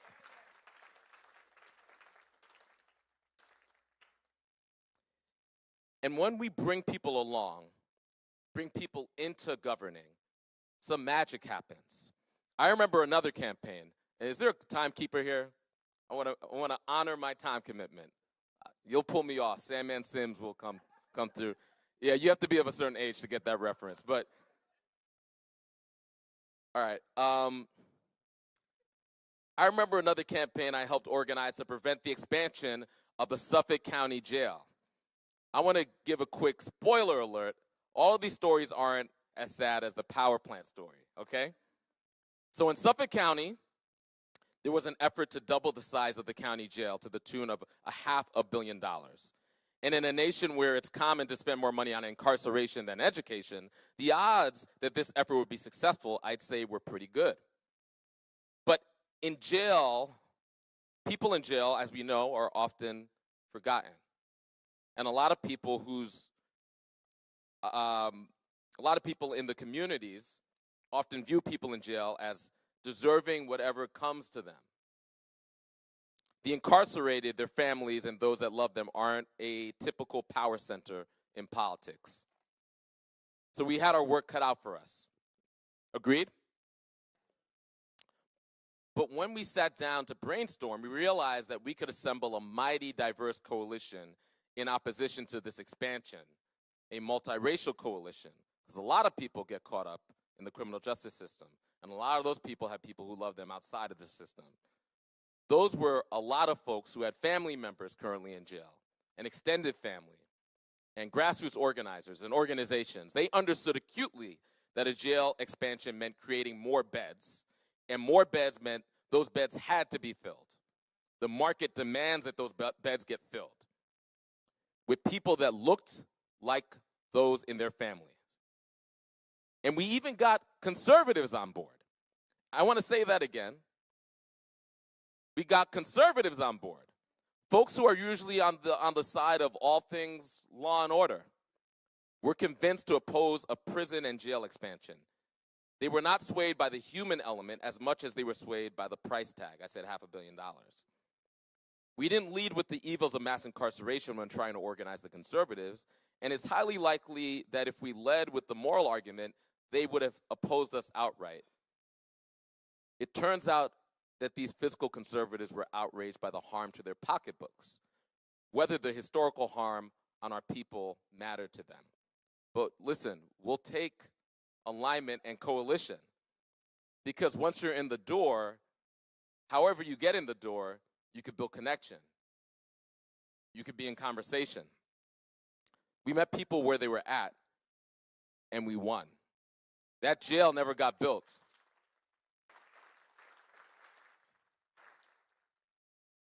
That was in the mid-2000s. Now, there's thousands and thousands of working class people of color and working class people of all races that will have not been shuttled through that jail because of the uncommon coalitions that we were willing to make. The law and order types may be principally opposed to just about everything else the quote-unquote other side of our coalition cares about, but on this issue, this victory created tangible changes in the lives of the people who would have eventually occupied those beds. This is an untold number of people who won't be impacted by the justice system, and at its core, our organizing can be thought of in two ways, one technical and one relational. Whether that's building power in urban communities, rural communities, or bringing the two together to realize a shared goal, we can break this down. It's important for us to get back to the basis of community building. Now, I shared that because the distance between me politically and conservatives is so vast, but in our own organizing spaces, in our own homes, we got bridging to do as well. Am I right? Organizing is a GPS. We can be walking, driving, taking public transportation. The GPS helps us get to our destination. That's what we are in some ways as organizers. All of us manage to find our way here from different places. All of us here. We have to be the power building GPS.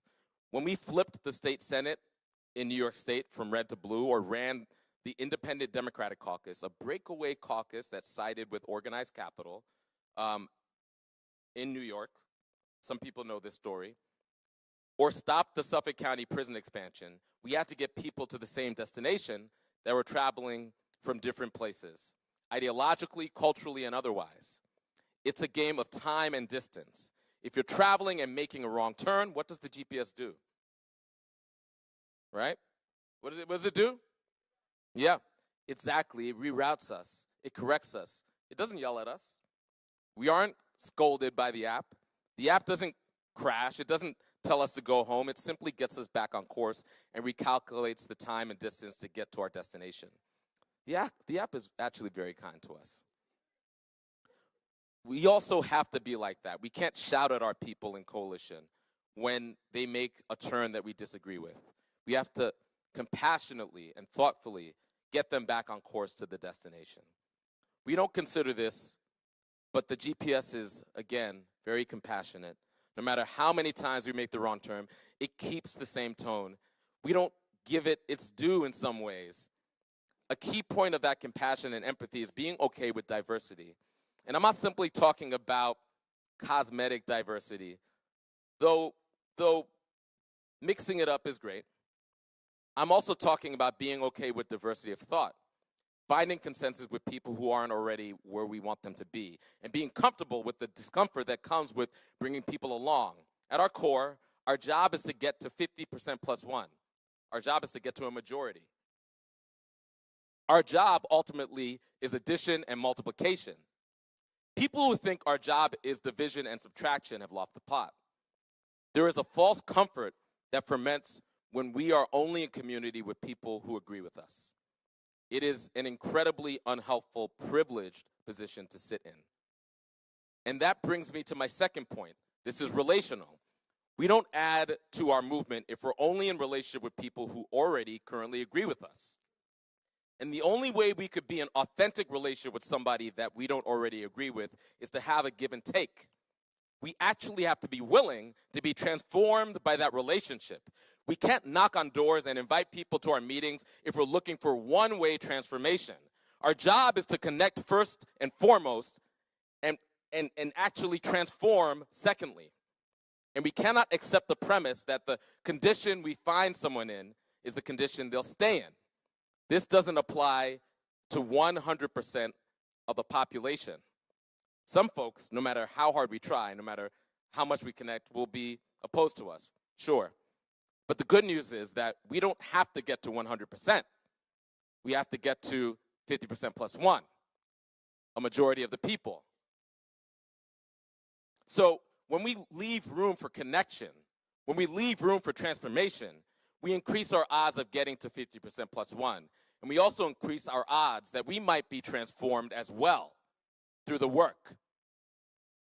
I'm going to need a little bit more time. Thank you. And that we might be transformed as well through the work.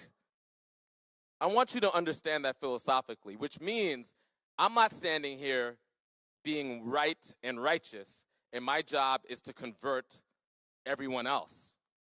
My job is to be transformed and to create a space for transformation through the work. That is organizing.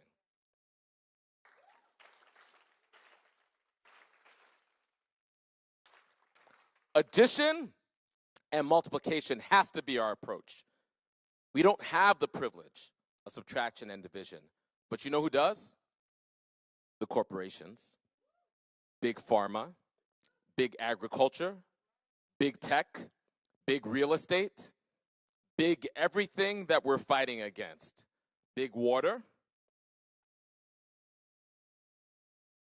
Could you believe that they actually sell bottled water that they pump out of our communal aquifers for free, bottle it in plastic, sell it back to us? It's outrageous. That should be against the law.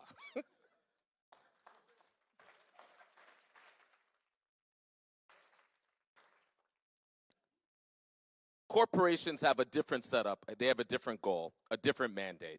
They actually benefit from subtraction, from hyper-segmentation, and that's why their interests rely on keeping us siloed, keeping us divided.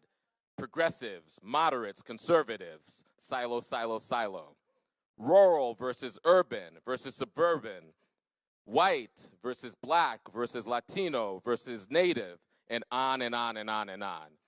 If the left, quote unquote left, center, and right, everyday working people who see themselves as left, center, and right, actually aligned around the fact that the corporations were fleecing us all, or aligned around, let's say, basic food policy, because we all need to eat, whether we're left, right, or center,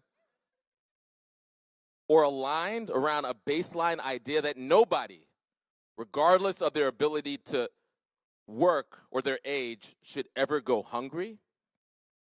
What if we aligned around the idea that no child in a country that is the wealthiest nation in the history of nations should ever go to bed with an empty stomach?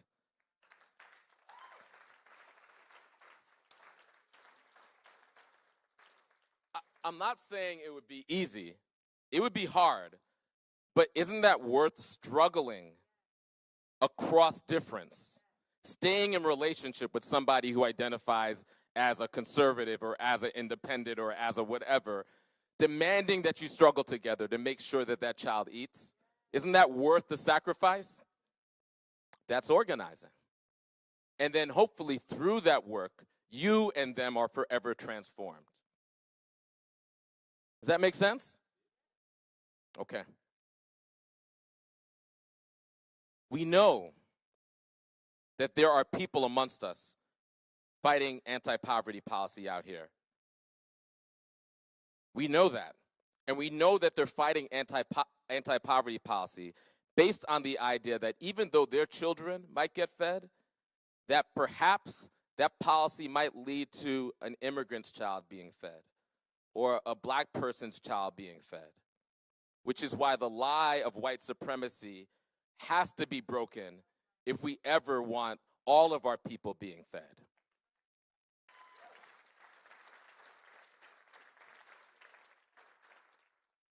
Division robs all of us of our birthright, which is the commons and the democracy that we all fight for.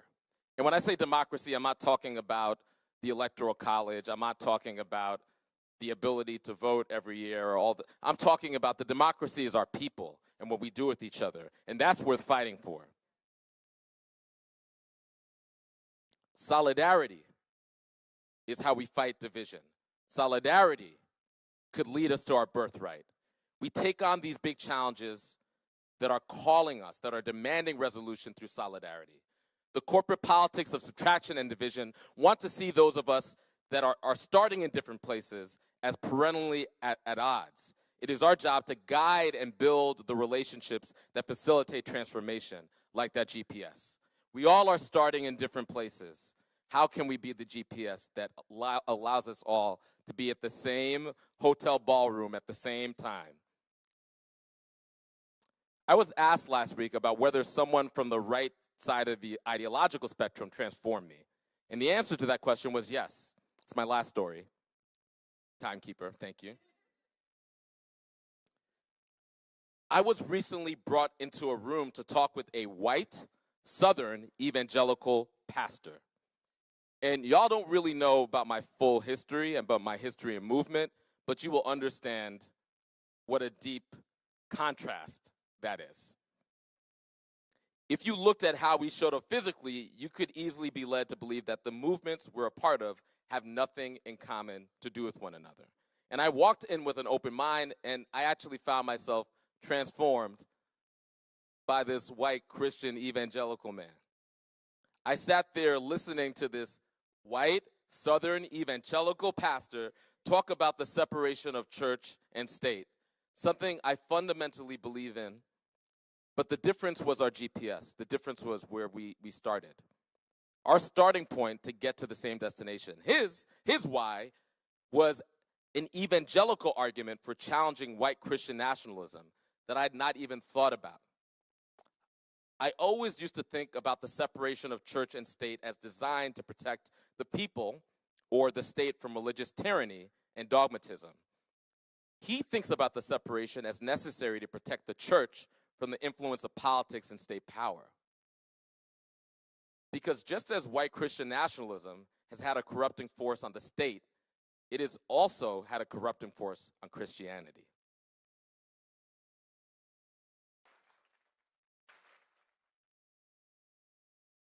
In that moment, two people from very different perspectives on a host of things arrived at the same destination. We are in alignment there. So there's a secular pro-democracy case and a theological case against white Christian nationalism and for democracy. He believed in a lot of other conservative ideas that I strongly disagree with. But when it comes to fighting white Christian nationalism that threatens to hijack our government and directly threatens black folks like myself and my 8-year-old, we actually have something that we could fight against together. And I don't want to be Pollyanna-ish about it. It's not like we go back and forth and chat and kiki on our phones. But I know how to reach that man. And I know what work I can do with him. And we built a relationship and mutual respect, not just based blanketly on all the things we agree with, mutual respect that also says we respect the fact that we disagree on a lot of other things. I'm glad that I had that conversation, because if I was allergic to being in relationship with people who are different, it wouldn't have happened. It would have been so easy for me to look at that older white evangelical man who proudly identified as a white Christian evangelical and assumed we were in opposition. And on most days, I probably would have been right. But on that day, I wasn't. If I don't extend curiosity, compassion, and a listening ear, then I would be robbed, and I would have been robbed that day, of the transformation that happened between both of us, an opportunity to build a bigger we. So I asked the question, what could we here in this ballroom do together? And I don't solely mean what can we win together? What kind of joy-filled, connective movements can we build together? What keeps me here? Here being Farm Aid, here being the Working Families Party where Jasmine Gripper leads our New York chapter. Give it up for Jasmine right there. If you're interested in anything we're building, if you believe in the crazy idea that the people should govern in any democracy, not corporations, then see Jasmine. Do you believe in that idea? What keeps me here in the fight is not certain victory. I must tell people the truth. And the truth is we are not assured victory. And we are never assured victory. We organize our forces towards that path, as slim as it may be, grounded in our convictions and a sober assessment of the conditions that lay before us. In doing so, we are clear-eyed about the fact that despite our best efforts, there will be some victories and there will be some losses. But the point of the bigger we is not to catalog the wins or the losses. The reason to link arms and struggle together is not to earn an assured victory. The reason for the we is the we itself, because communities can weather anything, and communities can hold anything. The greatest tragedies and the most epic victories, when we lose, I get to be comforted by the people we built coalitions with. And in turn, I get to comfort those around me. When we win, we celebrate together. That is the beautiful and transformative experience of a life committed to justice and committed to collective action. It's choosing to be on the right side of history and choosing to be in this fight with all of you. That is the point. We get to set big goals and North Stars together and fight for that generational change. I don't want us to get fixated on winning or losing, because that's how we lose the plot. I remember in 2008, I'm involved in electoral organizing. In 2008 and 2012, Barack Obama, he won big elections, but the Democrats, his party, they lost 1,000 legislative seats down ballot in both those elections. So when you get caught up in the wins, you lose the plot. This is a long, up and down ballot, generational fight for our culture, for connection, for meaning, for belonging. And I'm honored to be here in front of you and in this fight with you, because the work we do together matters. What we do, and this is a lie of the corporations, they want us to believe that our efforts actually don't matter, that our role is to simply be spectators or consumers, that our job is to simply accept the conditions as they are. I'm here to tell you that that's a lie, that what you do matters. What you do actually matters. And I think there's 45 days until the election. And over those next 45 days, for those of you that are involved in electoral work, what you do really matters. And what we do over the next 5 and 10 and 20 years matters. So, my friends, consider this a call to action, a call to be the GPS and the relationship builders that we need right now in your communities, in your families, in your workplaces, in your homes. This is our time. This is the people's time. As the artifice of elite perfection crumbles, as the people that we were told had everything figured out in organized capital drive us to one crisis after another, I'm actually excited because it exposes the reality that we've always known. Nobody's going to save us but us.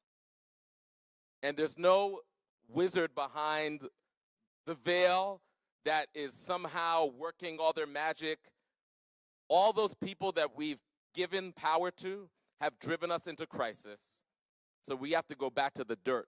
We have to go back to the earth. We have to go back to our relationships and the intelligence and genius of our communities. So this is a call. This is a call to the genius of community, to the genius of connection. I want you to know.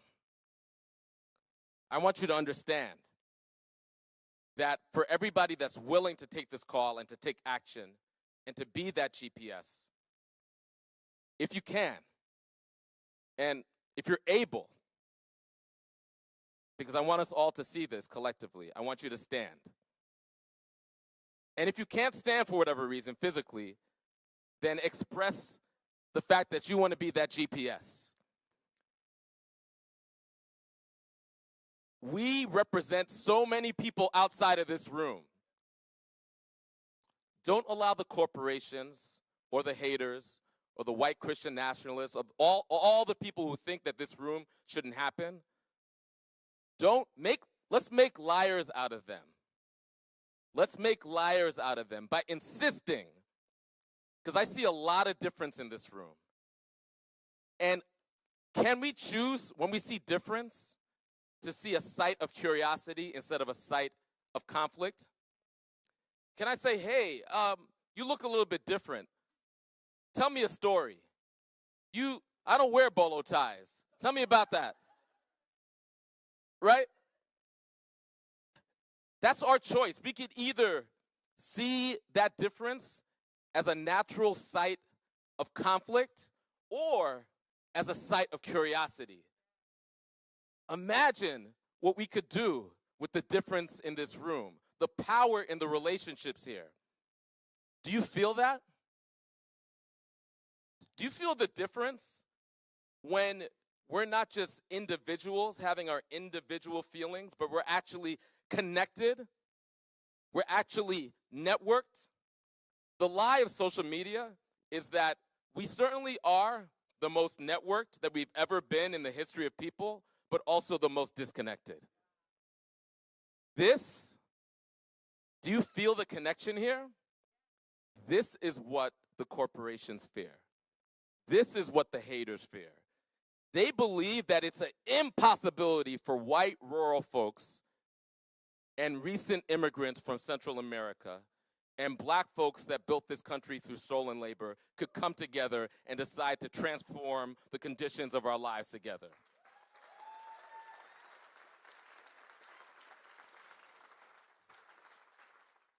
If you remain standing, stay standing, but now I need to hear you. Maybe you stomp your feet. Maybe you snap your fingers. Maybe you clap your hands. If you believe in that connection, I don't hear you. Do something. I need you right now. I need you right now. If you believe in the power of the people, I need you right now to clap your hands.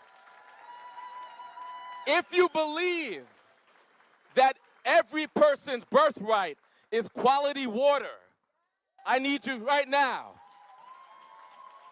If you believe we could be the stewards of the land, I need you to clap your fingers and not the corporations. If you love the people, do you love the people? Do you love the people? Do you love the people? If you want to build a bigger we, I need to hear you. I need to hear you, Farm Aid. If we could do that, we could be the GPS and the relation builders that we need to build that winning coalition. We could build that bigger we. And Farm Aid, that is how we all get free. Thank you so much.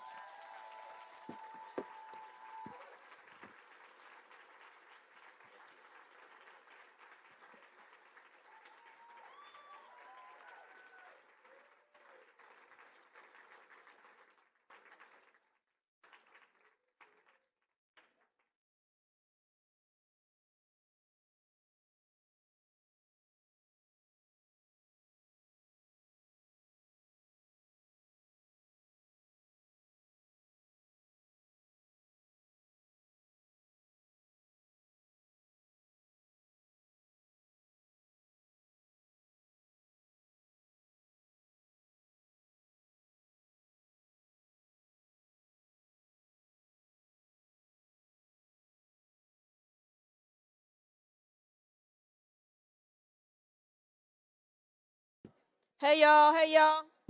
One more time for Maurice Mitchell, please.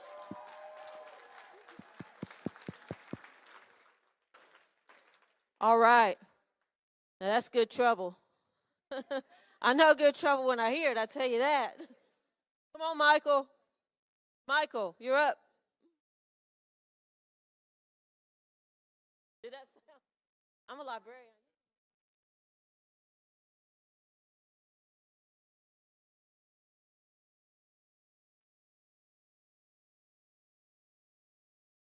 Paging Carolyn Mugar. There she is. Thank you. How about that? How you feeling? Also, a shout out to Charlotte Ammons and the entire Farm Aid team who has put this day together. I'm going to hand the microphone to Carolyn Mugar, who's going to introduce one of this afternoon's MCs, and I'm going to help introduce the second one. Hey, Maurice, I want to ask you a question. We know how to get to you, 30403, right? How do you get to us? Oh, reversing.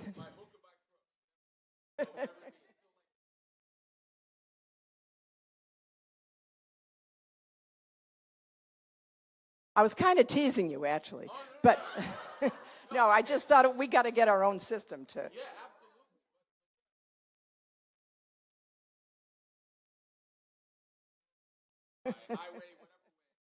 Well, and I want to tell you that we will find our way to you, okay? So this is what we're here for. It's that back and forth. Thanks for the invitation.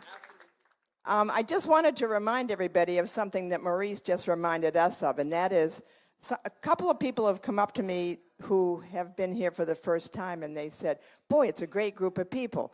I want us to remind ourselves that for every one of us, there's a whole lot of folks back home. And those are the people that we include in our experience here, and we will be including in our work. So that leads me to the shoulders that we stand on and introducing, where's Hightower? Okay. Farm Aid stands on a lot of shoulders. And one of the big shoulders we stand on is when Farm Aid came into being in 1985, when Willie Nelson said, there's just something wrong out there. We got to do something about it. And I sing, so I'll sing for people, and we'll raise a little awareness and a little money. Jim Hightower was Secretary of Agriculture at the Texas Department of Agriculture, right? So we had his shoulders to stand on, and let me tell you, that was a great way for Farm Aid to start, and it's a great way for Farm Aid to go on today. I'm going to hand the microphone to you up here, but I also want to introduce our second MC for the afternoon, who's one of my new best friends, Dania Zant, who's not only, you can see her very impressive biography up here too, is not only an amazing media technologist, but something that's not up there. Dania comes from Central New York, farm family in Central New York, over near Binghamton, about 2.5 hours from here, I reckon. And this is her first Farm Aid. But we're standing on her shoulders this afternoon also. So, thanks. You want to hand it to Hightower? All righty. Howdy ho, everybody. Thanks so much for allowing a scruffy Texas populace to come in here and raise a little hell with you, raise a little hope, raise some issues as well. But most importantly, to raise the kind of collective spirit that Maurice was just talking about, and others of you have been sharing as well. It's a joy for me and Dania to come in here to this high church of the Holy Williness and see what we can make happen together, not just in this room, but most importantly, as we depart from here to struggle at the grassroots level. My longtime co-worker and co-conspirator, Dania here, DZ as we call her, she is a fabulous media techno wizard. She is a social networking guru. She is a progressive, radical agitator. She is an all-around good human being. And I can tell you also that you're probably thinking, what about that hair?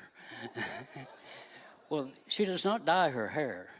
That is the result of a fertile and fiery brain in action that comes forward. I'm going to start using that, Hightower.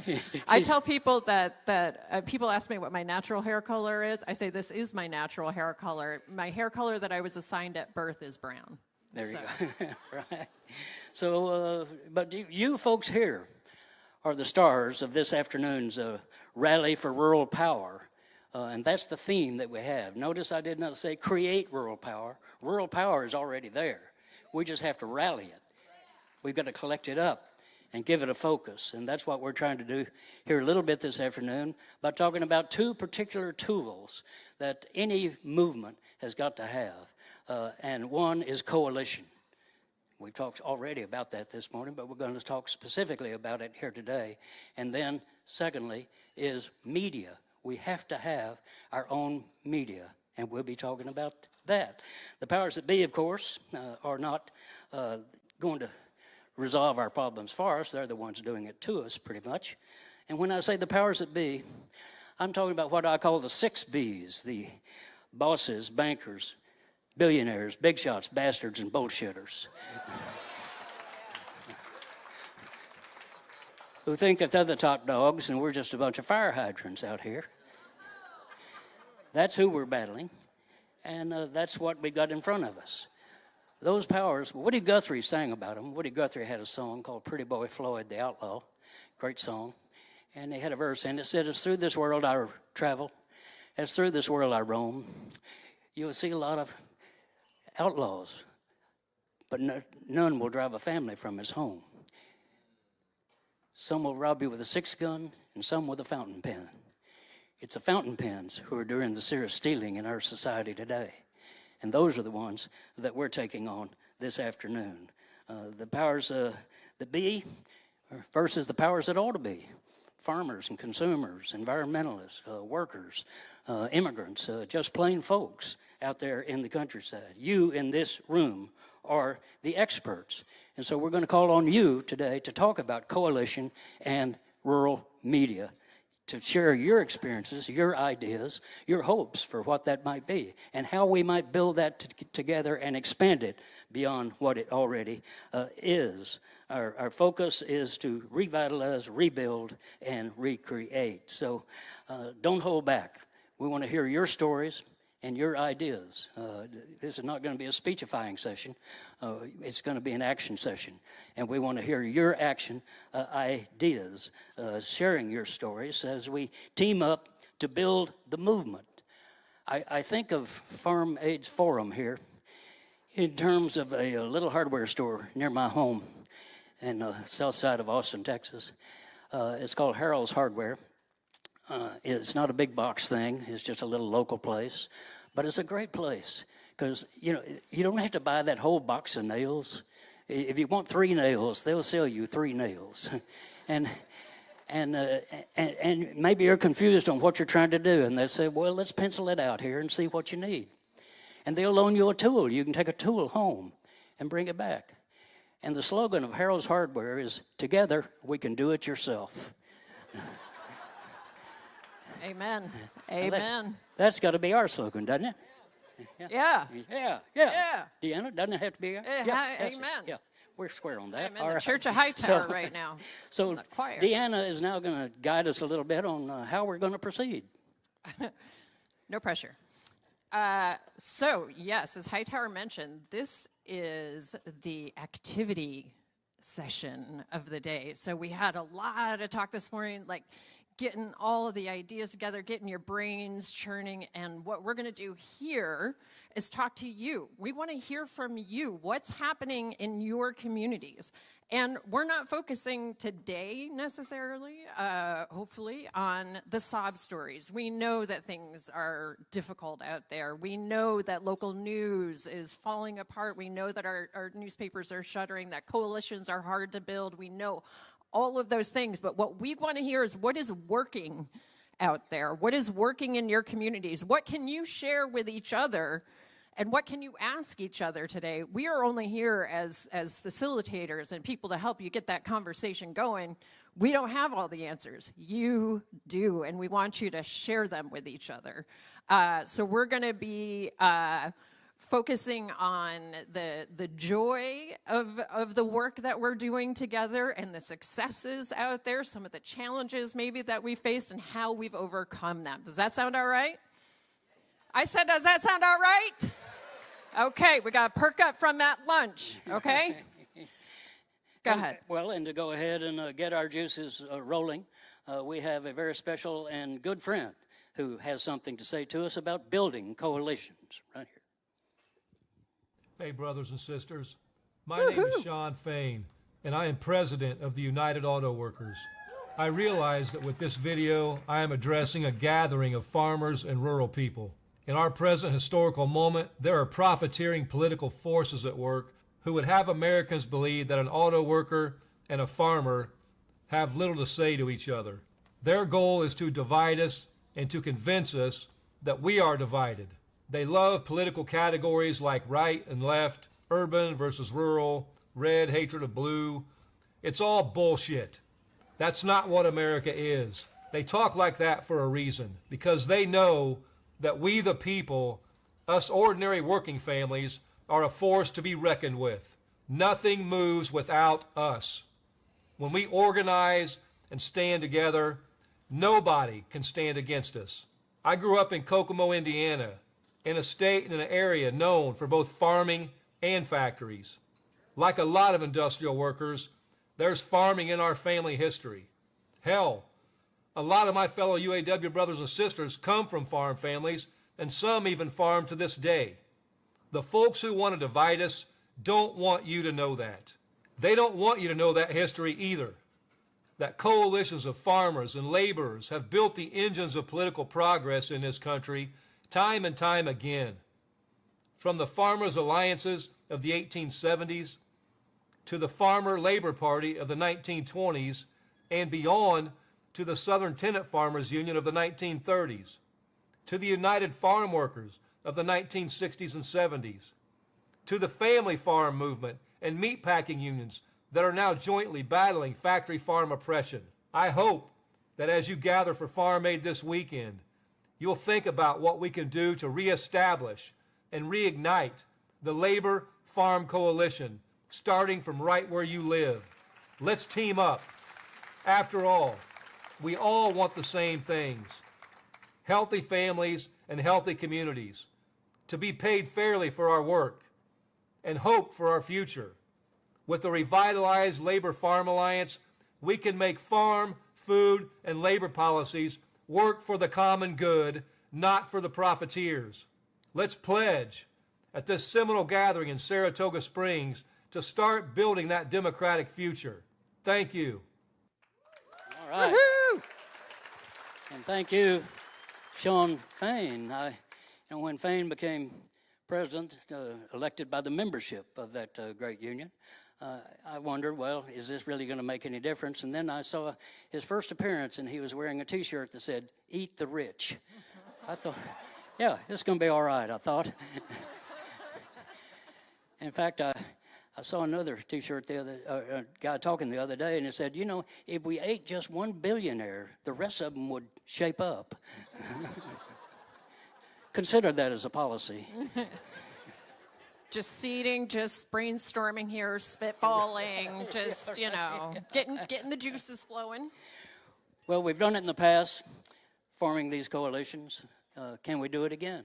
Are we doing it again? So let's hear from you. Here's one right here who could talk to us about it. Yes. There's Sarah Vogel, who's the former Secretary of Agriculture from the state of North Dakota. Sarah.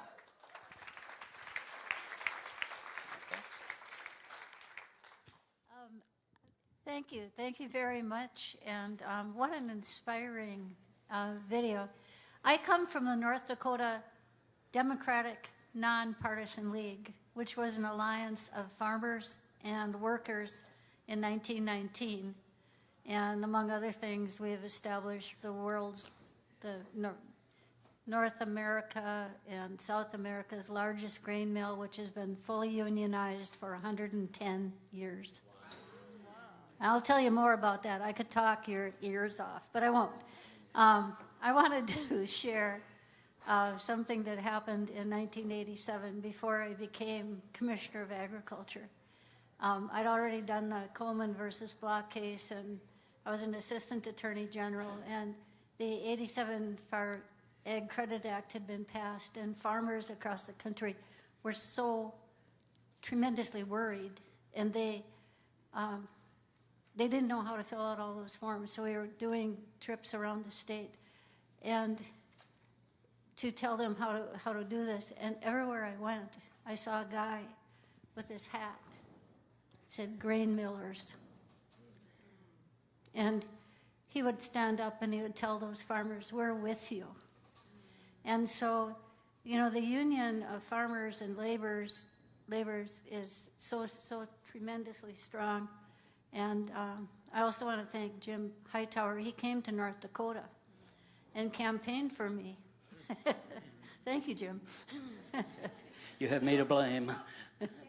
Thank you. Well, thank you, Sarah Vogel. And any of the rest of you have comments about forming coalitions with labor, with all different kind of coalitions that we have to have together? Sorry. Wow, that went unexpected. Yeah. Oh, you got one over there. Yeah, actually, yeah, Angela, yeah. I hear you have a great story to share with us about a tiny coalition that you've built. So we've got big unions, statewide stuff, and a coalition in your own community. Yes, our coalition is really a grassroots effort, and I come from the Onondaga Nation, and I'm the supervisor there of the Onondaga Nation farm. But once we started doing our food sovereignty initiative there, it was kind of like Field of Dreams. So there was, every time we put up a shelf, the seeds would come and fill up that shelf. And through that farming network, we traveled to different communities for Indigenous foodways gatherings and food summits, either as farmers or Indigenous chefs. And there's people here with me who've traveled to all of these gatherings as well. But we started up a little group, and it was originally just about 50 of us. It was all Indigenous corn growers. And we decided that we were going to reclaim the world one garden at a time. And that's actually what we're doing. So the seeds have heard our voice, and they've been coming back in large quantities. And the organization itself is called Braiding the Sacred. We do have a website called braidingthesacred.org. We're not a nonprofit or anything like that. We like to stay organic, and somehow Creator provides for all the work that we're doing. So even this organization, you know, I'm glad I got to be part of this, because the idea behind it is kind of similar to the idea behind Braiding the Sacred, which is we have to reconnect all our people back together. And we started the group in 2015. 2015, we started talking about it, and we had our first gathering on the Onondaga Nation in 2016. So there were 50 people there, and now we have tens of thousands of people involved in this group. And these are all Indigenous people that are actually in the field. They're doing the work. They're growing the food. They're feeding their communities. They're putting food away in preparation for emergency preparedness. We're doing all of the things that our ancestors told us to. And the network keeps growing. So through that organization, we were gifted the corn collection of the late Carl Barnes. He was a Cherokee and Scottish corn farmer from Oklahoma. And he is the one that most people know created the glass gem corn that everybody sees out there, the rainbow corn. He also brought back a prophecy corn to his people, which was called the Cherokee White Eagle, which is a really miraculous corn. It's a blue and white corn that every kernel has a white eagle on the kernel. Once you shell it, you can see it's visible, and it's with their wings spread wide, like as if they're flying. So Carl's collection had over 4,000 varieties of Indigenous corns, and now we are stewarding that collection, and along with rematriation. So we're giving all of the seeds back. And through giving the seeds back, land is coming back. So a lot of American farmers, citizens of the United States, our allies, are saying, I don't want my land to become corporate. I don't want my land to be developed. I don't want somebody to take over all the resources here that my family loved and stewarded for many generations, and they're giving the land back to Indigenous people. So they find out who the Indigenous people were, where they live, and when they're running out of descendants or no more farmers, they're passing it back to us. So we have 2 farms currently and a 3rd one on its way that farmers have returned back to the Haudenosaunee Confederacy. So I'm thankful for that. Amazing. That is great work. Thank you, Angela. Just mind-blowing. Oh, people waving. Oh, we got a story in the back. Am I gonna run the Donahue mic? I'm doing it. Okay. I know, right?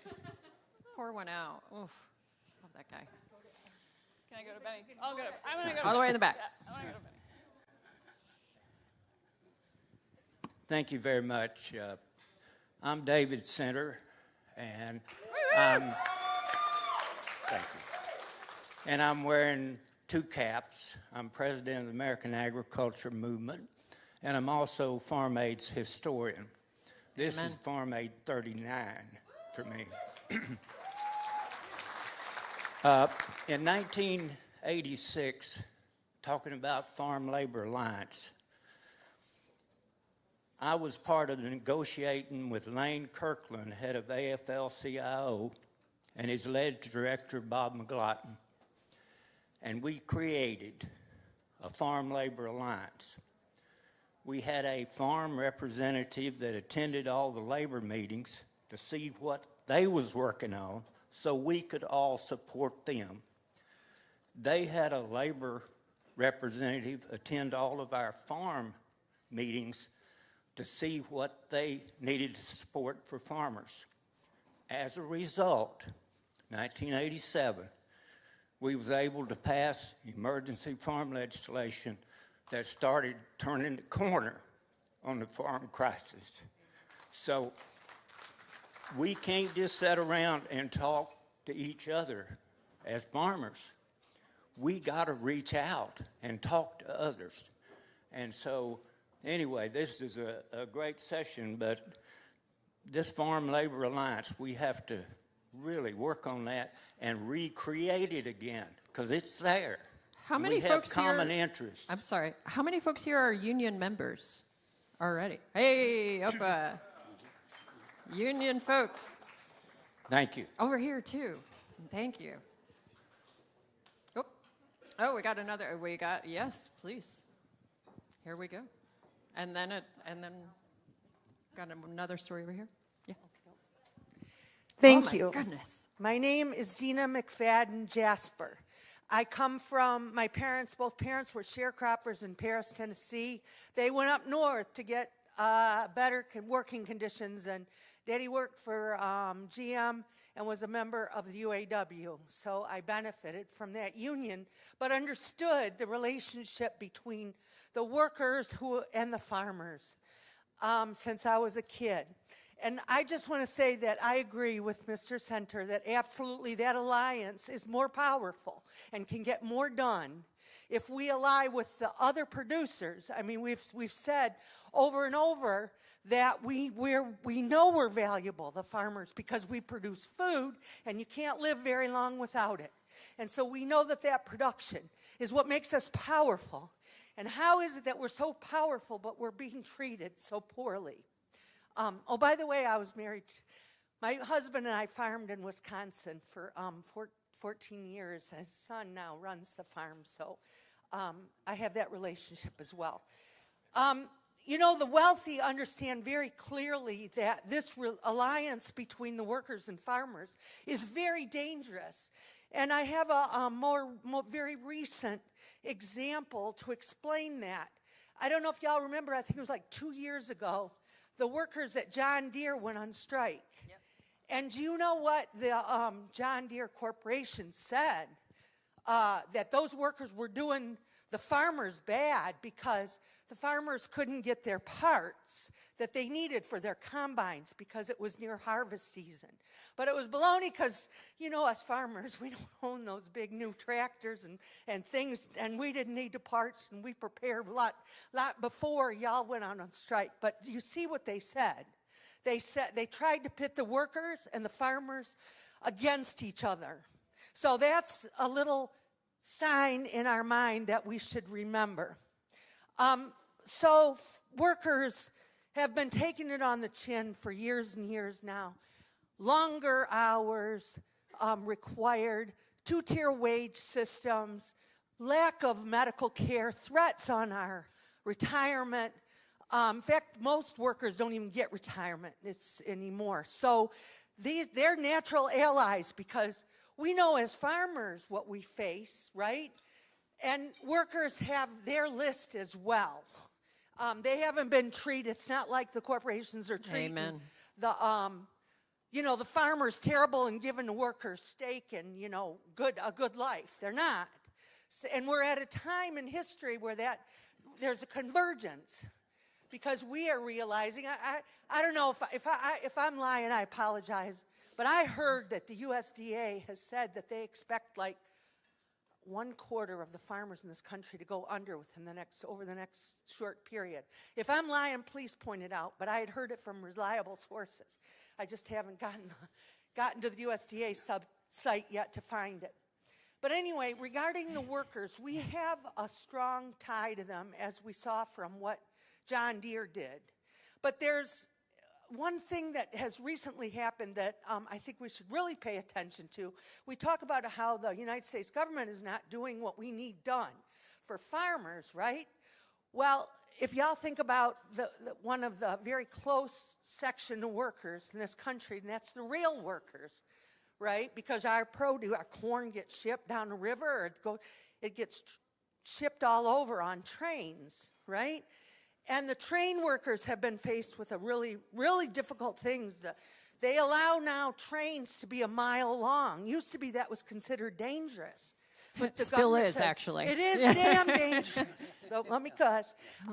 It is dangerous. And they are a mile long. And they've got the crews down to 2 people. Mile long, let me say that again. Mile long train, 2 people running it. All right? Yeah. Well, the companies are saying, that's too many people. We're going to cut it down to 1. We want a 1-man crew. We need to save money. And so the rail workers who understand how hard it is to keep a train and the world safe with only 2 workers said, no, we're going to stand up against this. We're going to protect ourselves, and we're going to protect the working people of the United States. We are not going to allow 1-man crews. And that's the kind of coalition that we've got to build and you know what across the the United board States in our country. Government said? You can't go on strike. They told the rail workers, you cannot go on strike. That's the only power that workers have, is to say, I'm not going to work. That's the only power that they have, is to, in mass, say, I'm not going to work. And that's the... So that's a very powerful thing for them to take away. I will finish. I'm sorry. We just want to leave time for everybody else All right. to be The able only to thing speak I want up. to say then was that we've done some coalition building in Wisconsin.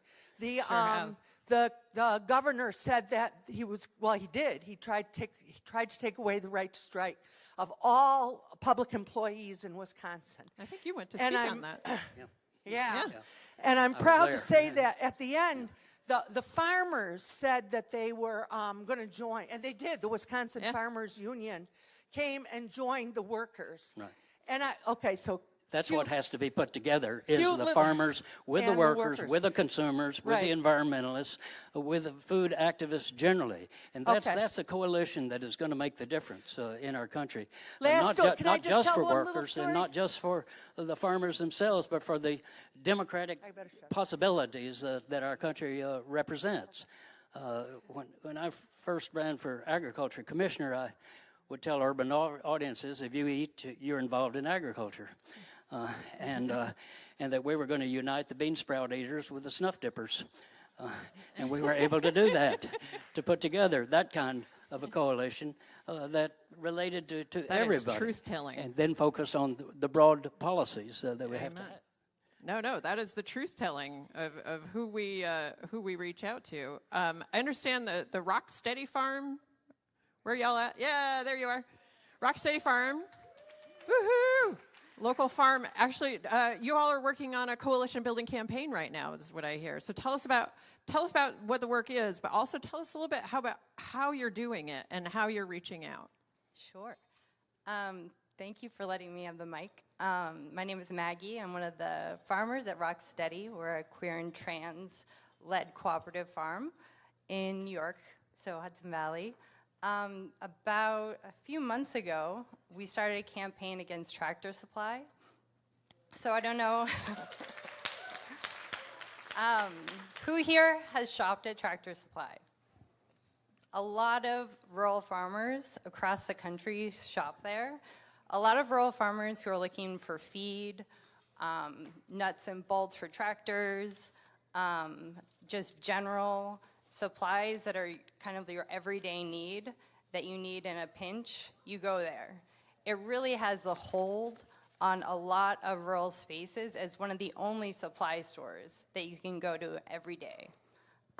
So what happened on June 27th, at the very end of Pride Month, is they made a public statement dropping all DEI policies. They also dropped all their climate change and climate justice policies. They said they would not report to the HRC, so all of their worker rights, kind of like checks and balances, were getting erased. And they, just throw it in there, are not going to be present at any Pride and LGBTQ events. So they had been working for years on kind of elevating their status within the climate justice movement and within DEI policies. And after just 3 weeks of pressure from one prominent Twitter person, they dropped all of it. Yeah. And so hearing this, as a pretty out farm, I got a lot of emails about it. And I was just like, okay, who's saying anything? Who is doing anything about this? Because what they're doing is saying, we do not represent Black and brown people. We do not represent queer people. We are a rural corporation. That was what they were saying in all their public statements. And here I am just sitting in my house what is even happening? It makes me crazy just thinking that the place I've given thousands of dollars to over the last 10 years is now saying I don't even exist. Not only me, but all of my fellow farmers do not exist in rural spaces. Amen. And so what we started doing at Rock Steady is we started talking to other coalitions. So we're members of the Heal Food Alliance. We're also part of NEFOC. We also have members part of Black Farmers United. And we got together, about 16 orgs started to put this campaign together to petition Tractor Supply and ask the CEO to step down. And so right now we have almost 1,500 signatures. We have 60 farms and farm coalitions signed on. You can find the information online at our Instagram. We have a link to an online campaign. You can go to change.org and find the Tractor Supply campaign. But we were able, through these coalitions that we had been working with for the last 10 years, really, because that's what you do in rural areas, and farming's tough. You lean on each other. So these were coalitions that we'd already been working with. And in close community, when we made the call that said, can we do something, they showed up within a couple of weeks so we could build out this petition. The hard thing is that we're coming across right now is a lot of farmers want to sign, but they actually can't sign because there's nowhere else to shop. That's the hold that these corporations have. They have a complete monopoly on it. So we're trying to figure out kind of what's the next level, because not only is Tractor Supply doing this, 2 weeks later, John Deere did it, Lowe's just did it. Yep. Everyone is modeling what Tractor Supply said, word for word. So this snowball effect, which was what I was worried about, is happening. And unless we say something and say, no, we are here, this is rural America, this room is rural America, and we stand with each other, then this is just going to keep happening in other corporations, and they're just dropping it, and no one knows these things. So it's not an easy thing to say you're going to petition against one of your only sources, but we also know that, and we're trying to organize with other larger coalitions so they can kind of take the burden off of the farmers. But that's just an example of what we're doing at Rocksteady, and I think huge hands up to like all of you in this room. It's a real honor to be in this space with you all. Yes. And on that note, yeah, we'll come to you next. On that note, Farm Aid has talked about we're going to be sharing a bunch of resources with you all after this gathering, so you don't have to necessarily worry about frantically writing down everything. What's that URL? That stuff is, we're going to be sharing that with you and other resources that we're coming across. Yeah, if there's one thing that I wish I could get rid of, I mean, of many things, but one of them is the idea that rural means white, rural means conservative, rural means straight, rural means Christian. You know, it's like we want to break that apart, and I love that you're doing that. So let's support Rocksteady. I honestly wanted to get out like a whiteboard and start power mapping. Like, all right, how do we put this pressure on? Let's get this, you know. So I'm ready to help. Well, that is it. As Jesse Jackson put it, we might not all have come over on the same boat, but we're in the same boat now. That is a powerful political reality, and that was represented by Rock Farm there, and so many other comments that we're hearing, and we want to have more of you speak up about the tribulations and trials that you've had, the successes and the glories and the joys that you've experienced in trying to forge these coalitions. It is so important because, again, we really are all in this together, and that's why we have an agricultural and a food and an environmental policy and a worker policy that reflects corporate power and no other power than that. Food policy is not made by farmers. Food policy is not made by consumers, environmentalists, et cetera. It's made by corporate lawyers and lobbyists, people who could not run a watermelon stand if we gave them the melons and had the highway patrol flag down the customers for them. But they're in charge of making our food policy in this country. So that's what's got to change. We have to forge this coalition into a political coalition that will take power back. And as Maurice was saying, and a couple of other previous panelists have said, it's not just enough to focus on Washington.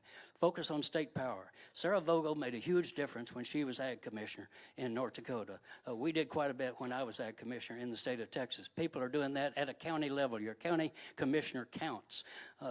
And other offices like that. And you can win those offices. You can sneak up on them. You know, as a friend of mine said, surprise them. Hit them when they come out of church. You know, so got to find ways to do it. I grew up in a small town in Texas, and I was a small guy, and people would get in fistfights and stuff, and so I wore glasses, so I was always kind of standing on the side trying to hold everybody's coats and stuff and the fight that was going on, it was, but I soon learned that you should not hit a man with glasses. You should hit him with something much heavier than that. And the heaviest thing we have is that coalition, that power of us together taking on a concentrated economic political power. That's what America really is about. We had to fight that in 1776. We've had to fight it in the abolition movement, the suffragist movement, the populist movement, the labor movement, the environmental movement, women's movement, et cetera, et cetera. It keeps coming back, but we keep coming back. And that's the power that's represented in this room. We want to hear more from you. We've got a story over here. Tell us who you are, what you're working on. Thank you. My name is Sandra Cuellar Oxford. I'm a native New Yorker who was transplanted to a rural part of the state, traditionally the Lenape part of New York, Ulster and Sullivan County. In Sullivan County, where I live, it is a rural community. We have no cities. And in the unique area where I live, the school district, 70% of the students are Latino students. They are Spanish-speaking students from all over Latin America. We are pretty much part of the corridor, the agricultural and food processing corridor that goes downstate. About 23 years ago, I became involved in the New York State Farm Worker Justice Campaign. And I'm very proud to listen to the stories. I loved hearing from our sister from Idaho, talking about the protections that she is working on there, because I understand that struggle. I was radicalized in 2004 when my senator, the third most powerful senator in the state of New York, refused to give portable drinking water to agricultural workers here in the state of New York. So that is how somebody with an accent from 124th Street, Jamaica, Queens, ended up on the front lines of farm worker justice here in the state of New York. And it was with my friends, because there ain't no party like a working family party. She wore the T-shirt to the concert. I'm an officer of the state party, just to share. But it was in 2004 that I found my tribe, I found my coalition, and when you find your pack, you roll with them. We were able to transform and eradicate Jim Crow from the state labor law here in New York State to give farm workers the full access to joining a union and to having all the protections that workers in the state of New York deserve. And I love, this is my first Farm Aid. Thank you, Charlotte. Hell yeah. Can't wait. Amen. Doesn't it sometimes feel like church? Like, don't you? Oh, friend, you had a labor comment. Let me figure out where the microphone went. There's a microphone. Well, we're going. Yes, Let me just add that a previous panelist said that farm workers are farmers. Well, farmers are workers too. Yeah. And we got to recognize, we got to stop that dichotomy. We're a total community of eaters and growers. Amen. All right, friend, tell us about it.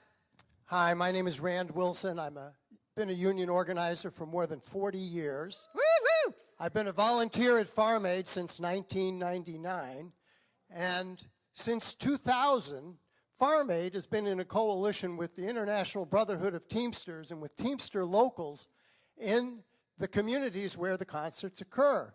This will be the 23rd year that Teamsters are volunteering to drive you, volunteers, the artists, and stagehands from the venue to their hotel and to the airport and back.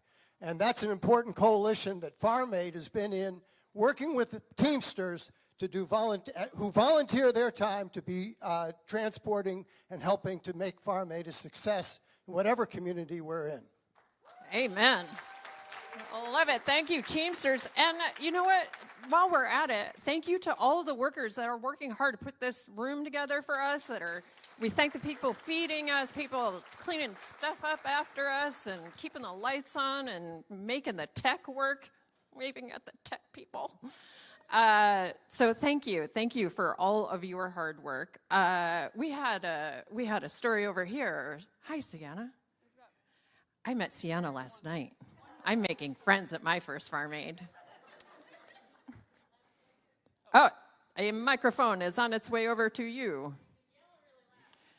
I can tell you a story in the meantime. Just I'm originally from Central New York, Broome County. Anybody Broome County? Oh, Broome County. My dad's from Delaware. Yeah, Broome County. They were. My dad's from Delaware County, and he grew up on a dairy farm, and he had 7 brothers and 4 sisters. And people would be like, wow, you have a big family. I have like 40-odd cousins. And they would say, wow, you guys Catholic? And the answer was always, no, we're farmers. That's what we do. Need people to work on the farm. All right, Sienna, tell us. Hi, I'm Sienna Chrisman. Can you all hear me? Hear me okay? I'm with a group now. I mean, I know a lot of you from being in this work for a long time. I am now, for the last few years, with a group called State Innovation Exchange, or SIX. Thank you. And so talking about collaborative power, building coalitions, and Hightower was just talking about this, the importance of state government. So what we do at SIX is we work with state legislators. And I want to be really clear, that is state government. We don't work with the people who work in Washington. We work with the people who work in your state capital. So I can't tell you anything about Congress, but I can talk to you about state capital. So we work with state legislators, progressive state legislators all across the country, supporting them to advance progressive policy change on a variety of issues. My team, we work on supporting legislators to advance rural agriculture and food policy. Because as we know, even a lot of the progressive movement has not always been amazing on agriculture. And so we are working to try to change that in various regions across the country. So I am here both because I would never miss a Farm Aid, because it's really important to be in this room with all of you every year, and because this is our third Farm Aid where we at SIX have brought a cohort of state legislators to be in space with all of you. So we've got legislators here from Vermont, Massachusetts, hi, New York, Rhode Island, and then we've got some folks from the Midwest, Iowa, Indiana, who just left briefly, and Ohio. And the thing, so our take is really, our strategy is what we call collaborative governance. And it's really about getting legislators and advocates, farmers, people on the ground, in the same room together, talking about issues, talking not about issues, talking about your pets or what other things are important to you, to build relationships and build trust. I think especially, again, I can't speak for members of Congress, but for state legislators in most states, they're like your neighbors. Mike Rice here from Vermont, literally, he doesn't have any staff. He's doing everything and is in the community all the time. Sorry to call you out. And these state legislators are very, very approachable. They are, your people who are just walking around, your kids are going to the same school. And so there's a lot of opportunity for all of us as advocates to kind of shift how we think about that relationship. And that relationship with your state legislator doesn't necessarily have to be, I would say shouldn't be, one of real transactional relationship where you approach them saying, here's what I need you to do for me. It can be more of you show up at their office hours just to say hi, here's what I work on. And you invite them to your farm because legislators really love to go on farm tours, so much. And also, legislators, I have found, I spent 10 years working directly with farmers. Legislators are so much like farmers. It's very similar. There's a lot of similar, cat herding. And I mean that in the best way for all of you. So you can, approach them as people in your community to get to know and build common bonds with, so that then when an issue comes up that you really want to work on, that you care about, they know that, oh, I can work with you on this. And you're already working together on some issue, and you're building not just, interest for a bill, but you're actually starting to build a movement and some political power around not only how you would introduce and pass the bill, but then how you might get it implemented. And you kind of start to build this wave when you are approaching legislators in more of relationship than in a transactional way. Yeah. So that's what we are doing. It's amazing work. The legislators that I work with are really incredible people, and I encourage you all to get to know your folks. And right now they're all sitting over here. So if you'd like to come chat with any of them afterwards, feel free. Thank you. Very good. Woo! Thank you. Thank you. That's a common theme that I'm hearing in the panels and the presentations by y'all, and then again by Maurice. Is we have to reach out to people who are not instantly like us. And it's best not to make assumptions about people, is what I'm saying.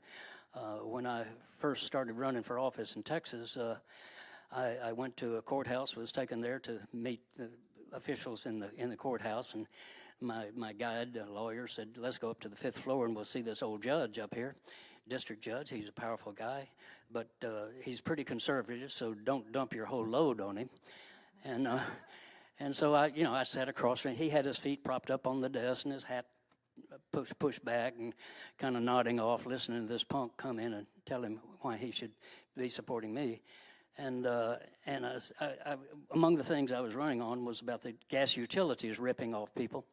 But I didn't put it like that. I said, well, Judge, it just seems to me that some of these utilities are not being entirely fair to the consumer. And his feet slipped off of that desk and hit the floor with a big bang, and he leaned into me just a foot away from my face. And I thought, oh, shit, even that was too much for him, you know. And he said, Hightower, in your private moments, wouldn't you say they're fornicating us? Though he used the more colloquial word for fornicating. And I said, yes, sir, I would. I have, and I will again. And so he said, well, then I'm going to support you if you're going to fight the utilities. And so he's supposed to be the conservative, you know, so we can't make assumptions about people. Got to find them out ourselves. So let's move on to other comments. These are great. Yes. We can keep the conversation going. Oh, I saw a pointed. Somebody want to say? Oh, literally where the microphone is. And I need new glasses. Go ahead. I need mine. Okay.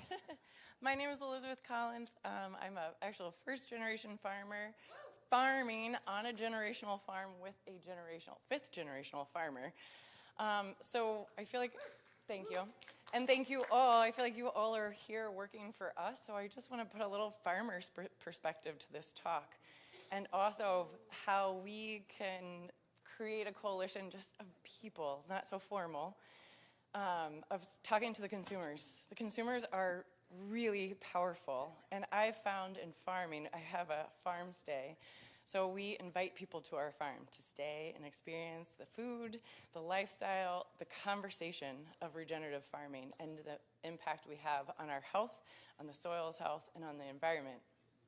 That conversation is life-changing for these consumers. They do not have the opportunity to talk to us, to experience it, or to take that home and do something with it. But when they come to our farms and they see how amazing the food is, and they see that when they purchase food from a farm like ours, they are actually making an environmental change. They're making a health change. They're doing those things. So my statement is really just this: there's a coalition in just our conversation, and any farmers inviting people to their farm and inviting them to this conversation that we're all having. It's great that we're having it, but it's those consumers, it's their dollars. If they don't spend it in the factory farms or big ag or big anything, that's our power. We don't need the government, and we do need the government and all these policy changes, but if consumers change their dollars, it affects us, and it keeps us in business, and it keeps family farms going. So, amen to that. And yeah, we're going to keep these coalition building conversations going and connecting. It's so important for you all to connect with each other, because like we've been saying all along, you have the expertise. Other people in the room have different kinds of expertise. Together we can Gen X reference, but we can Voltron together and, take on, okay, thank you. Okay, one person, one. All right, next thing we want to talk about, and we can keep talking about coalition building too, but the next thing we're going to talk about is local and rural media. The importance of keeping our local journalism together and alive. We know that it's struggling, but we've heard, there are success stories out there. Indeed. A progressive movement has always ridden on media. And when the power establishment's media, corporate media, fails us, which it always does, then we have to recreate our own. And we did that in in the Revolution, Thomas Paine and the pamphleteers. We did it with the suffrage movement. We did it with the abolition movement. We did it with the populists had their own newspaper. They had a lecture bureau that had 40,000 members who could go out on any given night and give the speech. That's a powerful personal presence that was very, very overwhelming. And then the labor movement has always had its own newspapers and its radio stations. So we have done this in the past, and now we have to do it again. Again, a little Texan story, the Dallas News in the 1950s, the news media in Texas was not covering any progressive activity, no progressive candidates. Ralph Yarborough running for Senate in that state, he could get 5,000 people show up in Dallas, Texas, and it would not be a mention in the paper the next morning. So the progressives had a slogan, said for the newspaper, the morning paper, it said, Dallas Morning News, if it happens in Dallas, it's news to us. So we knew we had to do something. And the people then created the Texas Observer, the most progressive, long-standing, progressive, independent publication in the country. And then that led to a political movement, labor supporting it along with the farm community, the Texas Farmers Union in particular, joined in, and we spread the word. Back then, you had to pay to vote. You had the poll tax, so literally had to pay to vote. So we had a program of going out into rural areas in East Texas with black voters and paying their poll tax. It amounted to like $25 in today's money. It's hard enough to get people to vote without saying, by the way, give me $25. So we covered that, and we got people voting, and that led to that whole movement that began with the media led to the election of Ralph Yarborough to the U.S. Senate, to Barbara Jordan being in the Congress, to Paul Moreno being elected first Mexican-American to the Texas legislature, et cetera, et cetera. So media becomes core to it. And we have got to build that. And the good news is that I think we are. So we want to hear some stories from you. Maybe you've tried to start a media, or you've lost your rural newspaper and are interested at least in how to restart it as maybe a nonprofit, as maybe an internet paper. All the possibilities that are out there. Forging, again, your own speakers bureau to go around. Doing documentaries, making presentations in schools. All these are media. This is media contact. Some of you might present at farmers markets where you live. That's an enormous media opportunity. People are coming to you.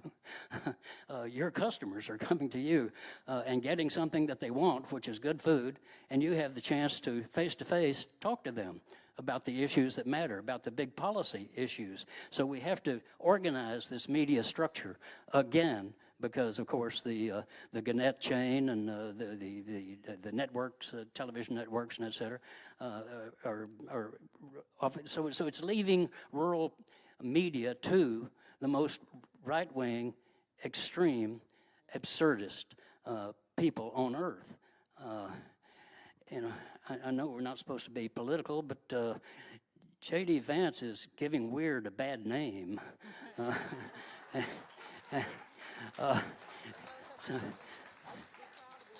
So we have to establish our own media to not just to counter that, that's important to do, but to put forth our positive message about economic fairness, social justice, equal opportunity for all people. That's right. Amen. Yes. I hear my friend Michael has some stories about some rural media and some local journalism happening. Michael. All right, thanks. Yeah, so happy to be here with y'all. Michael Shimidis. I'm with the Rural Democracy Initiative. We're a national organization that supports groups doing rural organizing. Really excited to support groups like the Missouri Rural Crisis Center and State Innovation Exchange. And then we've been talking about coalitions, so I also wanted to mention that I'm a local elected official just south of here in Columbia County. And groups like the Working Families Party have been so important for my work as a local elected official. And so it's really exciting to be here with all of y'all, to meet a lot of new people and to see a lot of people working together. So one of the things that we do at Rural Democracy Initiative is support groups doing sort of really amazing media and communications work. To sort of like call back from this morning session, it was said that sort of we're not getting what we need, and we need to make the future in a way that we will. And I think that's a good framing for how we should be approaching media and communications, in the sense that that's the message that we want to be getting out, and oftentimes the media is not effectively doing that, that we're not getting what we need. But it's also a note for our media infrastructure itself, that the media infrastructure, we're not getting what we need, and we need to remake that infrastructure so it meets our needs. So I wanted to call out a couple examples of groups that we're working with around the country that are doing really incredible work. So one is the Caldwell-Hayes Examiner. It works in Caldwell County and Hayes County in Texas. And this is a group of people that had a very specific sense of who their audience was and what the problems were. And in general, they felt like they saw all this government corruption, they saw rampant police abuse, and they saw a really sort of like over-incarceration of people, where people were sort of needlessly getting put in jail for things that really they shouldn't be in jail for. And that the media was not covering the sort of like intersection between police abuse and corruption. And so they made their own print newspaper that's like distributed at cantinas and sort of all around town, and they're doing their own investigative journalism, or they're doing FOIA requests to sort of discover their sort of like really rampant corruption that is actually changing local laws in not only in their local city, but those local cities are that like those policies that are being passed in their local city because of their reporting are being modeled all around the state of Texas, and they're having these huge changes around the state of Texas because of this one community's commitment to investigative journalism and publicizing it. So I think that's like a really powerful model, and in some ways it just goes back to the roots where they're trying to figure out the truth, they have a message, they have an audience, and they're just doing literal print journalism. So it's really exciting. I think it's a model that we can reproduce in all of our communities. Another example I wanted to call out is a group called In Union.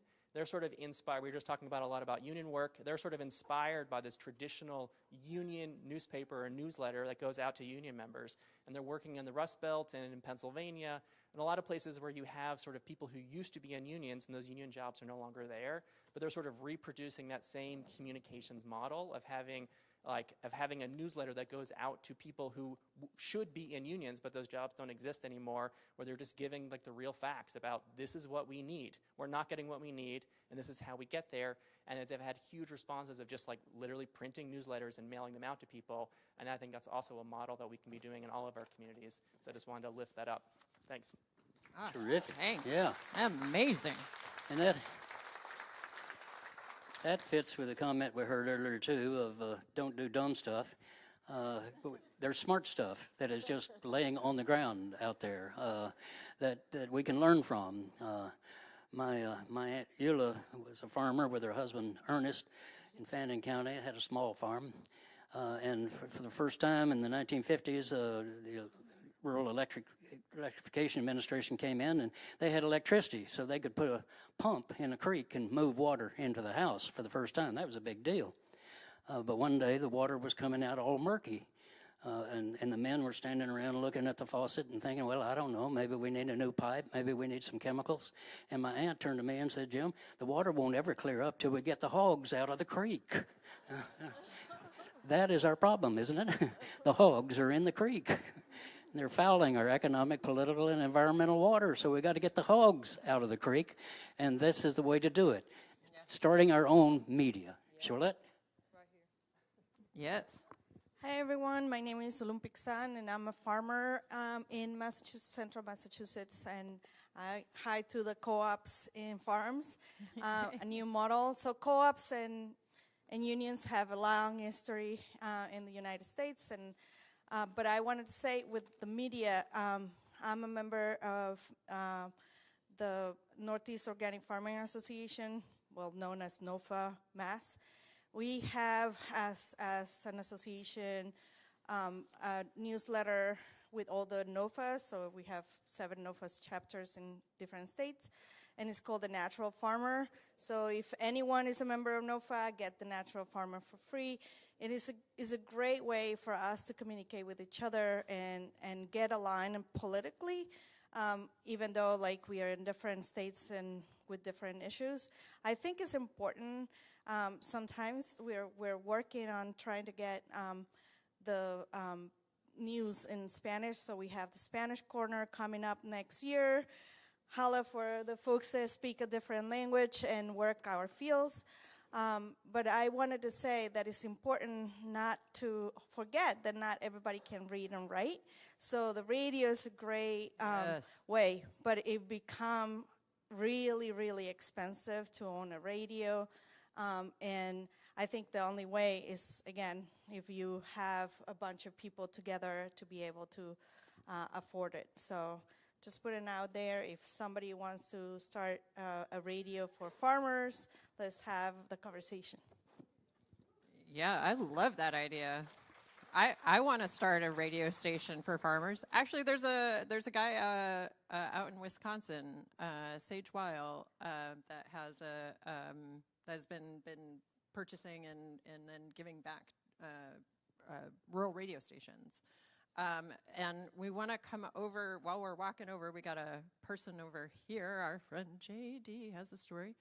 I wanted to share with you also, again, these will be in resources that get provided to you, but some friends who do specific work, which we should say also, a lot of people who might be here talking more about media are actually at another conference this weekend down in Atlanta. The Online News Association is happening this weekend. There's a lot of great getting a local news site off the ground at tinynewsco.org, creating a newsletter to inform your community, newsletterguide.org. All of these resources exist, and we are going to get them in your hands so that you can help figure out how you're going to make it happen. Oh, who's this over here? Is this J.D. Schulten? J.D. Schulten. So I'm from Iowa, and in my neck of the woods, we were referred to as people who wear last year's clothes and read next year's books. And so along those lines, in western Iowa, where I hail, we had a lot of great small-town journalists, including Art Cullen from the Storm Lake Times. Thank you. He won the Pulitzer Prize, second smallest newspaper to win that prize, and he did it writing about water quality in Iowa and how horrific it is. But what a bunch of small-town papers kind of saw the writing on the wall, and so they established the Western Iowa Journalism Foundation. And so while the Western Iowa Journalism Foundation provides grants to support, create sustainable models of community journalism in Western Iowa while not having editorial influence over it, yada, yada, yada. So that's just one way we're combating that. But the other thing I want to talk about is a lot of great things happening here, and we all talk about the need for change. And the best political advice I got was a gentleman named Frank Lemaire. He was a Native American activist from across the river in South Sioux City, Nebraska from me. And when I first got politically active, I go, what do you do when you have to have these uphill battles? And he goes, JD, if you want change, you have to get uncomfortable. And once you get uncomfortable, you have to get others uncomfortable. And so this room, we have a lot of people who are getting uncomfortable, and our jobs is to get people who are out there uncomfortable. And so one of the ways I do that too is, along with Hightower's Substack, which you should all be reading, I do a weekly newsletter called You're Probably Getting Screwed. And it's great. It's an anti-monopoly newsletter. And so, yeah, so if you want to subscribe to that, that's screwed.substack.com. So thank you very much. Thanks, JD. Yeah. JD, by the way, is not only a practicing politician, we're looking for a vaccine for that, but meanwhile, but he's also a professional baseball pitcher. And even at I don't know, are you 26 or however old you are? He's pitching. He's 44. These very days. Of course, he hasn't faced me before. You were looking at the starting second baseman of the Denison High School Yellow Jackets. So I died when I first saw my first curveball. So. Yes, we have another person here. Thank you. Hey, Fran. You've been talking about starting your own media. Well, here I am. Yay! Tell us about it. Since April 2021, I've published an online publication called Local Food Forum in Chicago. It is certainly the only publication in the Chicago area that's covering local food ecosystems exclusively, and it may be the only one in the country, for as far as I know. I'm a career journalist. I've been writing for 45 years, spent first 30 of them as a political journalist in Washington, D.C. But I always That was a good time. Yeah, I got out just in time, 2011. I always had a passion for food, grew up with it.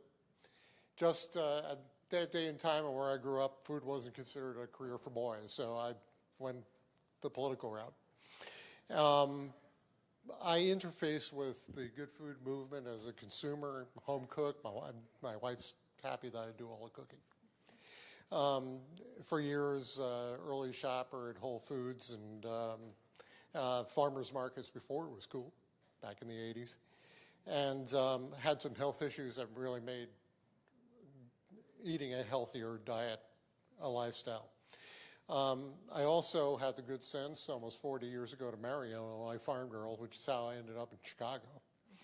And when I moved to Chicago, I was determined, having experienced 30 years of dealing with politicians, that I just wanted to work at the grassroots community level to work with people who were affecting positive change.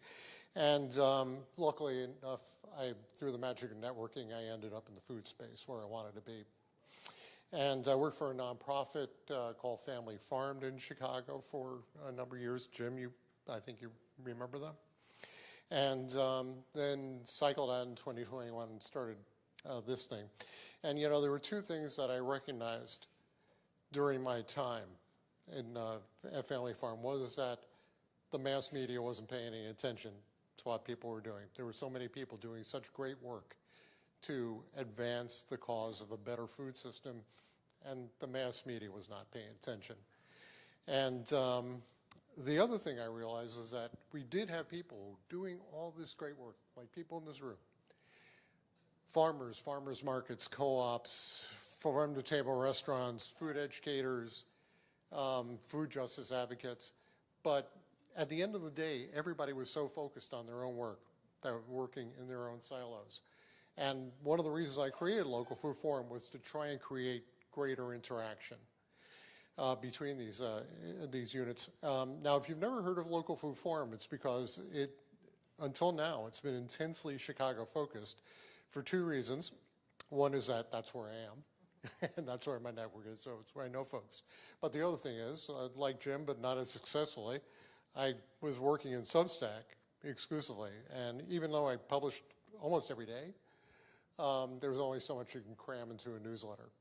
So 3 months ago, I started a website called localfoodforum.com, and I'm really hoping to nationalize this because, you know, we can talk to each other in Chicago, but I think we advance this movement if we can connect local food ecosystems all across the country.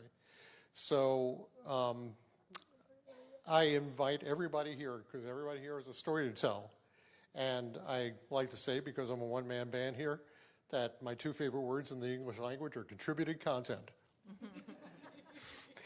So come see me over here. I got a whole deck of cards. And I'd love to tell your story. I'd like to share your stories. But the other thing is, you know, like Jim and me, it is so easy today to start your own media. And you can get on Substack in like an hour or less.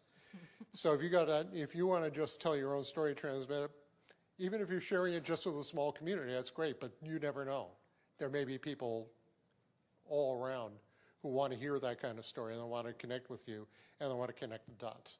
So, you know, we've got to spread this message far and wide using as many channels of information as we can. I've got one, but let's get more and send me your stories. Hey, thanks, man. The thing is that the creativity is just endless. Whatever you want to do, you can find a way.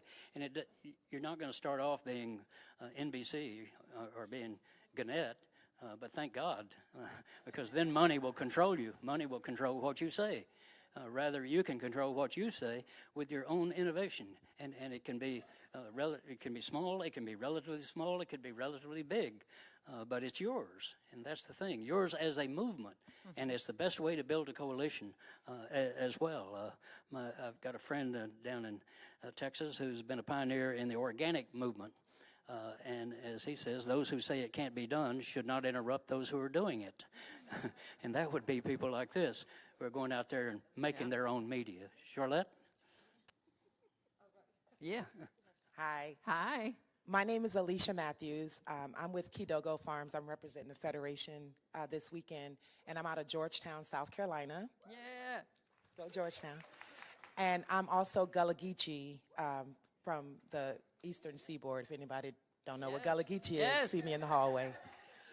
So I wanted to add from a ingestion perspective, when we're talking about media, make sure we're considering our audience. People don't read anymore. It's the thing, people don't read anymore, especially younger people. So if your audience is someone our age, my age, us age, then maybe print media is still effective. But when you're thinking about kids, and I'm a new and beginning farmer, and I have a 13-year-old and a 15-year-old, and if they can watch a 7 to 10 second clip, that's gospel. So when you're considering, especially from a marketing perspective, or when you're trying to, launch a new product, think of short video clips, YouTube, Facebook, Twitter, blah, blah, blah. Absolutely. That's where the kids are. That's what they're looking at. So I don't have a TikTok. I don't have a YouTube channel because I'm not there yet and I got kids. So I just want to, let everybody, no matter what your age is, if you're marketing to younger consumers, consider how many words you're putting in that ad, because they're not reading it. They're gonna, if they can convert it to a verbal video, your car will read text messages to you now. So, we just want to also consider that how we, get that information to the masses has to also change with the times. Amen to that. And that's the ideas along the lines of what we were just talking about, broadcast. We've been spoiled by the idea of large media as the most impactful way to get a story out. A strategically built community that has strong relationships and that can get the word out about something, a community of 200 people can be far more powerful in that sense than, getting something on the nightly news and maybe, 100 people saw it, but who's going to take action from it? So building up those community resources are really, really important. And to your point about audiences and know who you're working on reaching. For example, our audience, a lot of people in the social media space have started to abandon Facebook. Facebook is not where the young people are, so people are just running off in droves. We actually have a huge audience on Facebook, and it's a really important platform for us. So that's going to be a place that we're going to put the work and make sure that we're reaching people there and doing it in a way that is digestible and understandable and all those things. And shout out to podcasts. We're both big radio people. So podcasts also, multilingual podcasts, all of that really, really important. And there are just tons of resources out there to help you figure this out too for your communities. I had a hand back here. Hi, I'm Patty Naylor. I'm from Iowa. Hi. Great to have JD here. We also have the Iowa Farmers Union that has a lunch and learn every week, I believe, which is really great. But I'm also president of Family Farm Defenders, which is based in Wisconsin. We're members of National Family Farm Coalition and Rural Coalition, and we are really happy to be here at Farm Aid. We have a newsletter that we publish about twice a year, and we realize that the same writers are doing doing articles every time, and so we're really trying to encourage people to submit poetry or artwork and other sorts of media that isn't necessarily the written word, because that has a lot of power also. Song also has a lot of power, and we need to remember those kinds of media as well. I guess that's what I wanted to say. Anyway, it's great to be here. Yes. Right up here. Right up here. Why y'all so quiet? Y'all good? Y'all still with us? Yeah. Watch me slide across this room. All right, so everyone was talking about making their own media, which ironically made me think of a piece of children's media that was written by Rick Riordan, and the character is named Carter Kane, and his dad was talking to him about fairness, and he said, Carter, fair is not everyone getting the same. Fair is everyone getting enough of what they need, and the only way to do that is to make it happen yourself, which is what we're doing by making our own media. Oh, I love that. Just drop the mic on the floor. Okay. Mic drop. Drop. And we actually... Thank you. Give her a hammer. She nailed it. She nailed it. I love that so much. I'm sorry. I'm sick of hearing myself talk. I have to be with myself all the time. Communication, I agree with everything here. I think also there's a way that we can work within the consolidated media system that we're in right now. This is my 20th year at MRCC. I've seen our rural papers become, over those 20 years, eviscerated by USA Today, pretty much, and Gannett. And investigative journalism is a big deal too, that is being taken away. A democracy, a functioning democracy based upon representation is based upon a well-educated populace, and that's what the media's job is. But what we can do within the consolidated media is they're sort of searching for content. So one thing, and media relations is also relationship-based too. It should not be transactional. So if you create relationships with media, these local people that are generally working there, and they're like 4 people working there now, maybe 2 people working there now, and they've got an op-ed page, and you talk to them every once in a while, you can get your stuff placed. And if you get your stuff placed, people read it, and people read it both online, they also post it on social media, but if you go into legislative offices a lot, you see that the legislative staff are oftentimes reading media and cutting it out and putting it on the legislators' desks. So it's not right, but there is ways that we can work within the consolidated corporatized media and still get our narrative and message out there. If you ever need help with it, just let me know. Amen. And also if you have members, if they write things, have them send you the stuff they write. Sitting in front of a blank piece of paper is really hard. They write stuff, it sort of is tedious sometimes, but being able to edit that down and then submit it as an op-ed and then get it in the paper, it's not that hard, especially if you create those relationships. Thank you. Yeah, and letters to the editor, especially in a campaign season, are hugely influential. So get them letters to the editors out. Yes, once again, we're back to doing it ourselves in all forms. And just, you will imagine something else. For example, if they won't read, draw a picture for them. Deanna has just done that with a, what do we call it? What almost everyone gets wrong about rural voters. Yeah. Hightower and I made a cartoon together.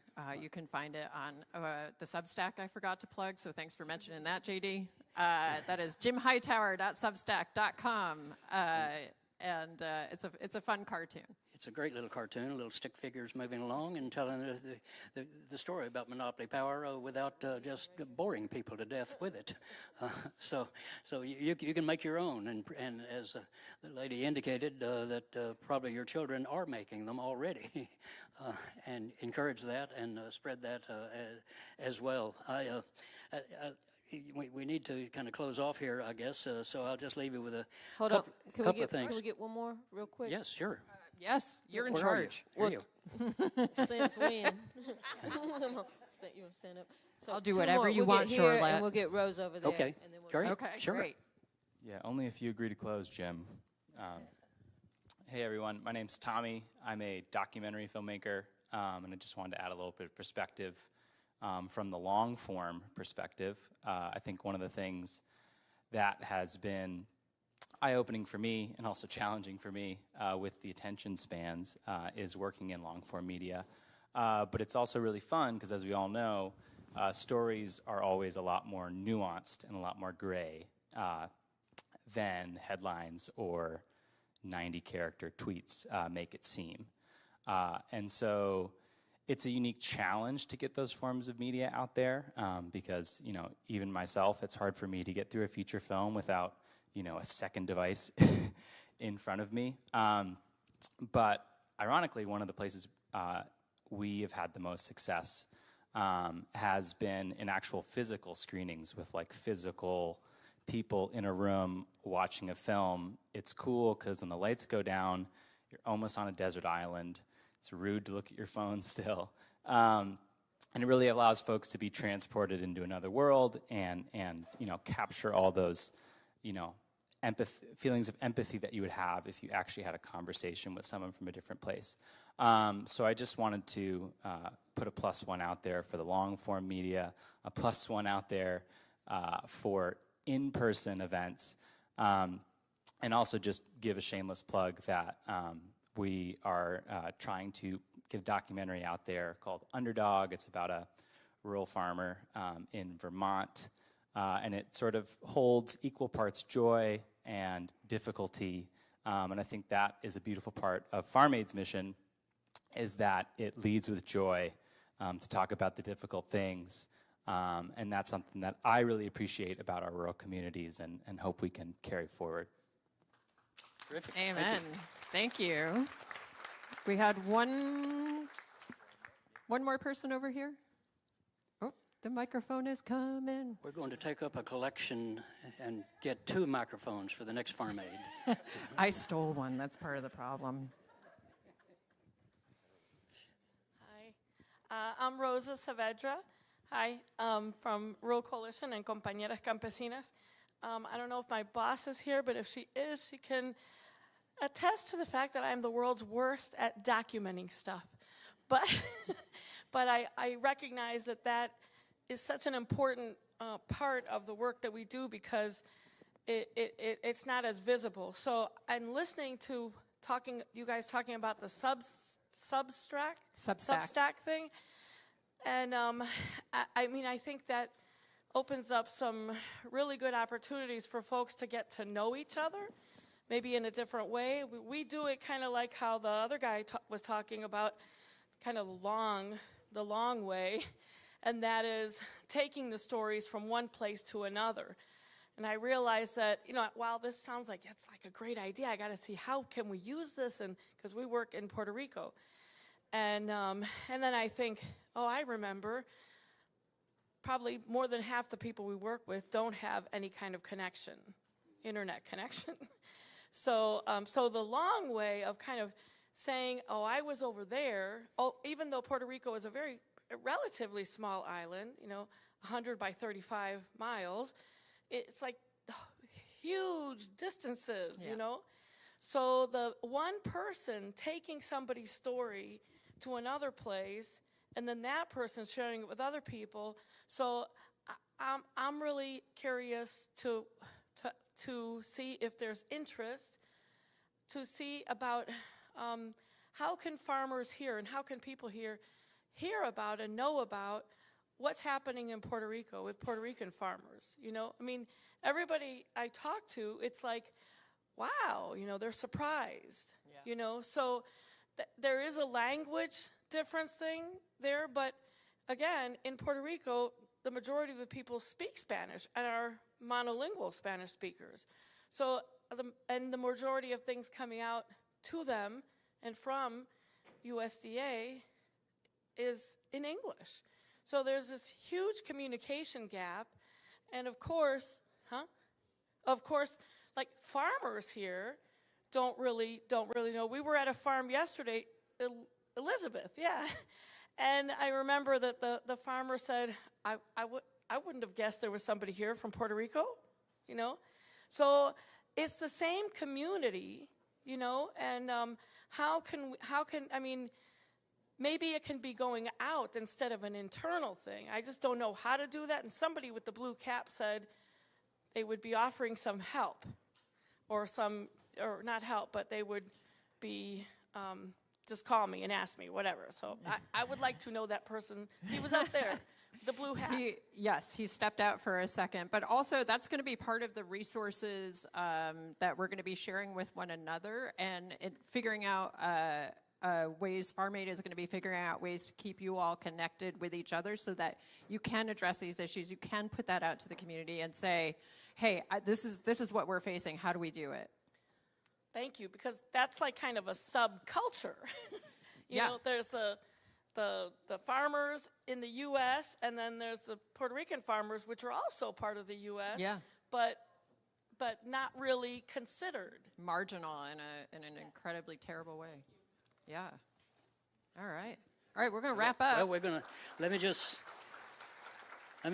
leave you with two thoughts here that occurred to me as we were discussing things, and that is, one, persevere. You're not going to get it done the first time, maybe. You're going to start something, and it's going to go slowly, and maybe you want to quit. But you need to persevere. As Willie Nelson put it, the early bird might get the worm, but it's the second mouse that gets the cheese. Y'all might want to draw that out a little bit to see what it is. But mainly, we need to be intentional about what we're trying to do. We're not here asking for political power for rural areas. We are becoming political power for rural areas, and that's a big difference. We're going to do it ourselves, make it happen. As the late, great Southern humorist Louis Grizzard once said, something that we in the South have always known to be true, and that is that there's a big difference between being naked and being naked. Being naked means you have no clothes on. Being naked means you have no clothes on and you are up to something. We've got to get up to something together. Thank you very much. Thanks for being out for Farm Aid. Thanks, everybody. And thanks to the crew.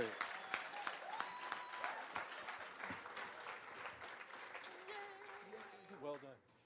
All right, everyone. I have a very special guest for you coming up right now with his guitar, as you see. It's my privilege to introduce Larry Long to send us off in song today. Larry also has an amazing biography. I just keep referring you up to this screen. But he comes to us via a couple of connections, one of which is a connection with Pete Seeger. Larry was here in 2013 when Pete Seeger played at the Farm Aid Festival at Saratoga Springs. He has been called, as you'll see on that biography, by others often as the Pete Seeger of Minnesota, but when Pete Seeger himself heard that, said, well, I'd be honored to be the Larry Long of New York.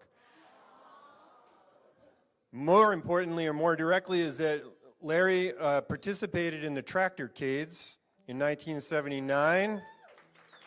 He's not only an amazing musician and a troubadour of the Tractorcades, but he's also an archivist, an oral historian. He just told me this morning that he donated hundreds of tapes to the University of Minnesota. There were interviews that he did during the Tractorcade in 1979. All of that material is being digitized so that we'll have access to it forever. He's a righteous citizen artist.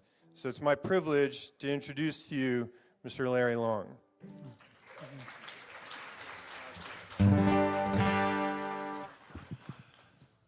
Oh, what a beautiful, wonderful, wonderful, wonderful day. I've been sitting there all day.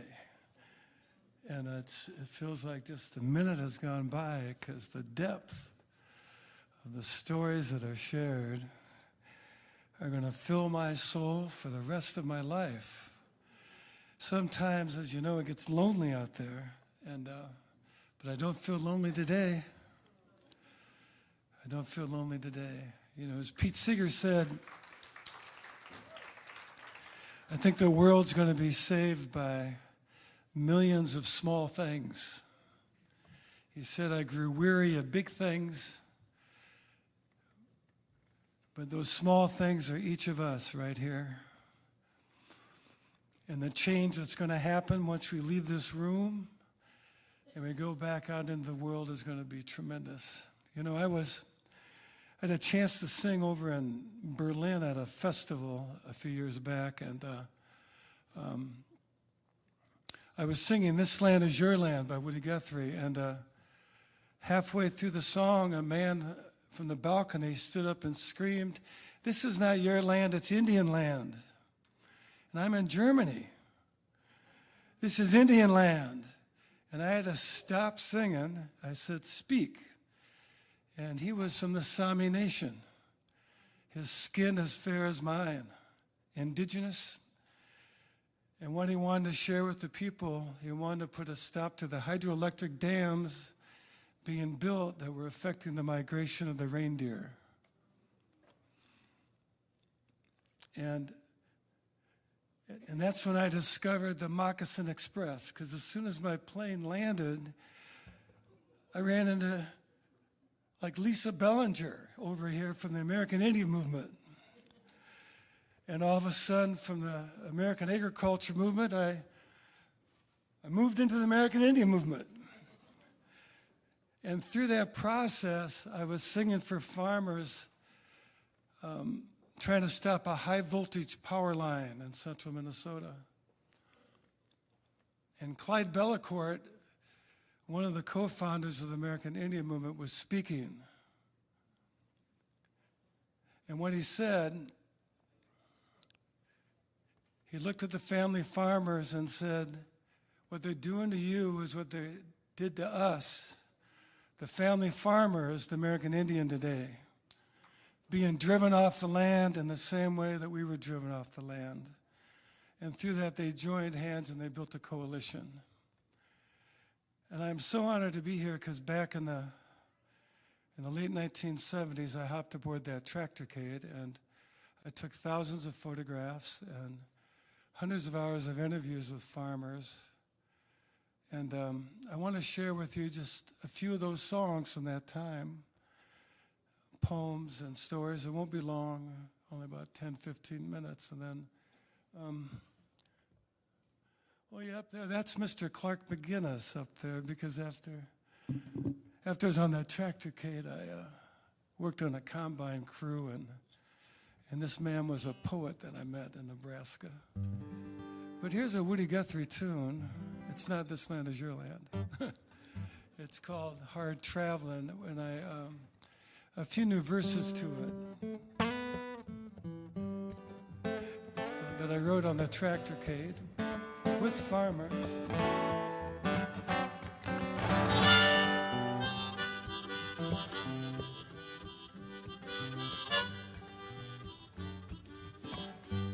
There's a few lines in this that just keep repeating, and don't hesitate singing with me if you wish, okay?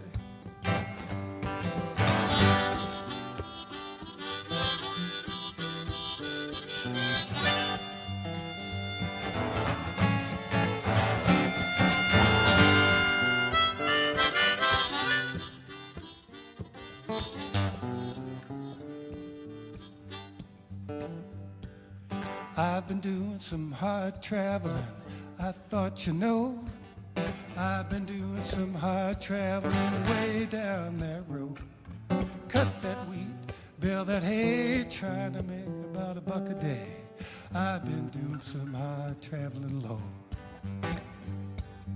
I've been growing them sugar beets, I thought you know. Outside of my island, Minnesota, way down that road. Got the best crop that you ever seen, but I'm still as broke as I can be. I've been doing some hard traveling low. I've been riding that tractorcade, I thought you know. Riding that big John Deere way down that road. Tractor rolling, wind a blowing, ice and sleet. Sure been snowing, I've been doing some hard traveling low. Dance floors open.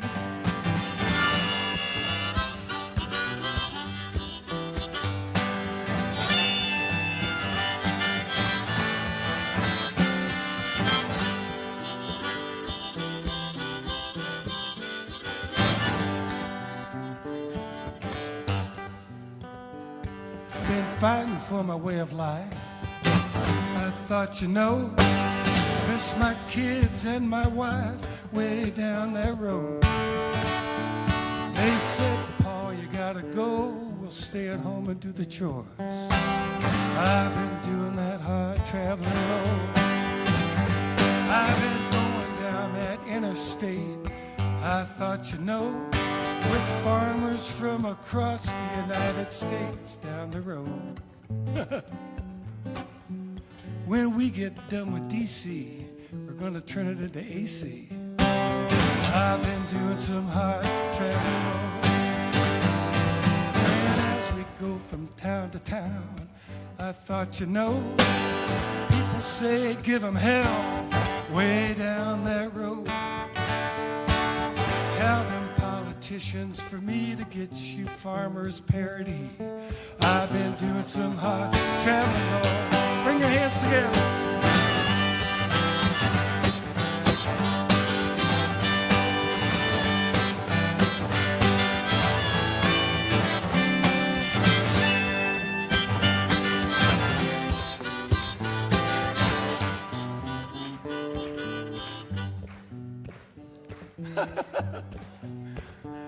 I've been talking to them senators. I thought, you know, talking to them Congress people way down that road. Said, I'm sick and tired of your lies, bribes and corporate ties. I've been doing some hard traveling, Lord. I've been doing some hard traveling, Lord. I've been doing some hard traveling, Lord.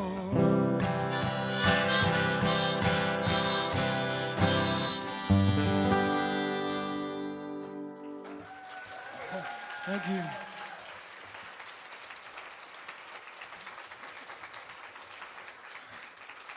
On that tractorcade, I met a farmer named Les Kettleson, and from around Milan, Minnesota.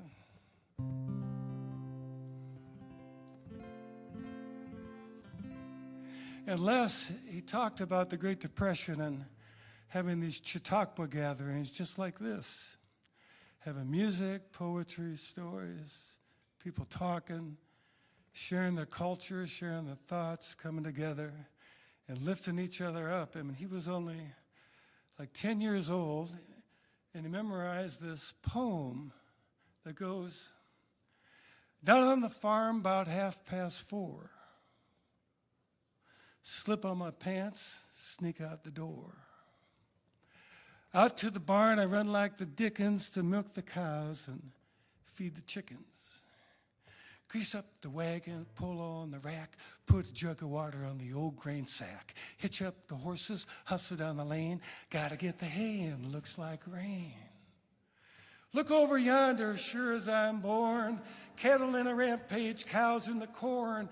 Run across the meadow, run a mile or two. I'm heaving like a wind broke, got wet clear through. Now I worked all summer, didn't make a thing. I got less cash now than I did last spring. But when spring rolls around, I'll take another chance. While the fringe grows longer on my old gray pants, grab my belt, give another jerk. I'm fit as a fiddle for another year's work down on the farm. Down on the farm. Down on the farm. Down on the farm. Now, some folks say there ain't no hell, but they ain't farmers, so they can't tell.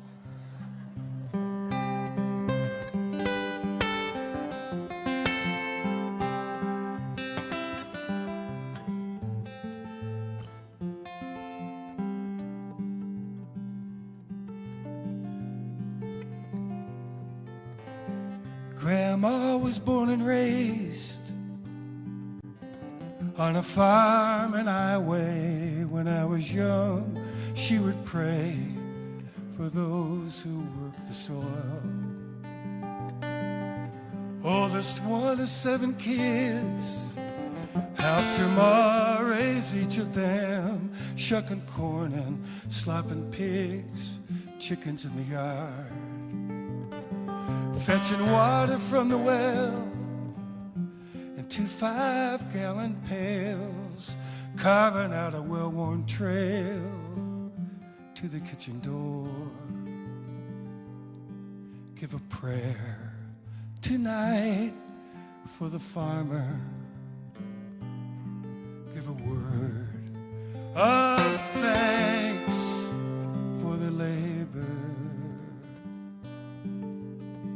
It was back in the late 1970s that I joined that tractorcade. It got started by a lonesome farmer from North Dakota in a non-enclosed cab, a full beard, and icicles stretching down to his waist. People stood on top of bridges and waved him on, and he just looked back with that frozen grin and kept on driving. Soon other farmers joined him. By the time we crossed the Iowa-Minnesota state line, we were 20 tractors long. But by the time we left Iowa, we were 10 miles long, single file. Soon farmers joined us from Texas, Oklahoma, Kansas, Missouri, Arkansas, New Mexico, Colorado, even one tractor from California.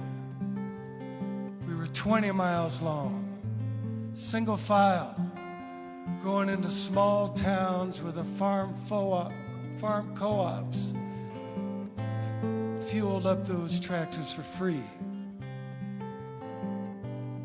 Soon farmers joined us from Mississippi, Louisiana,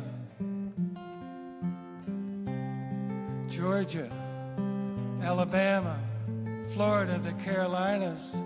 By the time we reached Appalachia, we were 60 miles long. When we came down the other side into our nation's capital, we were 100 miles long. But when we got into Washington, D.C., there were no marching bands there to greet us. It was the black churches that took us in. The police fired powdered mace into an enclosed cab of a Georgia farmer, then corralled all those farmers and all those tractors onto the downtown mall and circled us in with metropolitan buses parked bumper to bumper. There was no way we could get out. The farmers said, "Let my tractors roll, let my people go." But the police said no. But something happened. The largest blizzard to hit Washington, D.C. in 100 years hit when the farmers were in town, and the only thing that could move were those tractors.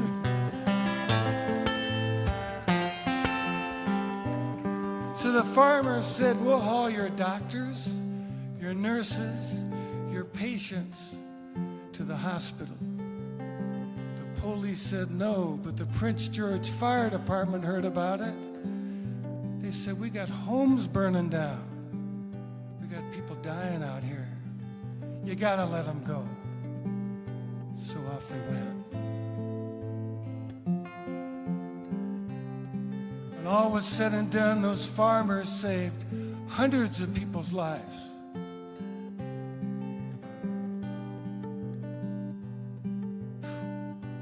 And the Prince George Fire Department gave them a citizenship award and took me on a limousine tour with my guitar, my tape deck, and my camera, and I interviewed people who would have died if the farmers hadn't come to town that year.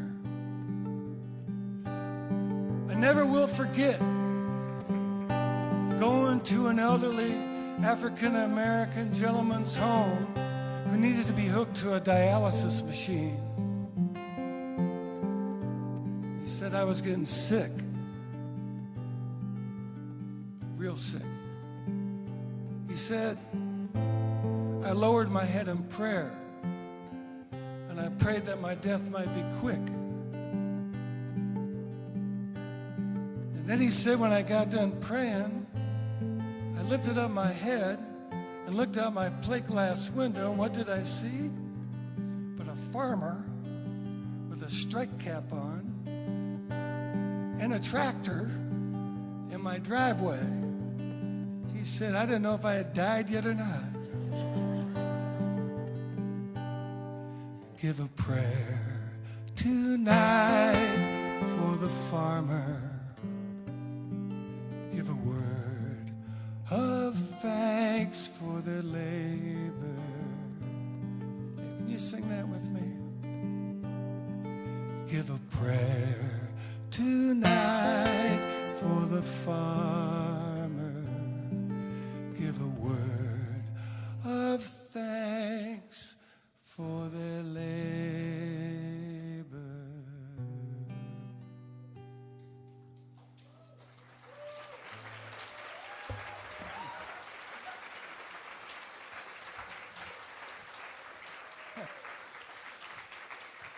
You know, Woody Guthrie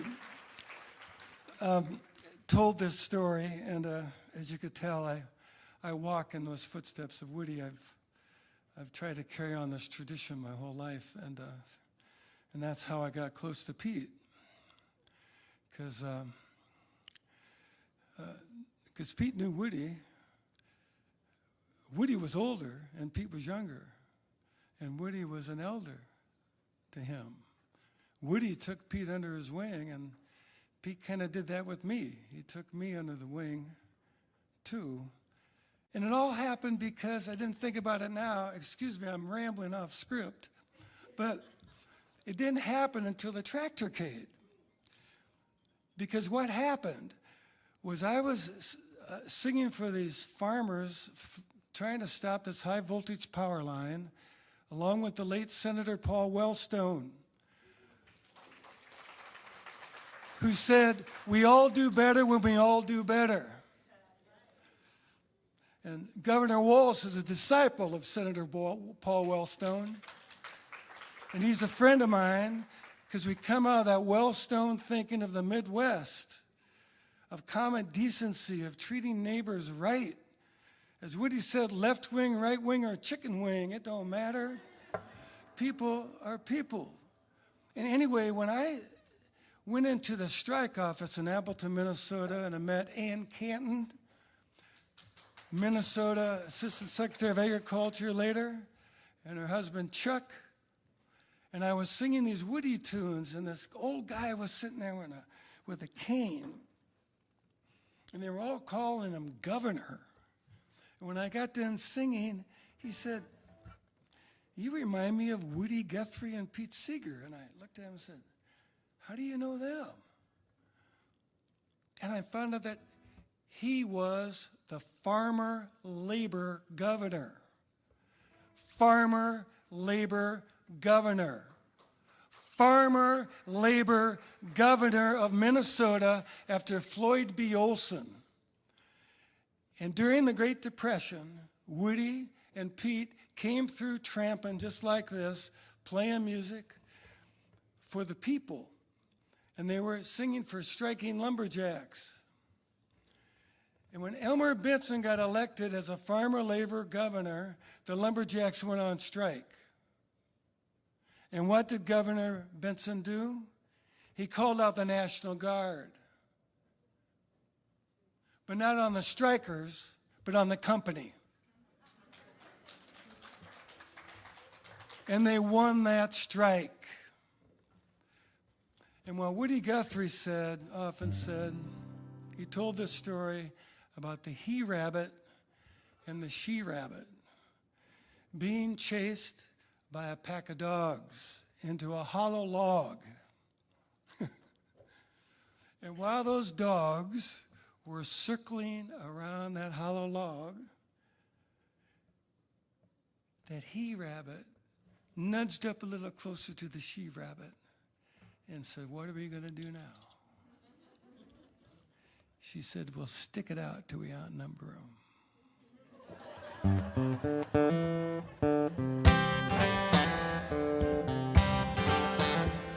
That's what we're going to do.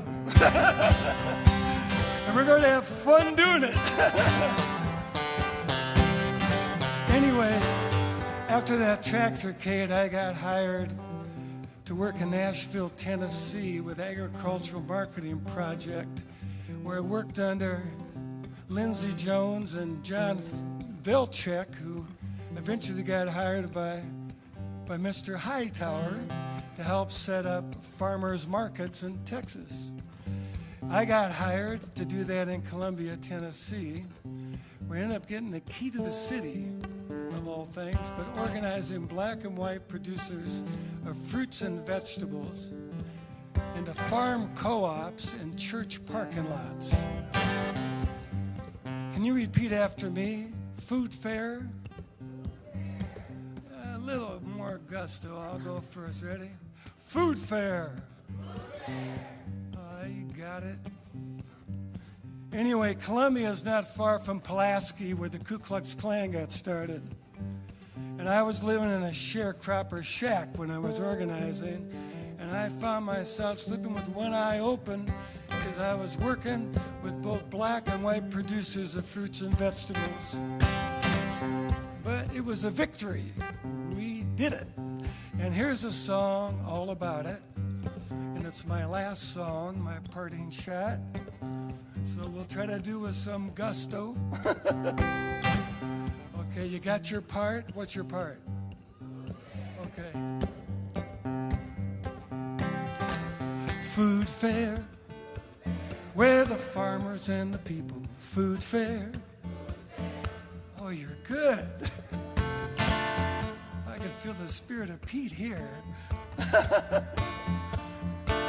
They don't need no middleman. Food fair, where the farmers and the people, they work together hand in hand, oh Lord. Try that. Working together hand in hand. Try that.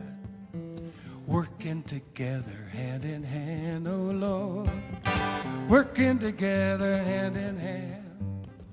And they talk about the hunger there is in the world, the hunger that we got at home.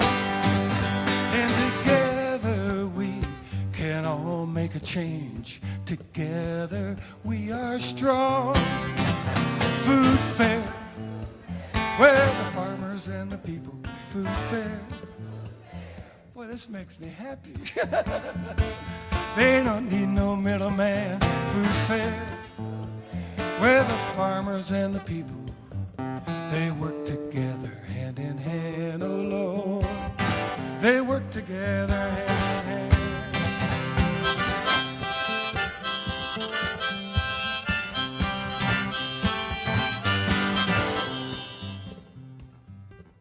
Now the big money people at first didn't mind when the farmers first came to town, till they saw all the people coming every day buying food for less than retail.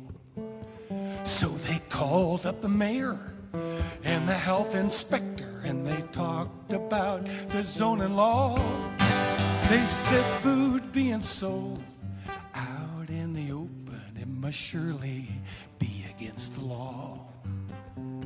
But letters, they came from miles around, addressed to the city hall, reminding the mayor that it was election year and he better not outlaw food fair, where the farmers and the people. Food fair, they don't need no middleman. Food fair, where the farmers and the people, they work together hand in hand, oh Lord. They work together hand in hand. So the mayor decided that it might be best to leave well enough alone. 'Cause after all, what could be wrong with food that is homegrown? Food fair, where the farmers and the people. Food fair, they don't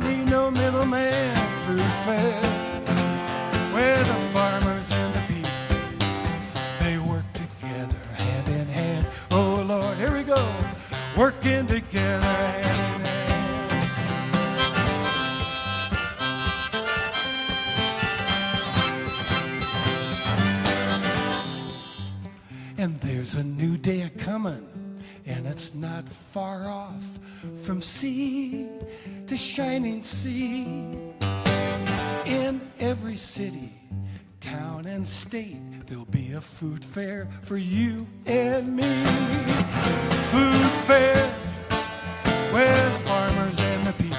Food fair, they don't need no middleman. Food fair, where the farmers and the people, they work together hand in hand, oh Lord.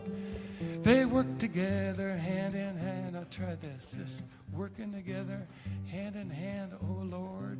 Working together hand in hand. Working together hand in hand, oh Lord. Working together hand in hand, little stronger. Working together hand in hand, oh Lord. Working together hand in hand. Working together hand in hand, oh Lord. Reach out to the person beside you if you feel like it. Working together hand in hand. One more time. Working together hand in hand, oh Lord. Working together hand in hand. Thank you so much.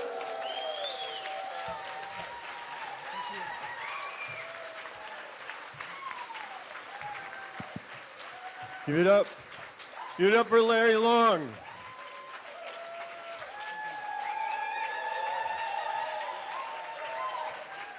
Wouldn't be Farm Aid without some music, without the troubadour of the tractorcade. Larry Long, thank you. Now, just to connect it all for you, we have a very special treat. It is my privilege, as ever, to introduce the great David Center. Speaking of shoulders we stand on, the man behind the tractorcades from the American agriculture movement is here to introduce a friend of his who also just brought a tractor up here to Saratoga Springs. Thank you very much. I thank you, Larry, so much for setting the stage.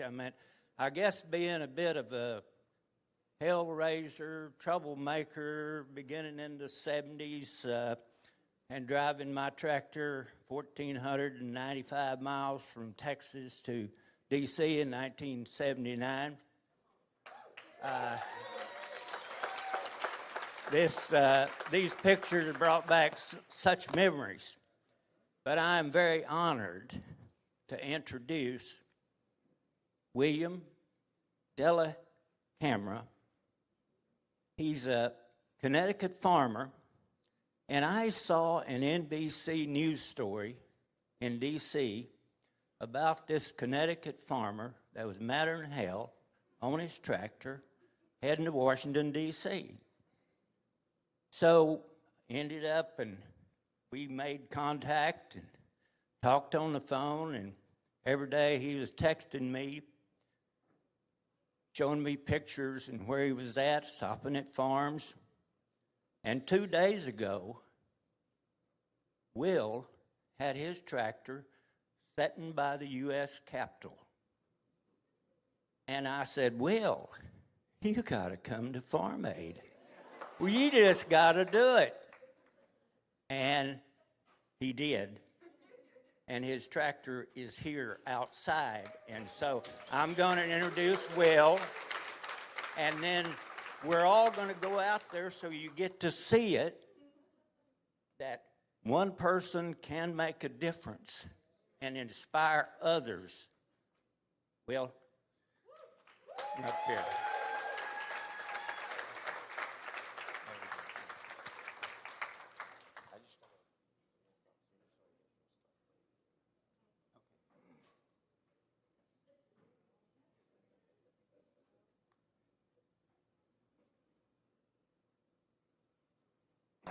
Okay, so what led up to my story was on 8/26, just a few weeks ago, we had a tremendous hailstorm that lasted 13 minutes.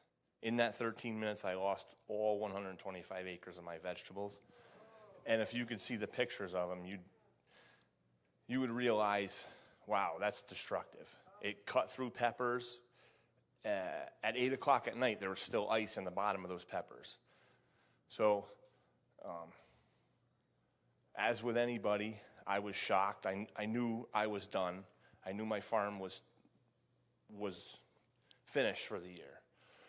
So, with that, I started to make the calls that any person would. I have FSA insurance.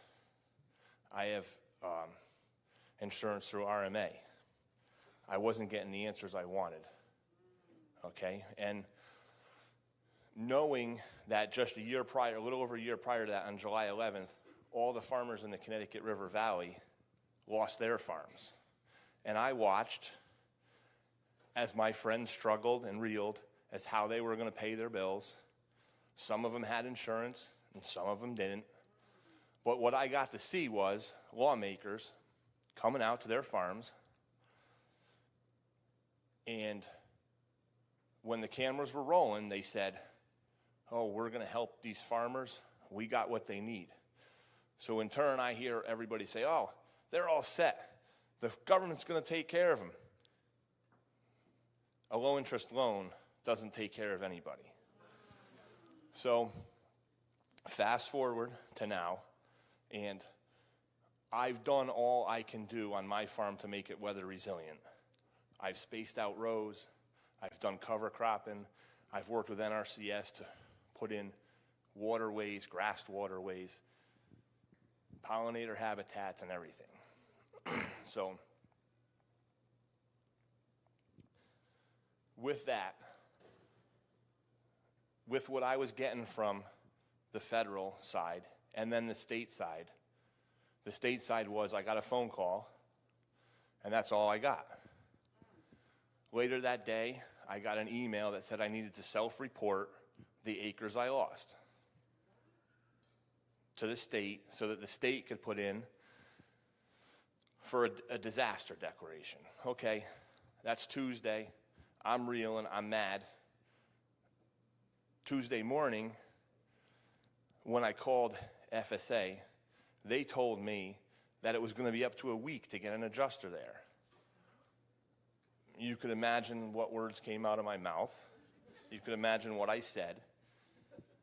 So in Connecticut, we don't even have an adjuster. I wasn't happy. My answer was that someone said that somebody didn't think it was a big enough deal. That got me even more mad. So I said, if there's not someone out here by noontime, there's going to be an issue. At 11:53, someone pulled into my farm to at least take pictures. So I'm not sure what I said made them come out, but they did. Then Wednesday morning comes around, and I called someone from the Connecticut Department of Ag to tell them about my story. Somebody else said, you shouldn't go down to Southbury, Connecticut today. They're having a listening session for all the farmers that just lost all of their farms to 14 inches of rain in about 3 hours. They got washed right off you can't imagine the water damage down there. So I go down to that meeting, and I walk in, and I brought a whole bin of vegetables with me that were destroyed, and I put them down, and I stood there in the corner, and I waited till they all had their moment, because that meeting was for them. And someone said, I think we have a special guest here today that wants to talk. So I took the floor, and everybody else sat down, so I stood in front of them, and I said that if you don't stand for something, you're going to fall for anything. But I'm going to sit down when I talk to you because I got a lot to say, and I don't want to stand up. I went through the whole thing, referenced all the way back to 1999 when we had a drought declaration in Connecticut, and at the time, Dan Glickman came to our farm, and then he said, we have low-interest loans. At that time, my senator, Richard Blumenthal, was there, and I said to him, they didn't work in 99. They're not going to work 25 years later, and you've been at this for 12 years, and you haven't fixed it. You didn't fix it from last year. what are we doing? And I went down the line and I professed my anger to every one of them. In the meantime, I said, I don't know why we're sitting in this air-conditioned room when we should be out on these farms. You should see their devastation, and you should be at my farm because it smells like a compost heap. So Mr. Blumenthal said to me, I'll come out to your farm. I said, okay, come out. So we made the appointment for Friday. Now, 2 days later, I know he's coming out to my farm. I go home Wednesday and watch the news. What do I see on the news? Farmers in Southbury are mad because they lost their farms, not only to water but to hail. And then Mr. Blumenthal says, we're going to save these farms. We got low-interest loans and grants. I said, okay. This is what we're going to do. This is what we're going to do. Thursday mid-morning, I got on my social media, and I told all my friends, we're having Mr. Blumenthal over. Come on over. So he shows up at my farm, and you can go on YouTube when we leave here. You can take a picture of the farm name and put that in your phone, put hail with it, and watch the 39-minute video. And you'll see me calmly talking to Senator Blumenthal. So what happens, and people just talked about it here, after that meeting, all the news stations run the news. Nordford farmer's angry, he lost all his vegetables to hail. Clips to Mr. Blumenthal. We're going to help him. During the first meeting and during that meeting, I said to him, and he referenced it in the video, he says, Will here said he would walk to Washington to testify if I needed him. And I said, on that Friday meeting, I said, whoa, I'm going to drive my tractor to Washington. And if you guys don't want me there, you'll arrest me. But if you want me there, I won't get arrested. And he said, you won't get arrested. And at that, I didn't see my mother, but I know what she did. She went, oh, my God, this guy didn't say that. So I said, I'm going to change the oil on my tractor, and I'm going to head off to Washington. And that's what I did. So now I got to get that out.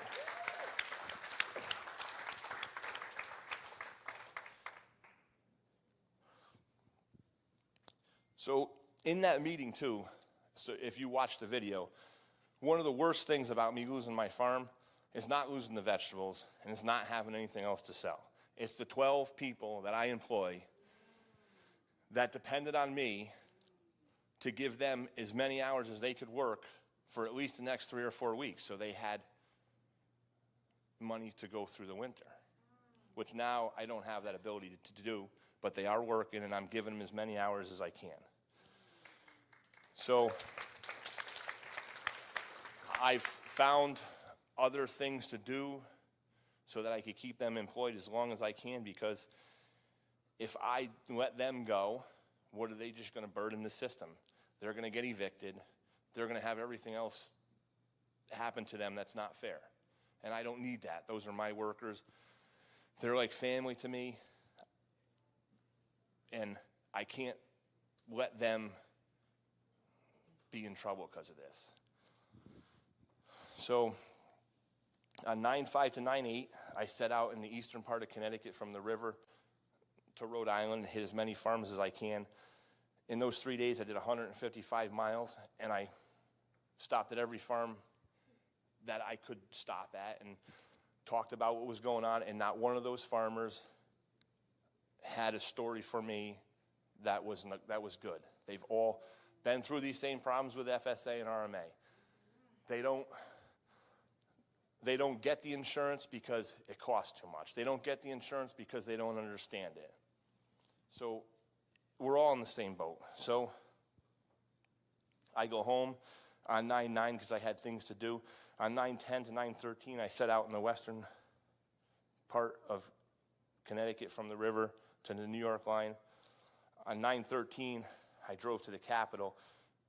In that time, I did 175 miles, and I met with just as many or more farmers, and their stories are all written on the boards. You'll see them when we get out there. So on 9/13, and that was Friday and Saturday, I finished driving around Connecticut. I crossed the New York border at 4 o'clock. I drove all the way to Easton, Pennsylvania, 136 miles from where I started. And it wasn't purposely. And had I had a pillow and a blanket, I would have just slept in the trailer. But when I got to the New Jersey, Pennsylvania line, the hotel I was hoping to stay at was booked for a wedding. So I said, well, I'm going to drive to Easton. That was a long 75 miles. Let me tell you something. It was good, though, because I saw so many things that I never would see in my life. I got to see most of these farms of my friends and people I didn't know. I've heard their names. I got to see their farms in action. It was the best couple weeks I had, to be honest with you. But I know I got to go back to my farm on Monday, and I know it's still shot, but so be it. From Easton, Pennsylvania on 9/15 Sunday, I drove 78 miles to Lancaster. In driving those miles, I stopped at a place because it was Willie's Ice Cream and something or other. So I said, I'm going to stop here and take a picture of the sign because it's my name. I'm sitting down. These three people are trying to eat their ice cream, and they can't get the umbrella to get up. I said, come over here, sit with me. I'll tell you a story. They happened to be from a church. They happened to be, which was okay with me. I told him my story. So he starts to tear up. I said, what's wrong? He goes, well, my son and I put $1.2 million into our farm 5 years ago, and we lost it all the next year. So I said, well, I guess I'm going to keep going because this is another story to add to the whole picture. So I get there, I go through all of that. I get to Lancaster, to my friend's house that I went to college with. He had called me when I started this, and I thought he called me to tell me I was crazy and laugh at me, but he said, you have to do this. So I ended up at his house. We had a little gathering there. The Lancaster farmer came. They documented the whole thing. They wrote a nice article. That was on Monday, 9/15. Or was that? That was on Monday, 9/16, that we had that meeting. On 9/17, I got up at 3 o'clock in the morning. I left Lancaster at 4 a.m. I had 105 miles to go. That's when I started to get calls. Well, I got David's call, 9:12 maybe, and he encouraged me to keep it up, so I did. On my way to Washington that morning, I started getting calls. They know I'm coming, right? So I don't know what's going on. I got calls too. This crazy guy's coming. So I get into DC at like 9:45. They tell me to pull right up underneath the flyover from one USDA building to the other, that they were going to have a parking spot for me. I could only stay there 2 hours, because if you stay there longer than that, someone's going to get mad. Your tractor might be this, your tractor might be that. I got out, and the best USDA guy, they have cops here. He said, you can stay here all day. I don't care. I'm going to sit here and watch your tractor. And with that, I met Scott Marlowe, which people must know here, and 3 other USDA individuals. We go across the street. We go right in the building. We start talking about all the problems, and they're not new problems. They're just problems that have not been fixed, that need to be fixed. They understand it. They know they got to be fixed. But we all got to do this together. And one of the biggest things of doing this was that they always write new legislation and never fix the problems. So why not fix the problems that we already have before we make something new that's not going to work? That was my point to Blumenthal 3 times already, but apparently we don't think the same, okay? So we spend an hour and a half or 2 hours at USDA. We have lunch. We get a car right up the street to go to my representative, Rosa Delores' office, which She's always been above and beyond for anything I've asked her to do. Anytime I've had a problem, she's always found a way to fix it. So we go in there, myself, my father, the rest of my family. We have a meeting so she can get up to date on what's going on. Scott Marlowe was there. 2 other representatives from USDA were there. We talked about it. She said to me then, we're going to meet here again tomorrow. It's going to be myself and the whole rest of the Connecticut delegation, which I wasn't expecting, but they put it together. Just as she said that, one of the aides walked in the office and said, I got good news. I got good news. Capitol Police said we could park the tractor there for an hour and we could get, okay, that's fine. So we go back, that meeting's over with, go home, and just get up the next morning, drive back. As I'm pulling in, Capitol Police surround me with their motorcycle cops, and they bring me right to where it is. I get out of the tractor, I say to the guy, I got about an hour here. He says, you could stay here all day, I don't care. We're going to sit here and watch it. I said, okay, that's fine. So that's how it went. We went in the office. All of them came in. Some of them know that there's problems, and they understand it. And I just reiterated what happened last year on the river. And I might have used some choice words because they left all my friends in the same place that I am right now last year. A low-interest loan, a low-interest loan. It doesn't work. My friend down the river has $1.2 million in USDA low-interest loans. He pays $65,000 a year in interest. And he's got to do that for the next 30 years. So what are we doing? So now I got in. I made the push. And we were walking out of the office. I said, wait, right now, before we leave here, I'm going to tell you one thing. If I don't get satisfaction, I'm coming back. I'm coming back. So they know that. And this is it. I have to keep doing this because it's not, at this point, it's for everybody. And we need this change, and they have to do it. They got to do it. If you look on one of those boards out there, it says, no politician could say no to a farmer. And I just have to say this story because this was unbelievable. When I asked the kid, I said, you have a wife? Because he had a ring on. He said, yeah, I have a wife. I said, you got any kids? He said, no, I don't have any kids. I said, you gonna have kids? He said, nope. When my wife and I got married, we had the farm, and in our vows, we vowed that we weren't gonna have children, that we were gonna take care of our nieces and nephews as our children, because we didn't think we can make ends meet with the farm and have our own children. Now that shouldn't be the case at all. And one other one on there is a direct neighbor of mine that I grew up with them my whole life. Young kids in 7th grade, he writes on that board, thanks for fight for my future. And he's a 5th generation dairy farmer.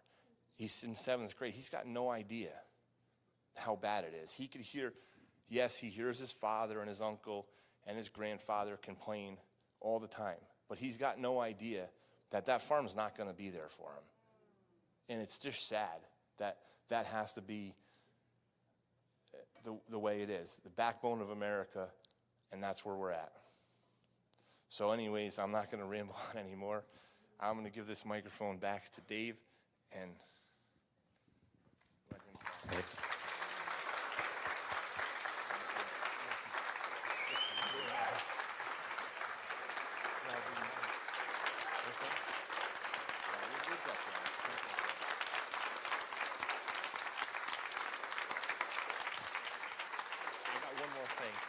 And just so everyone knows, I got a text message from Jennifer Fahey that said, David's name in it. Do you know who he is? I said, I know who he is. You don't think I know who he is? That's the Tractorcade man.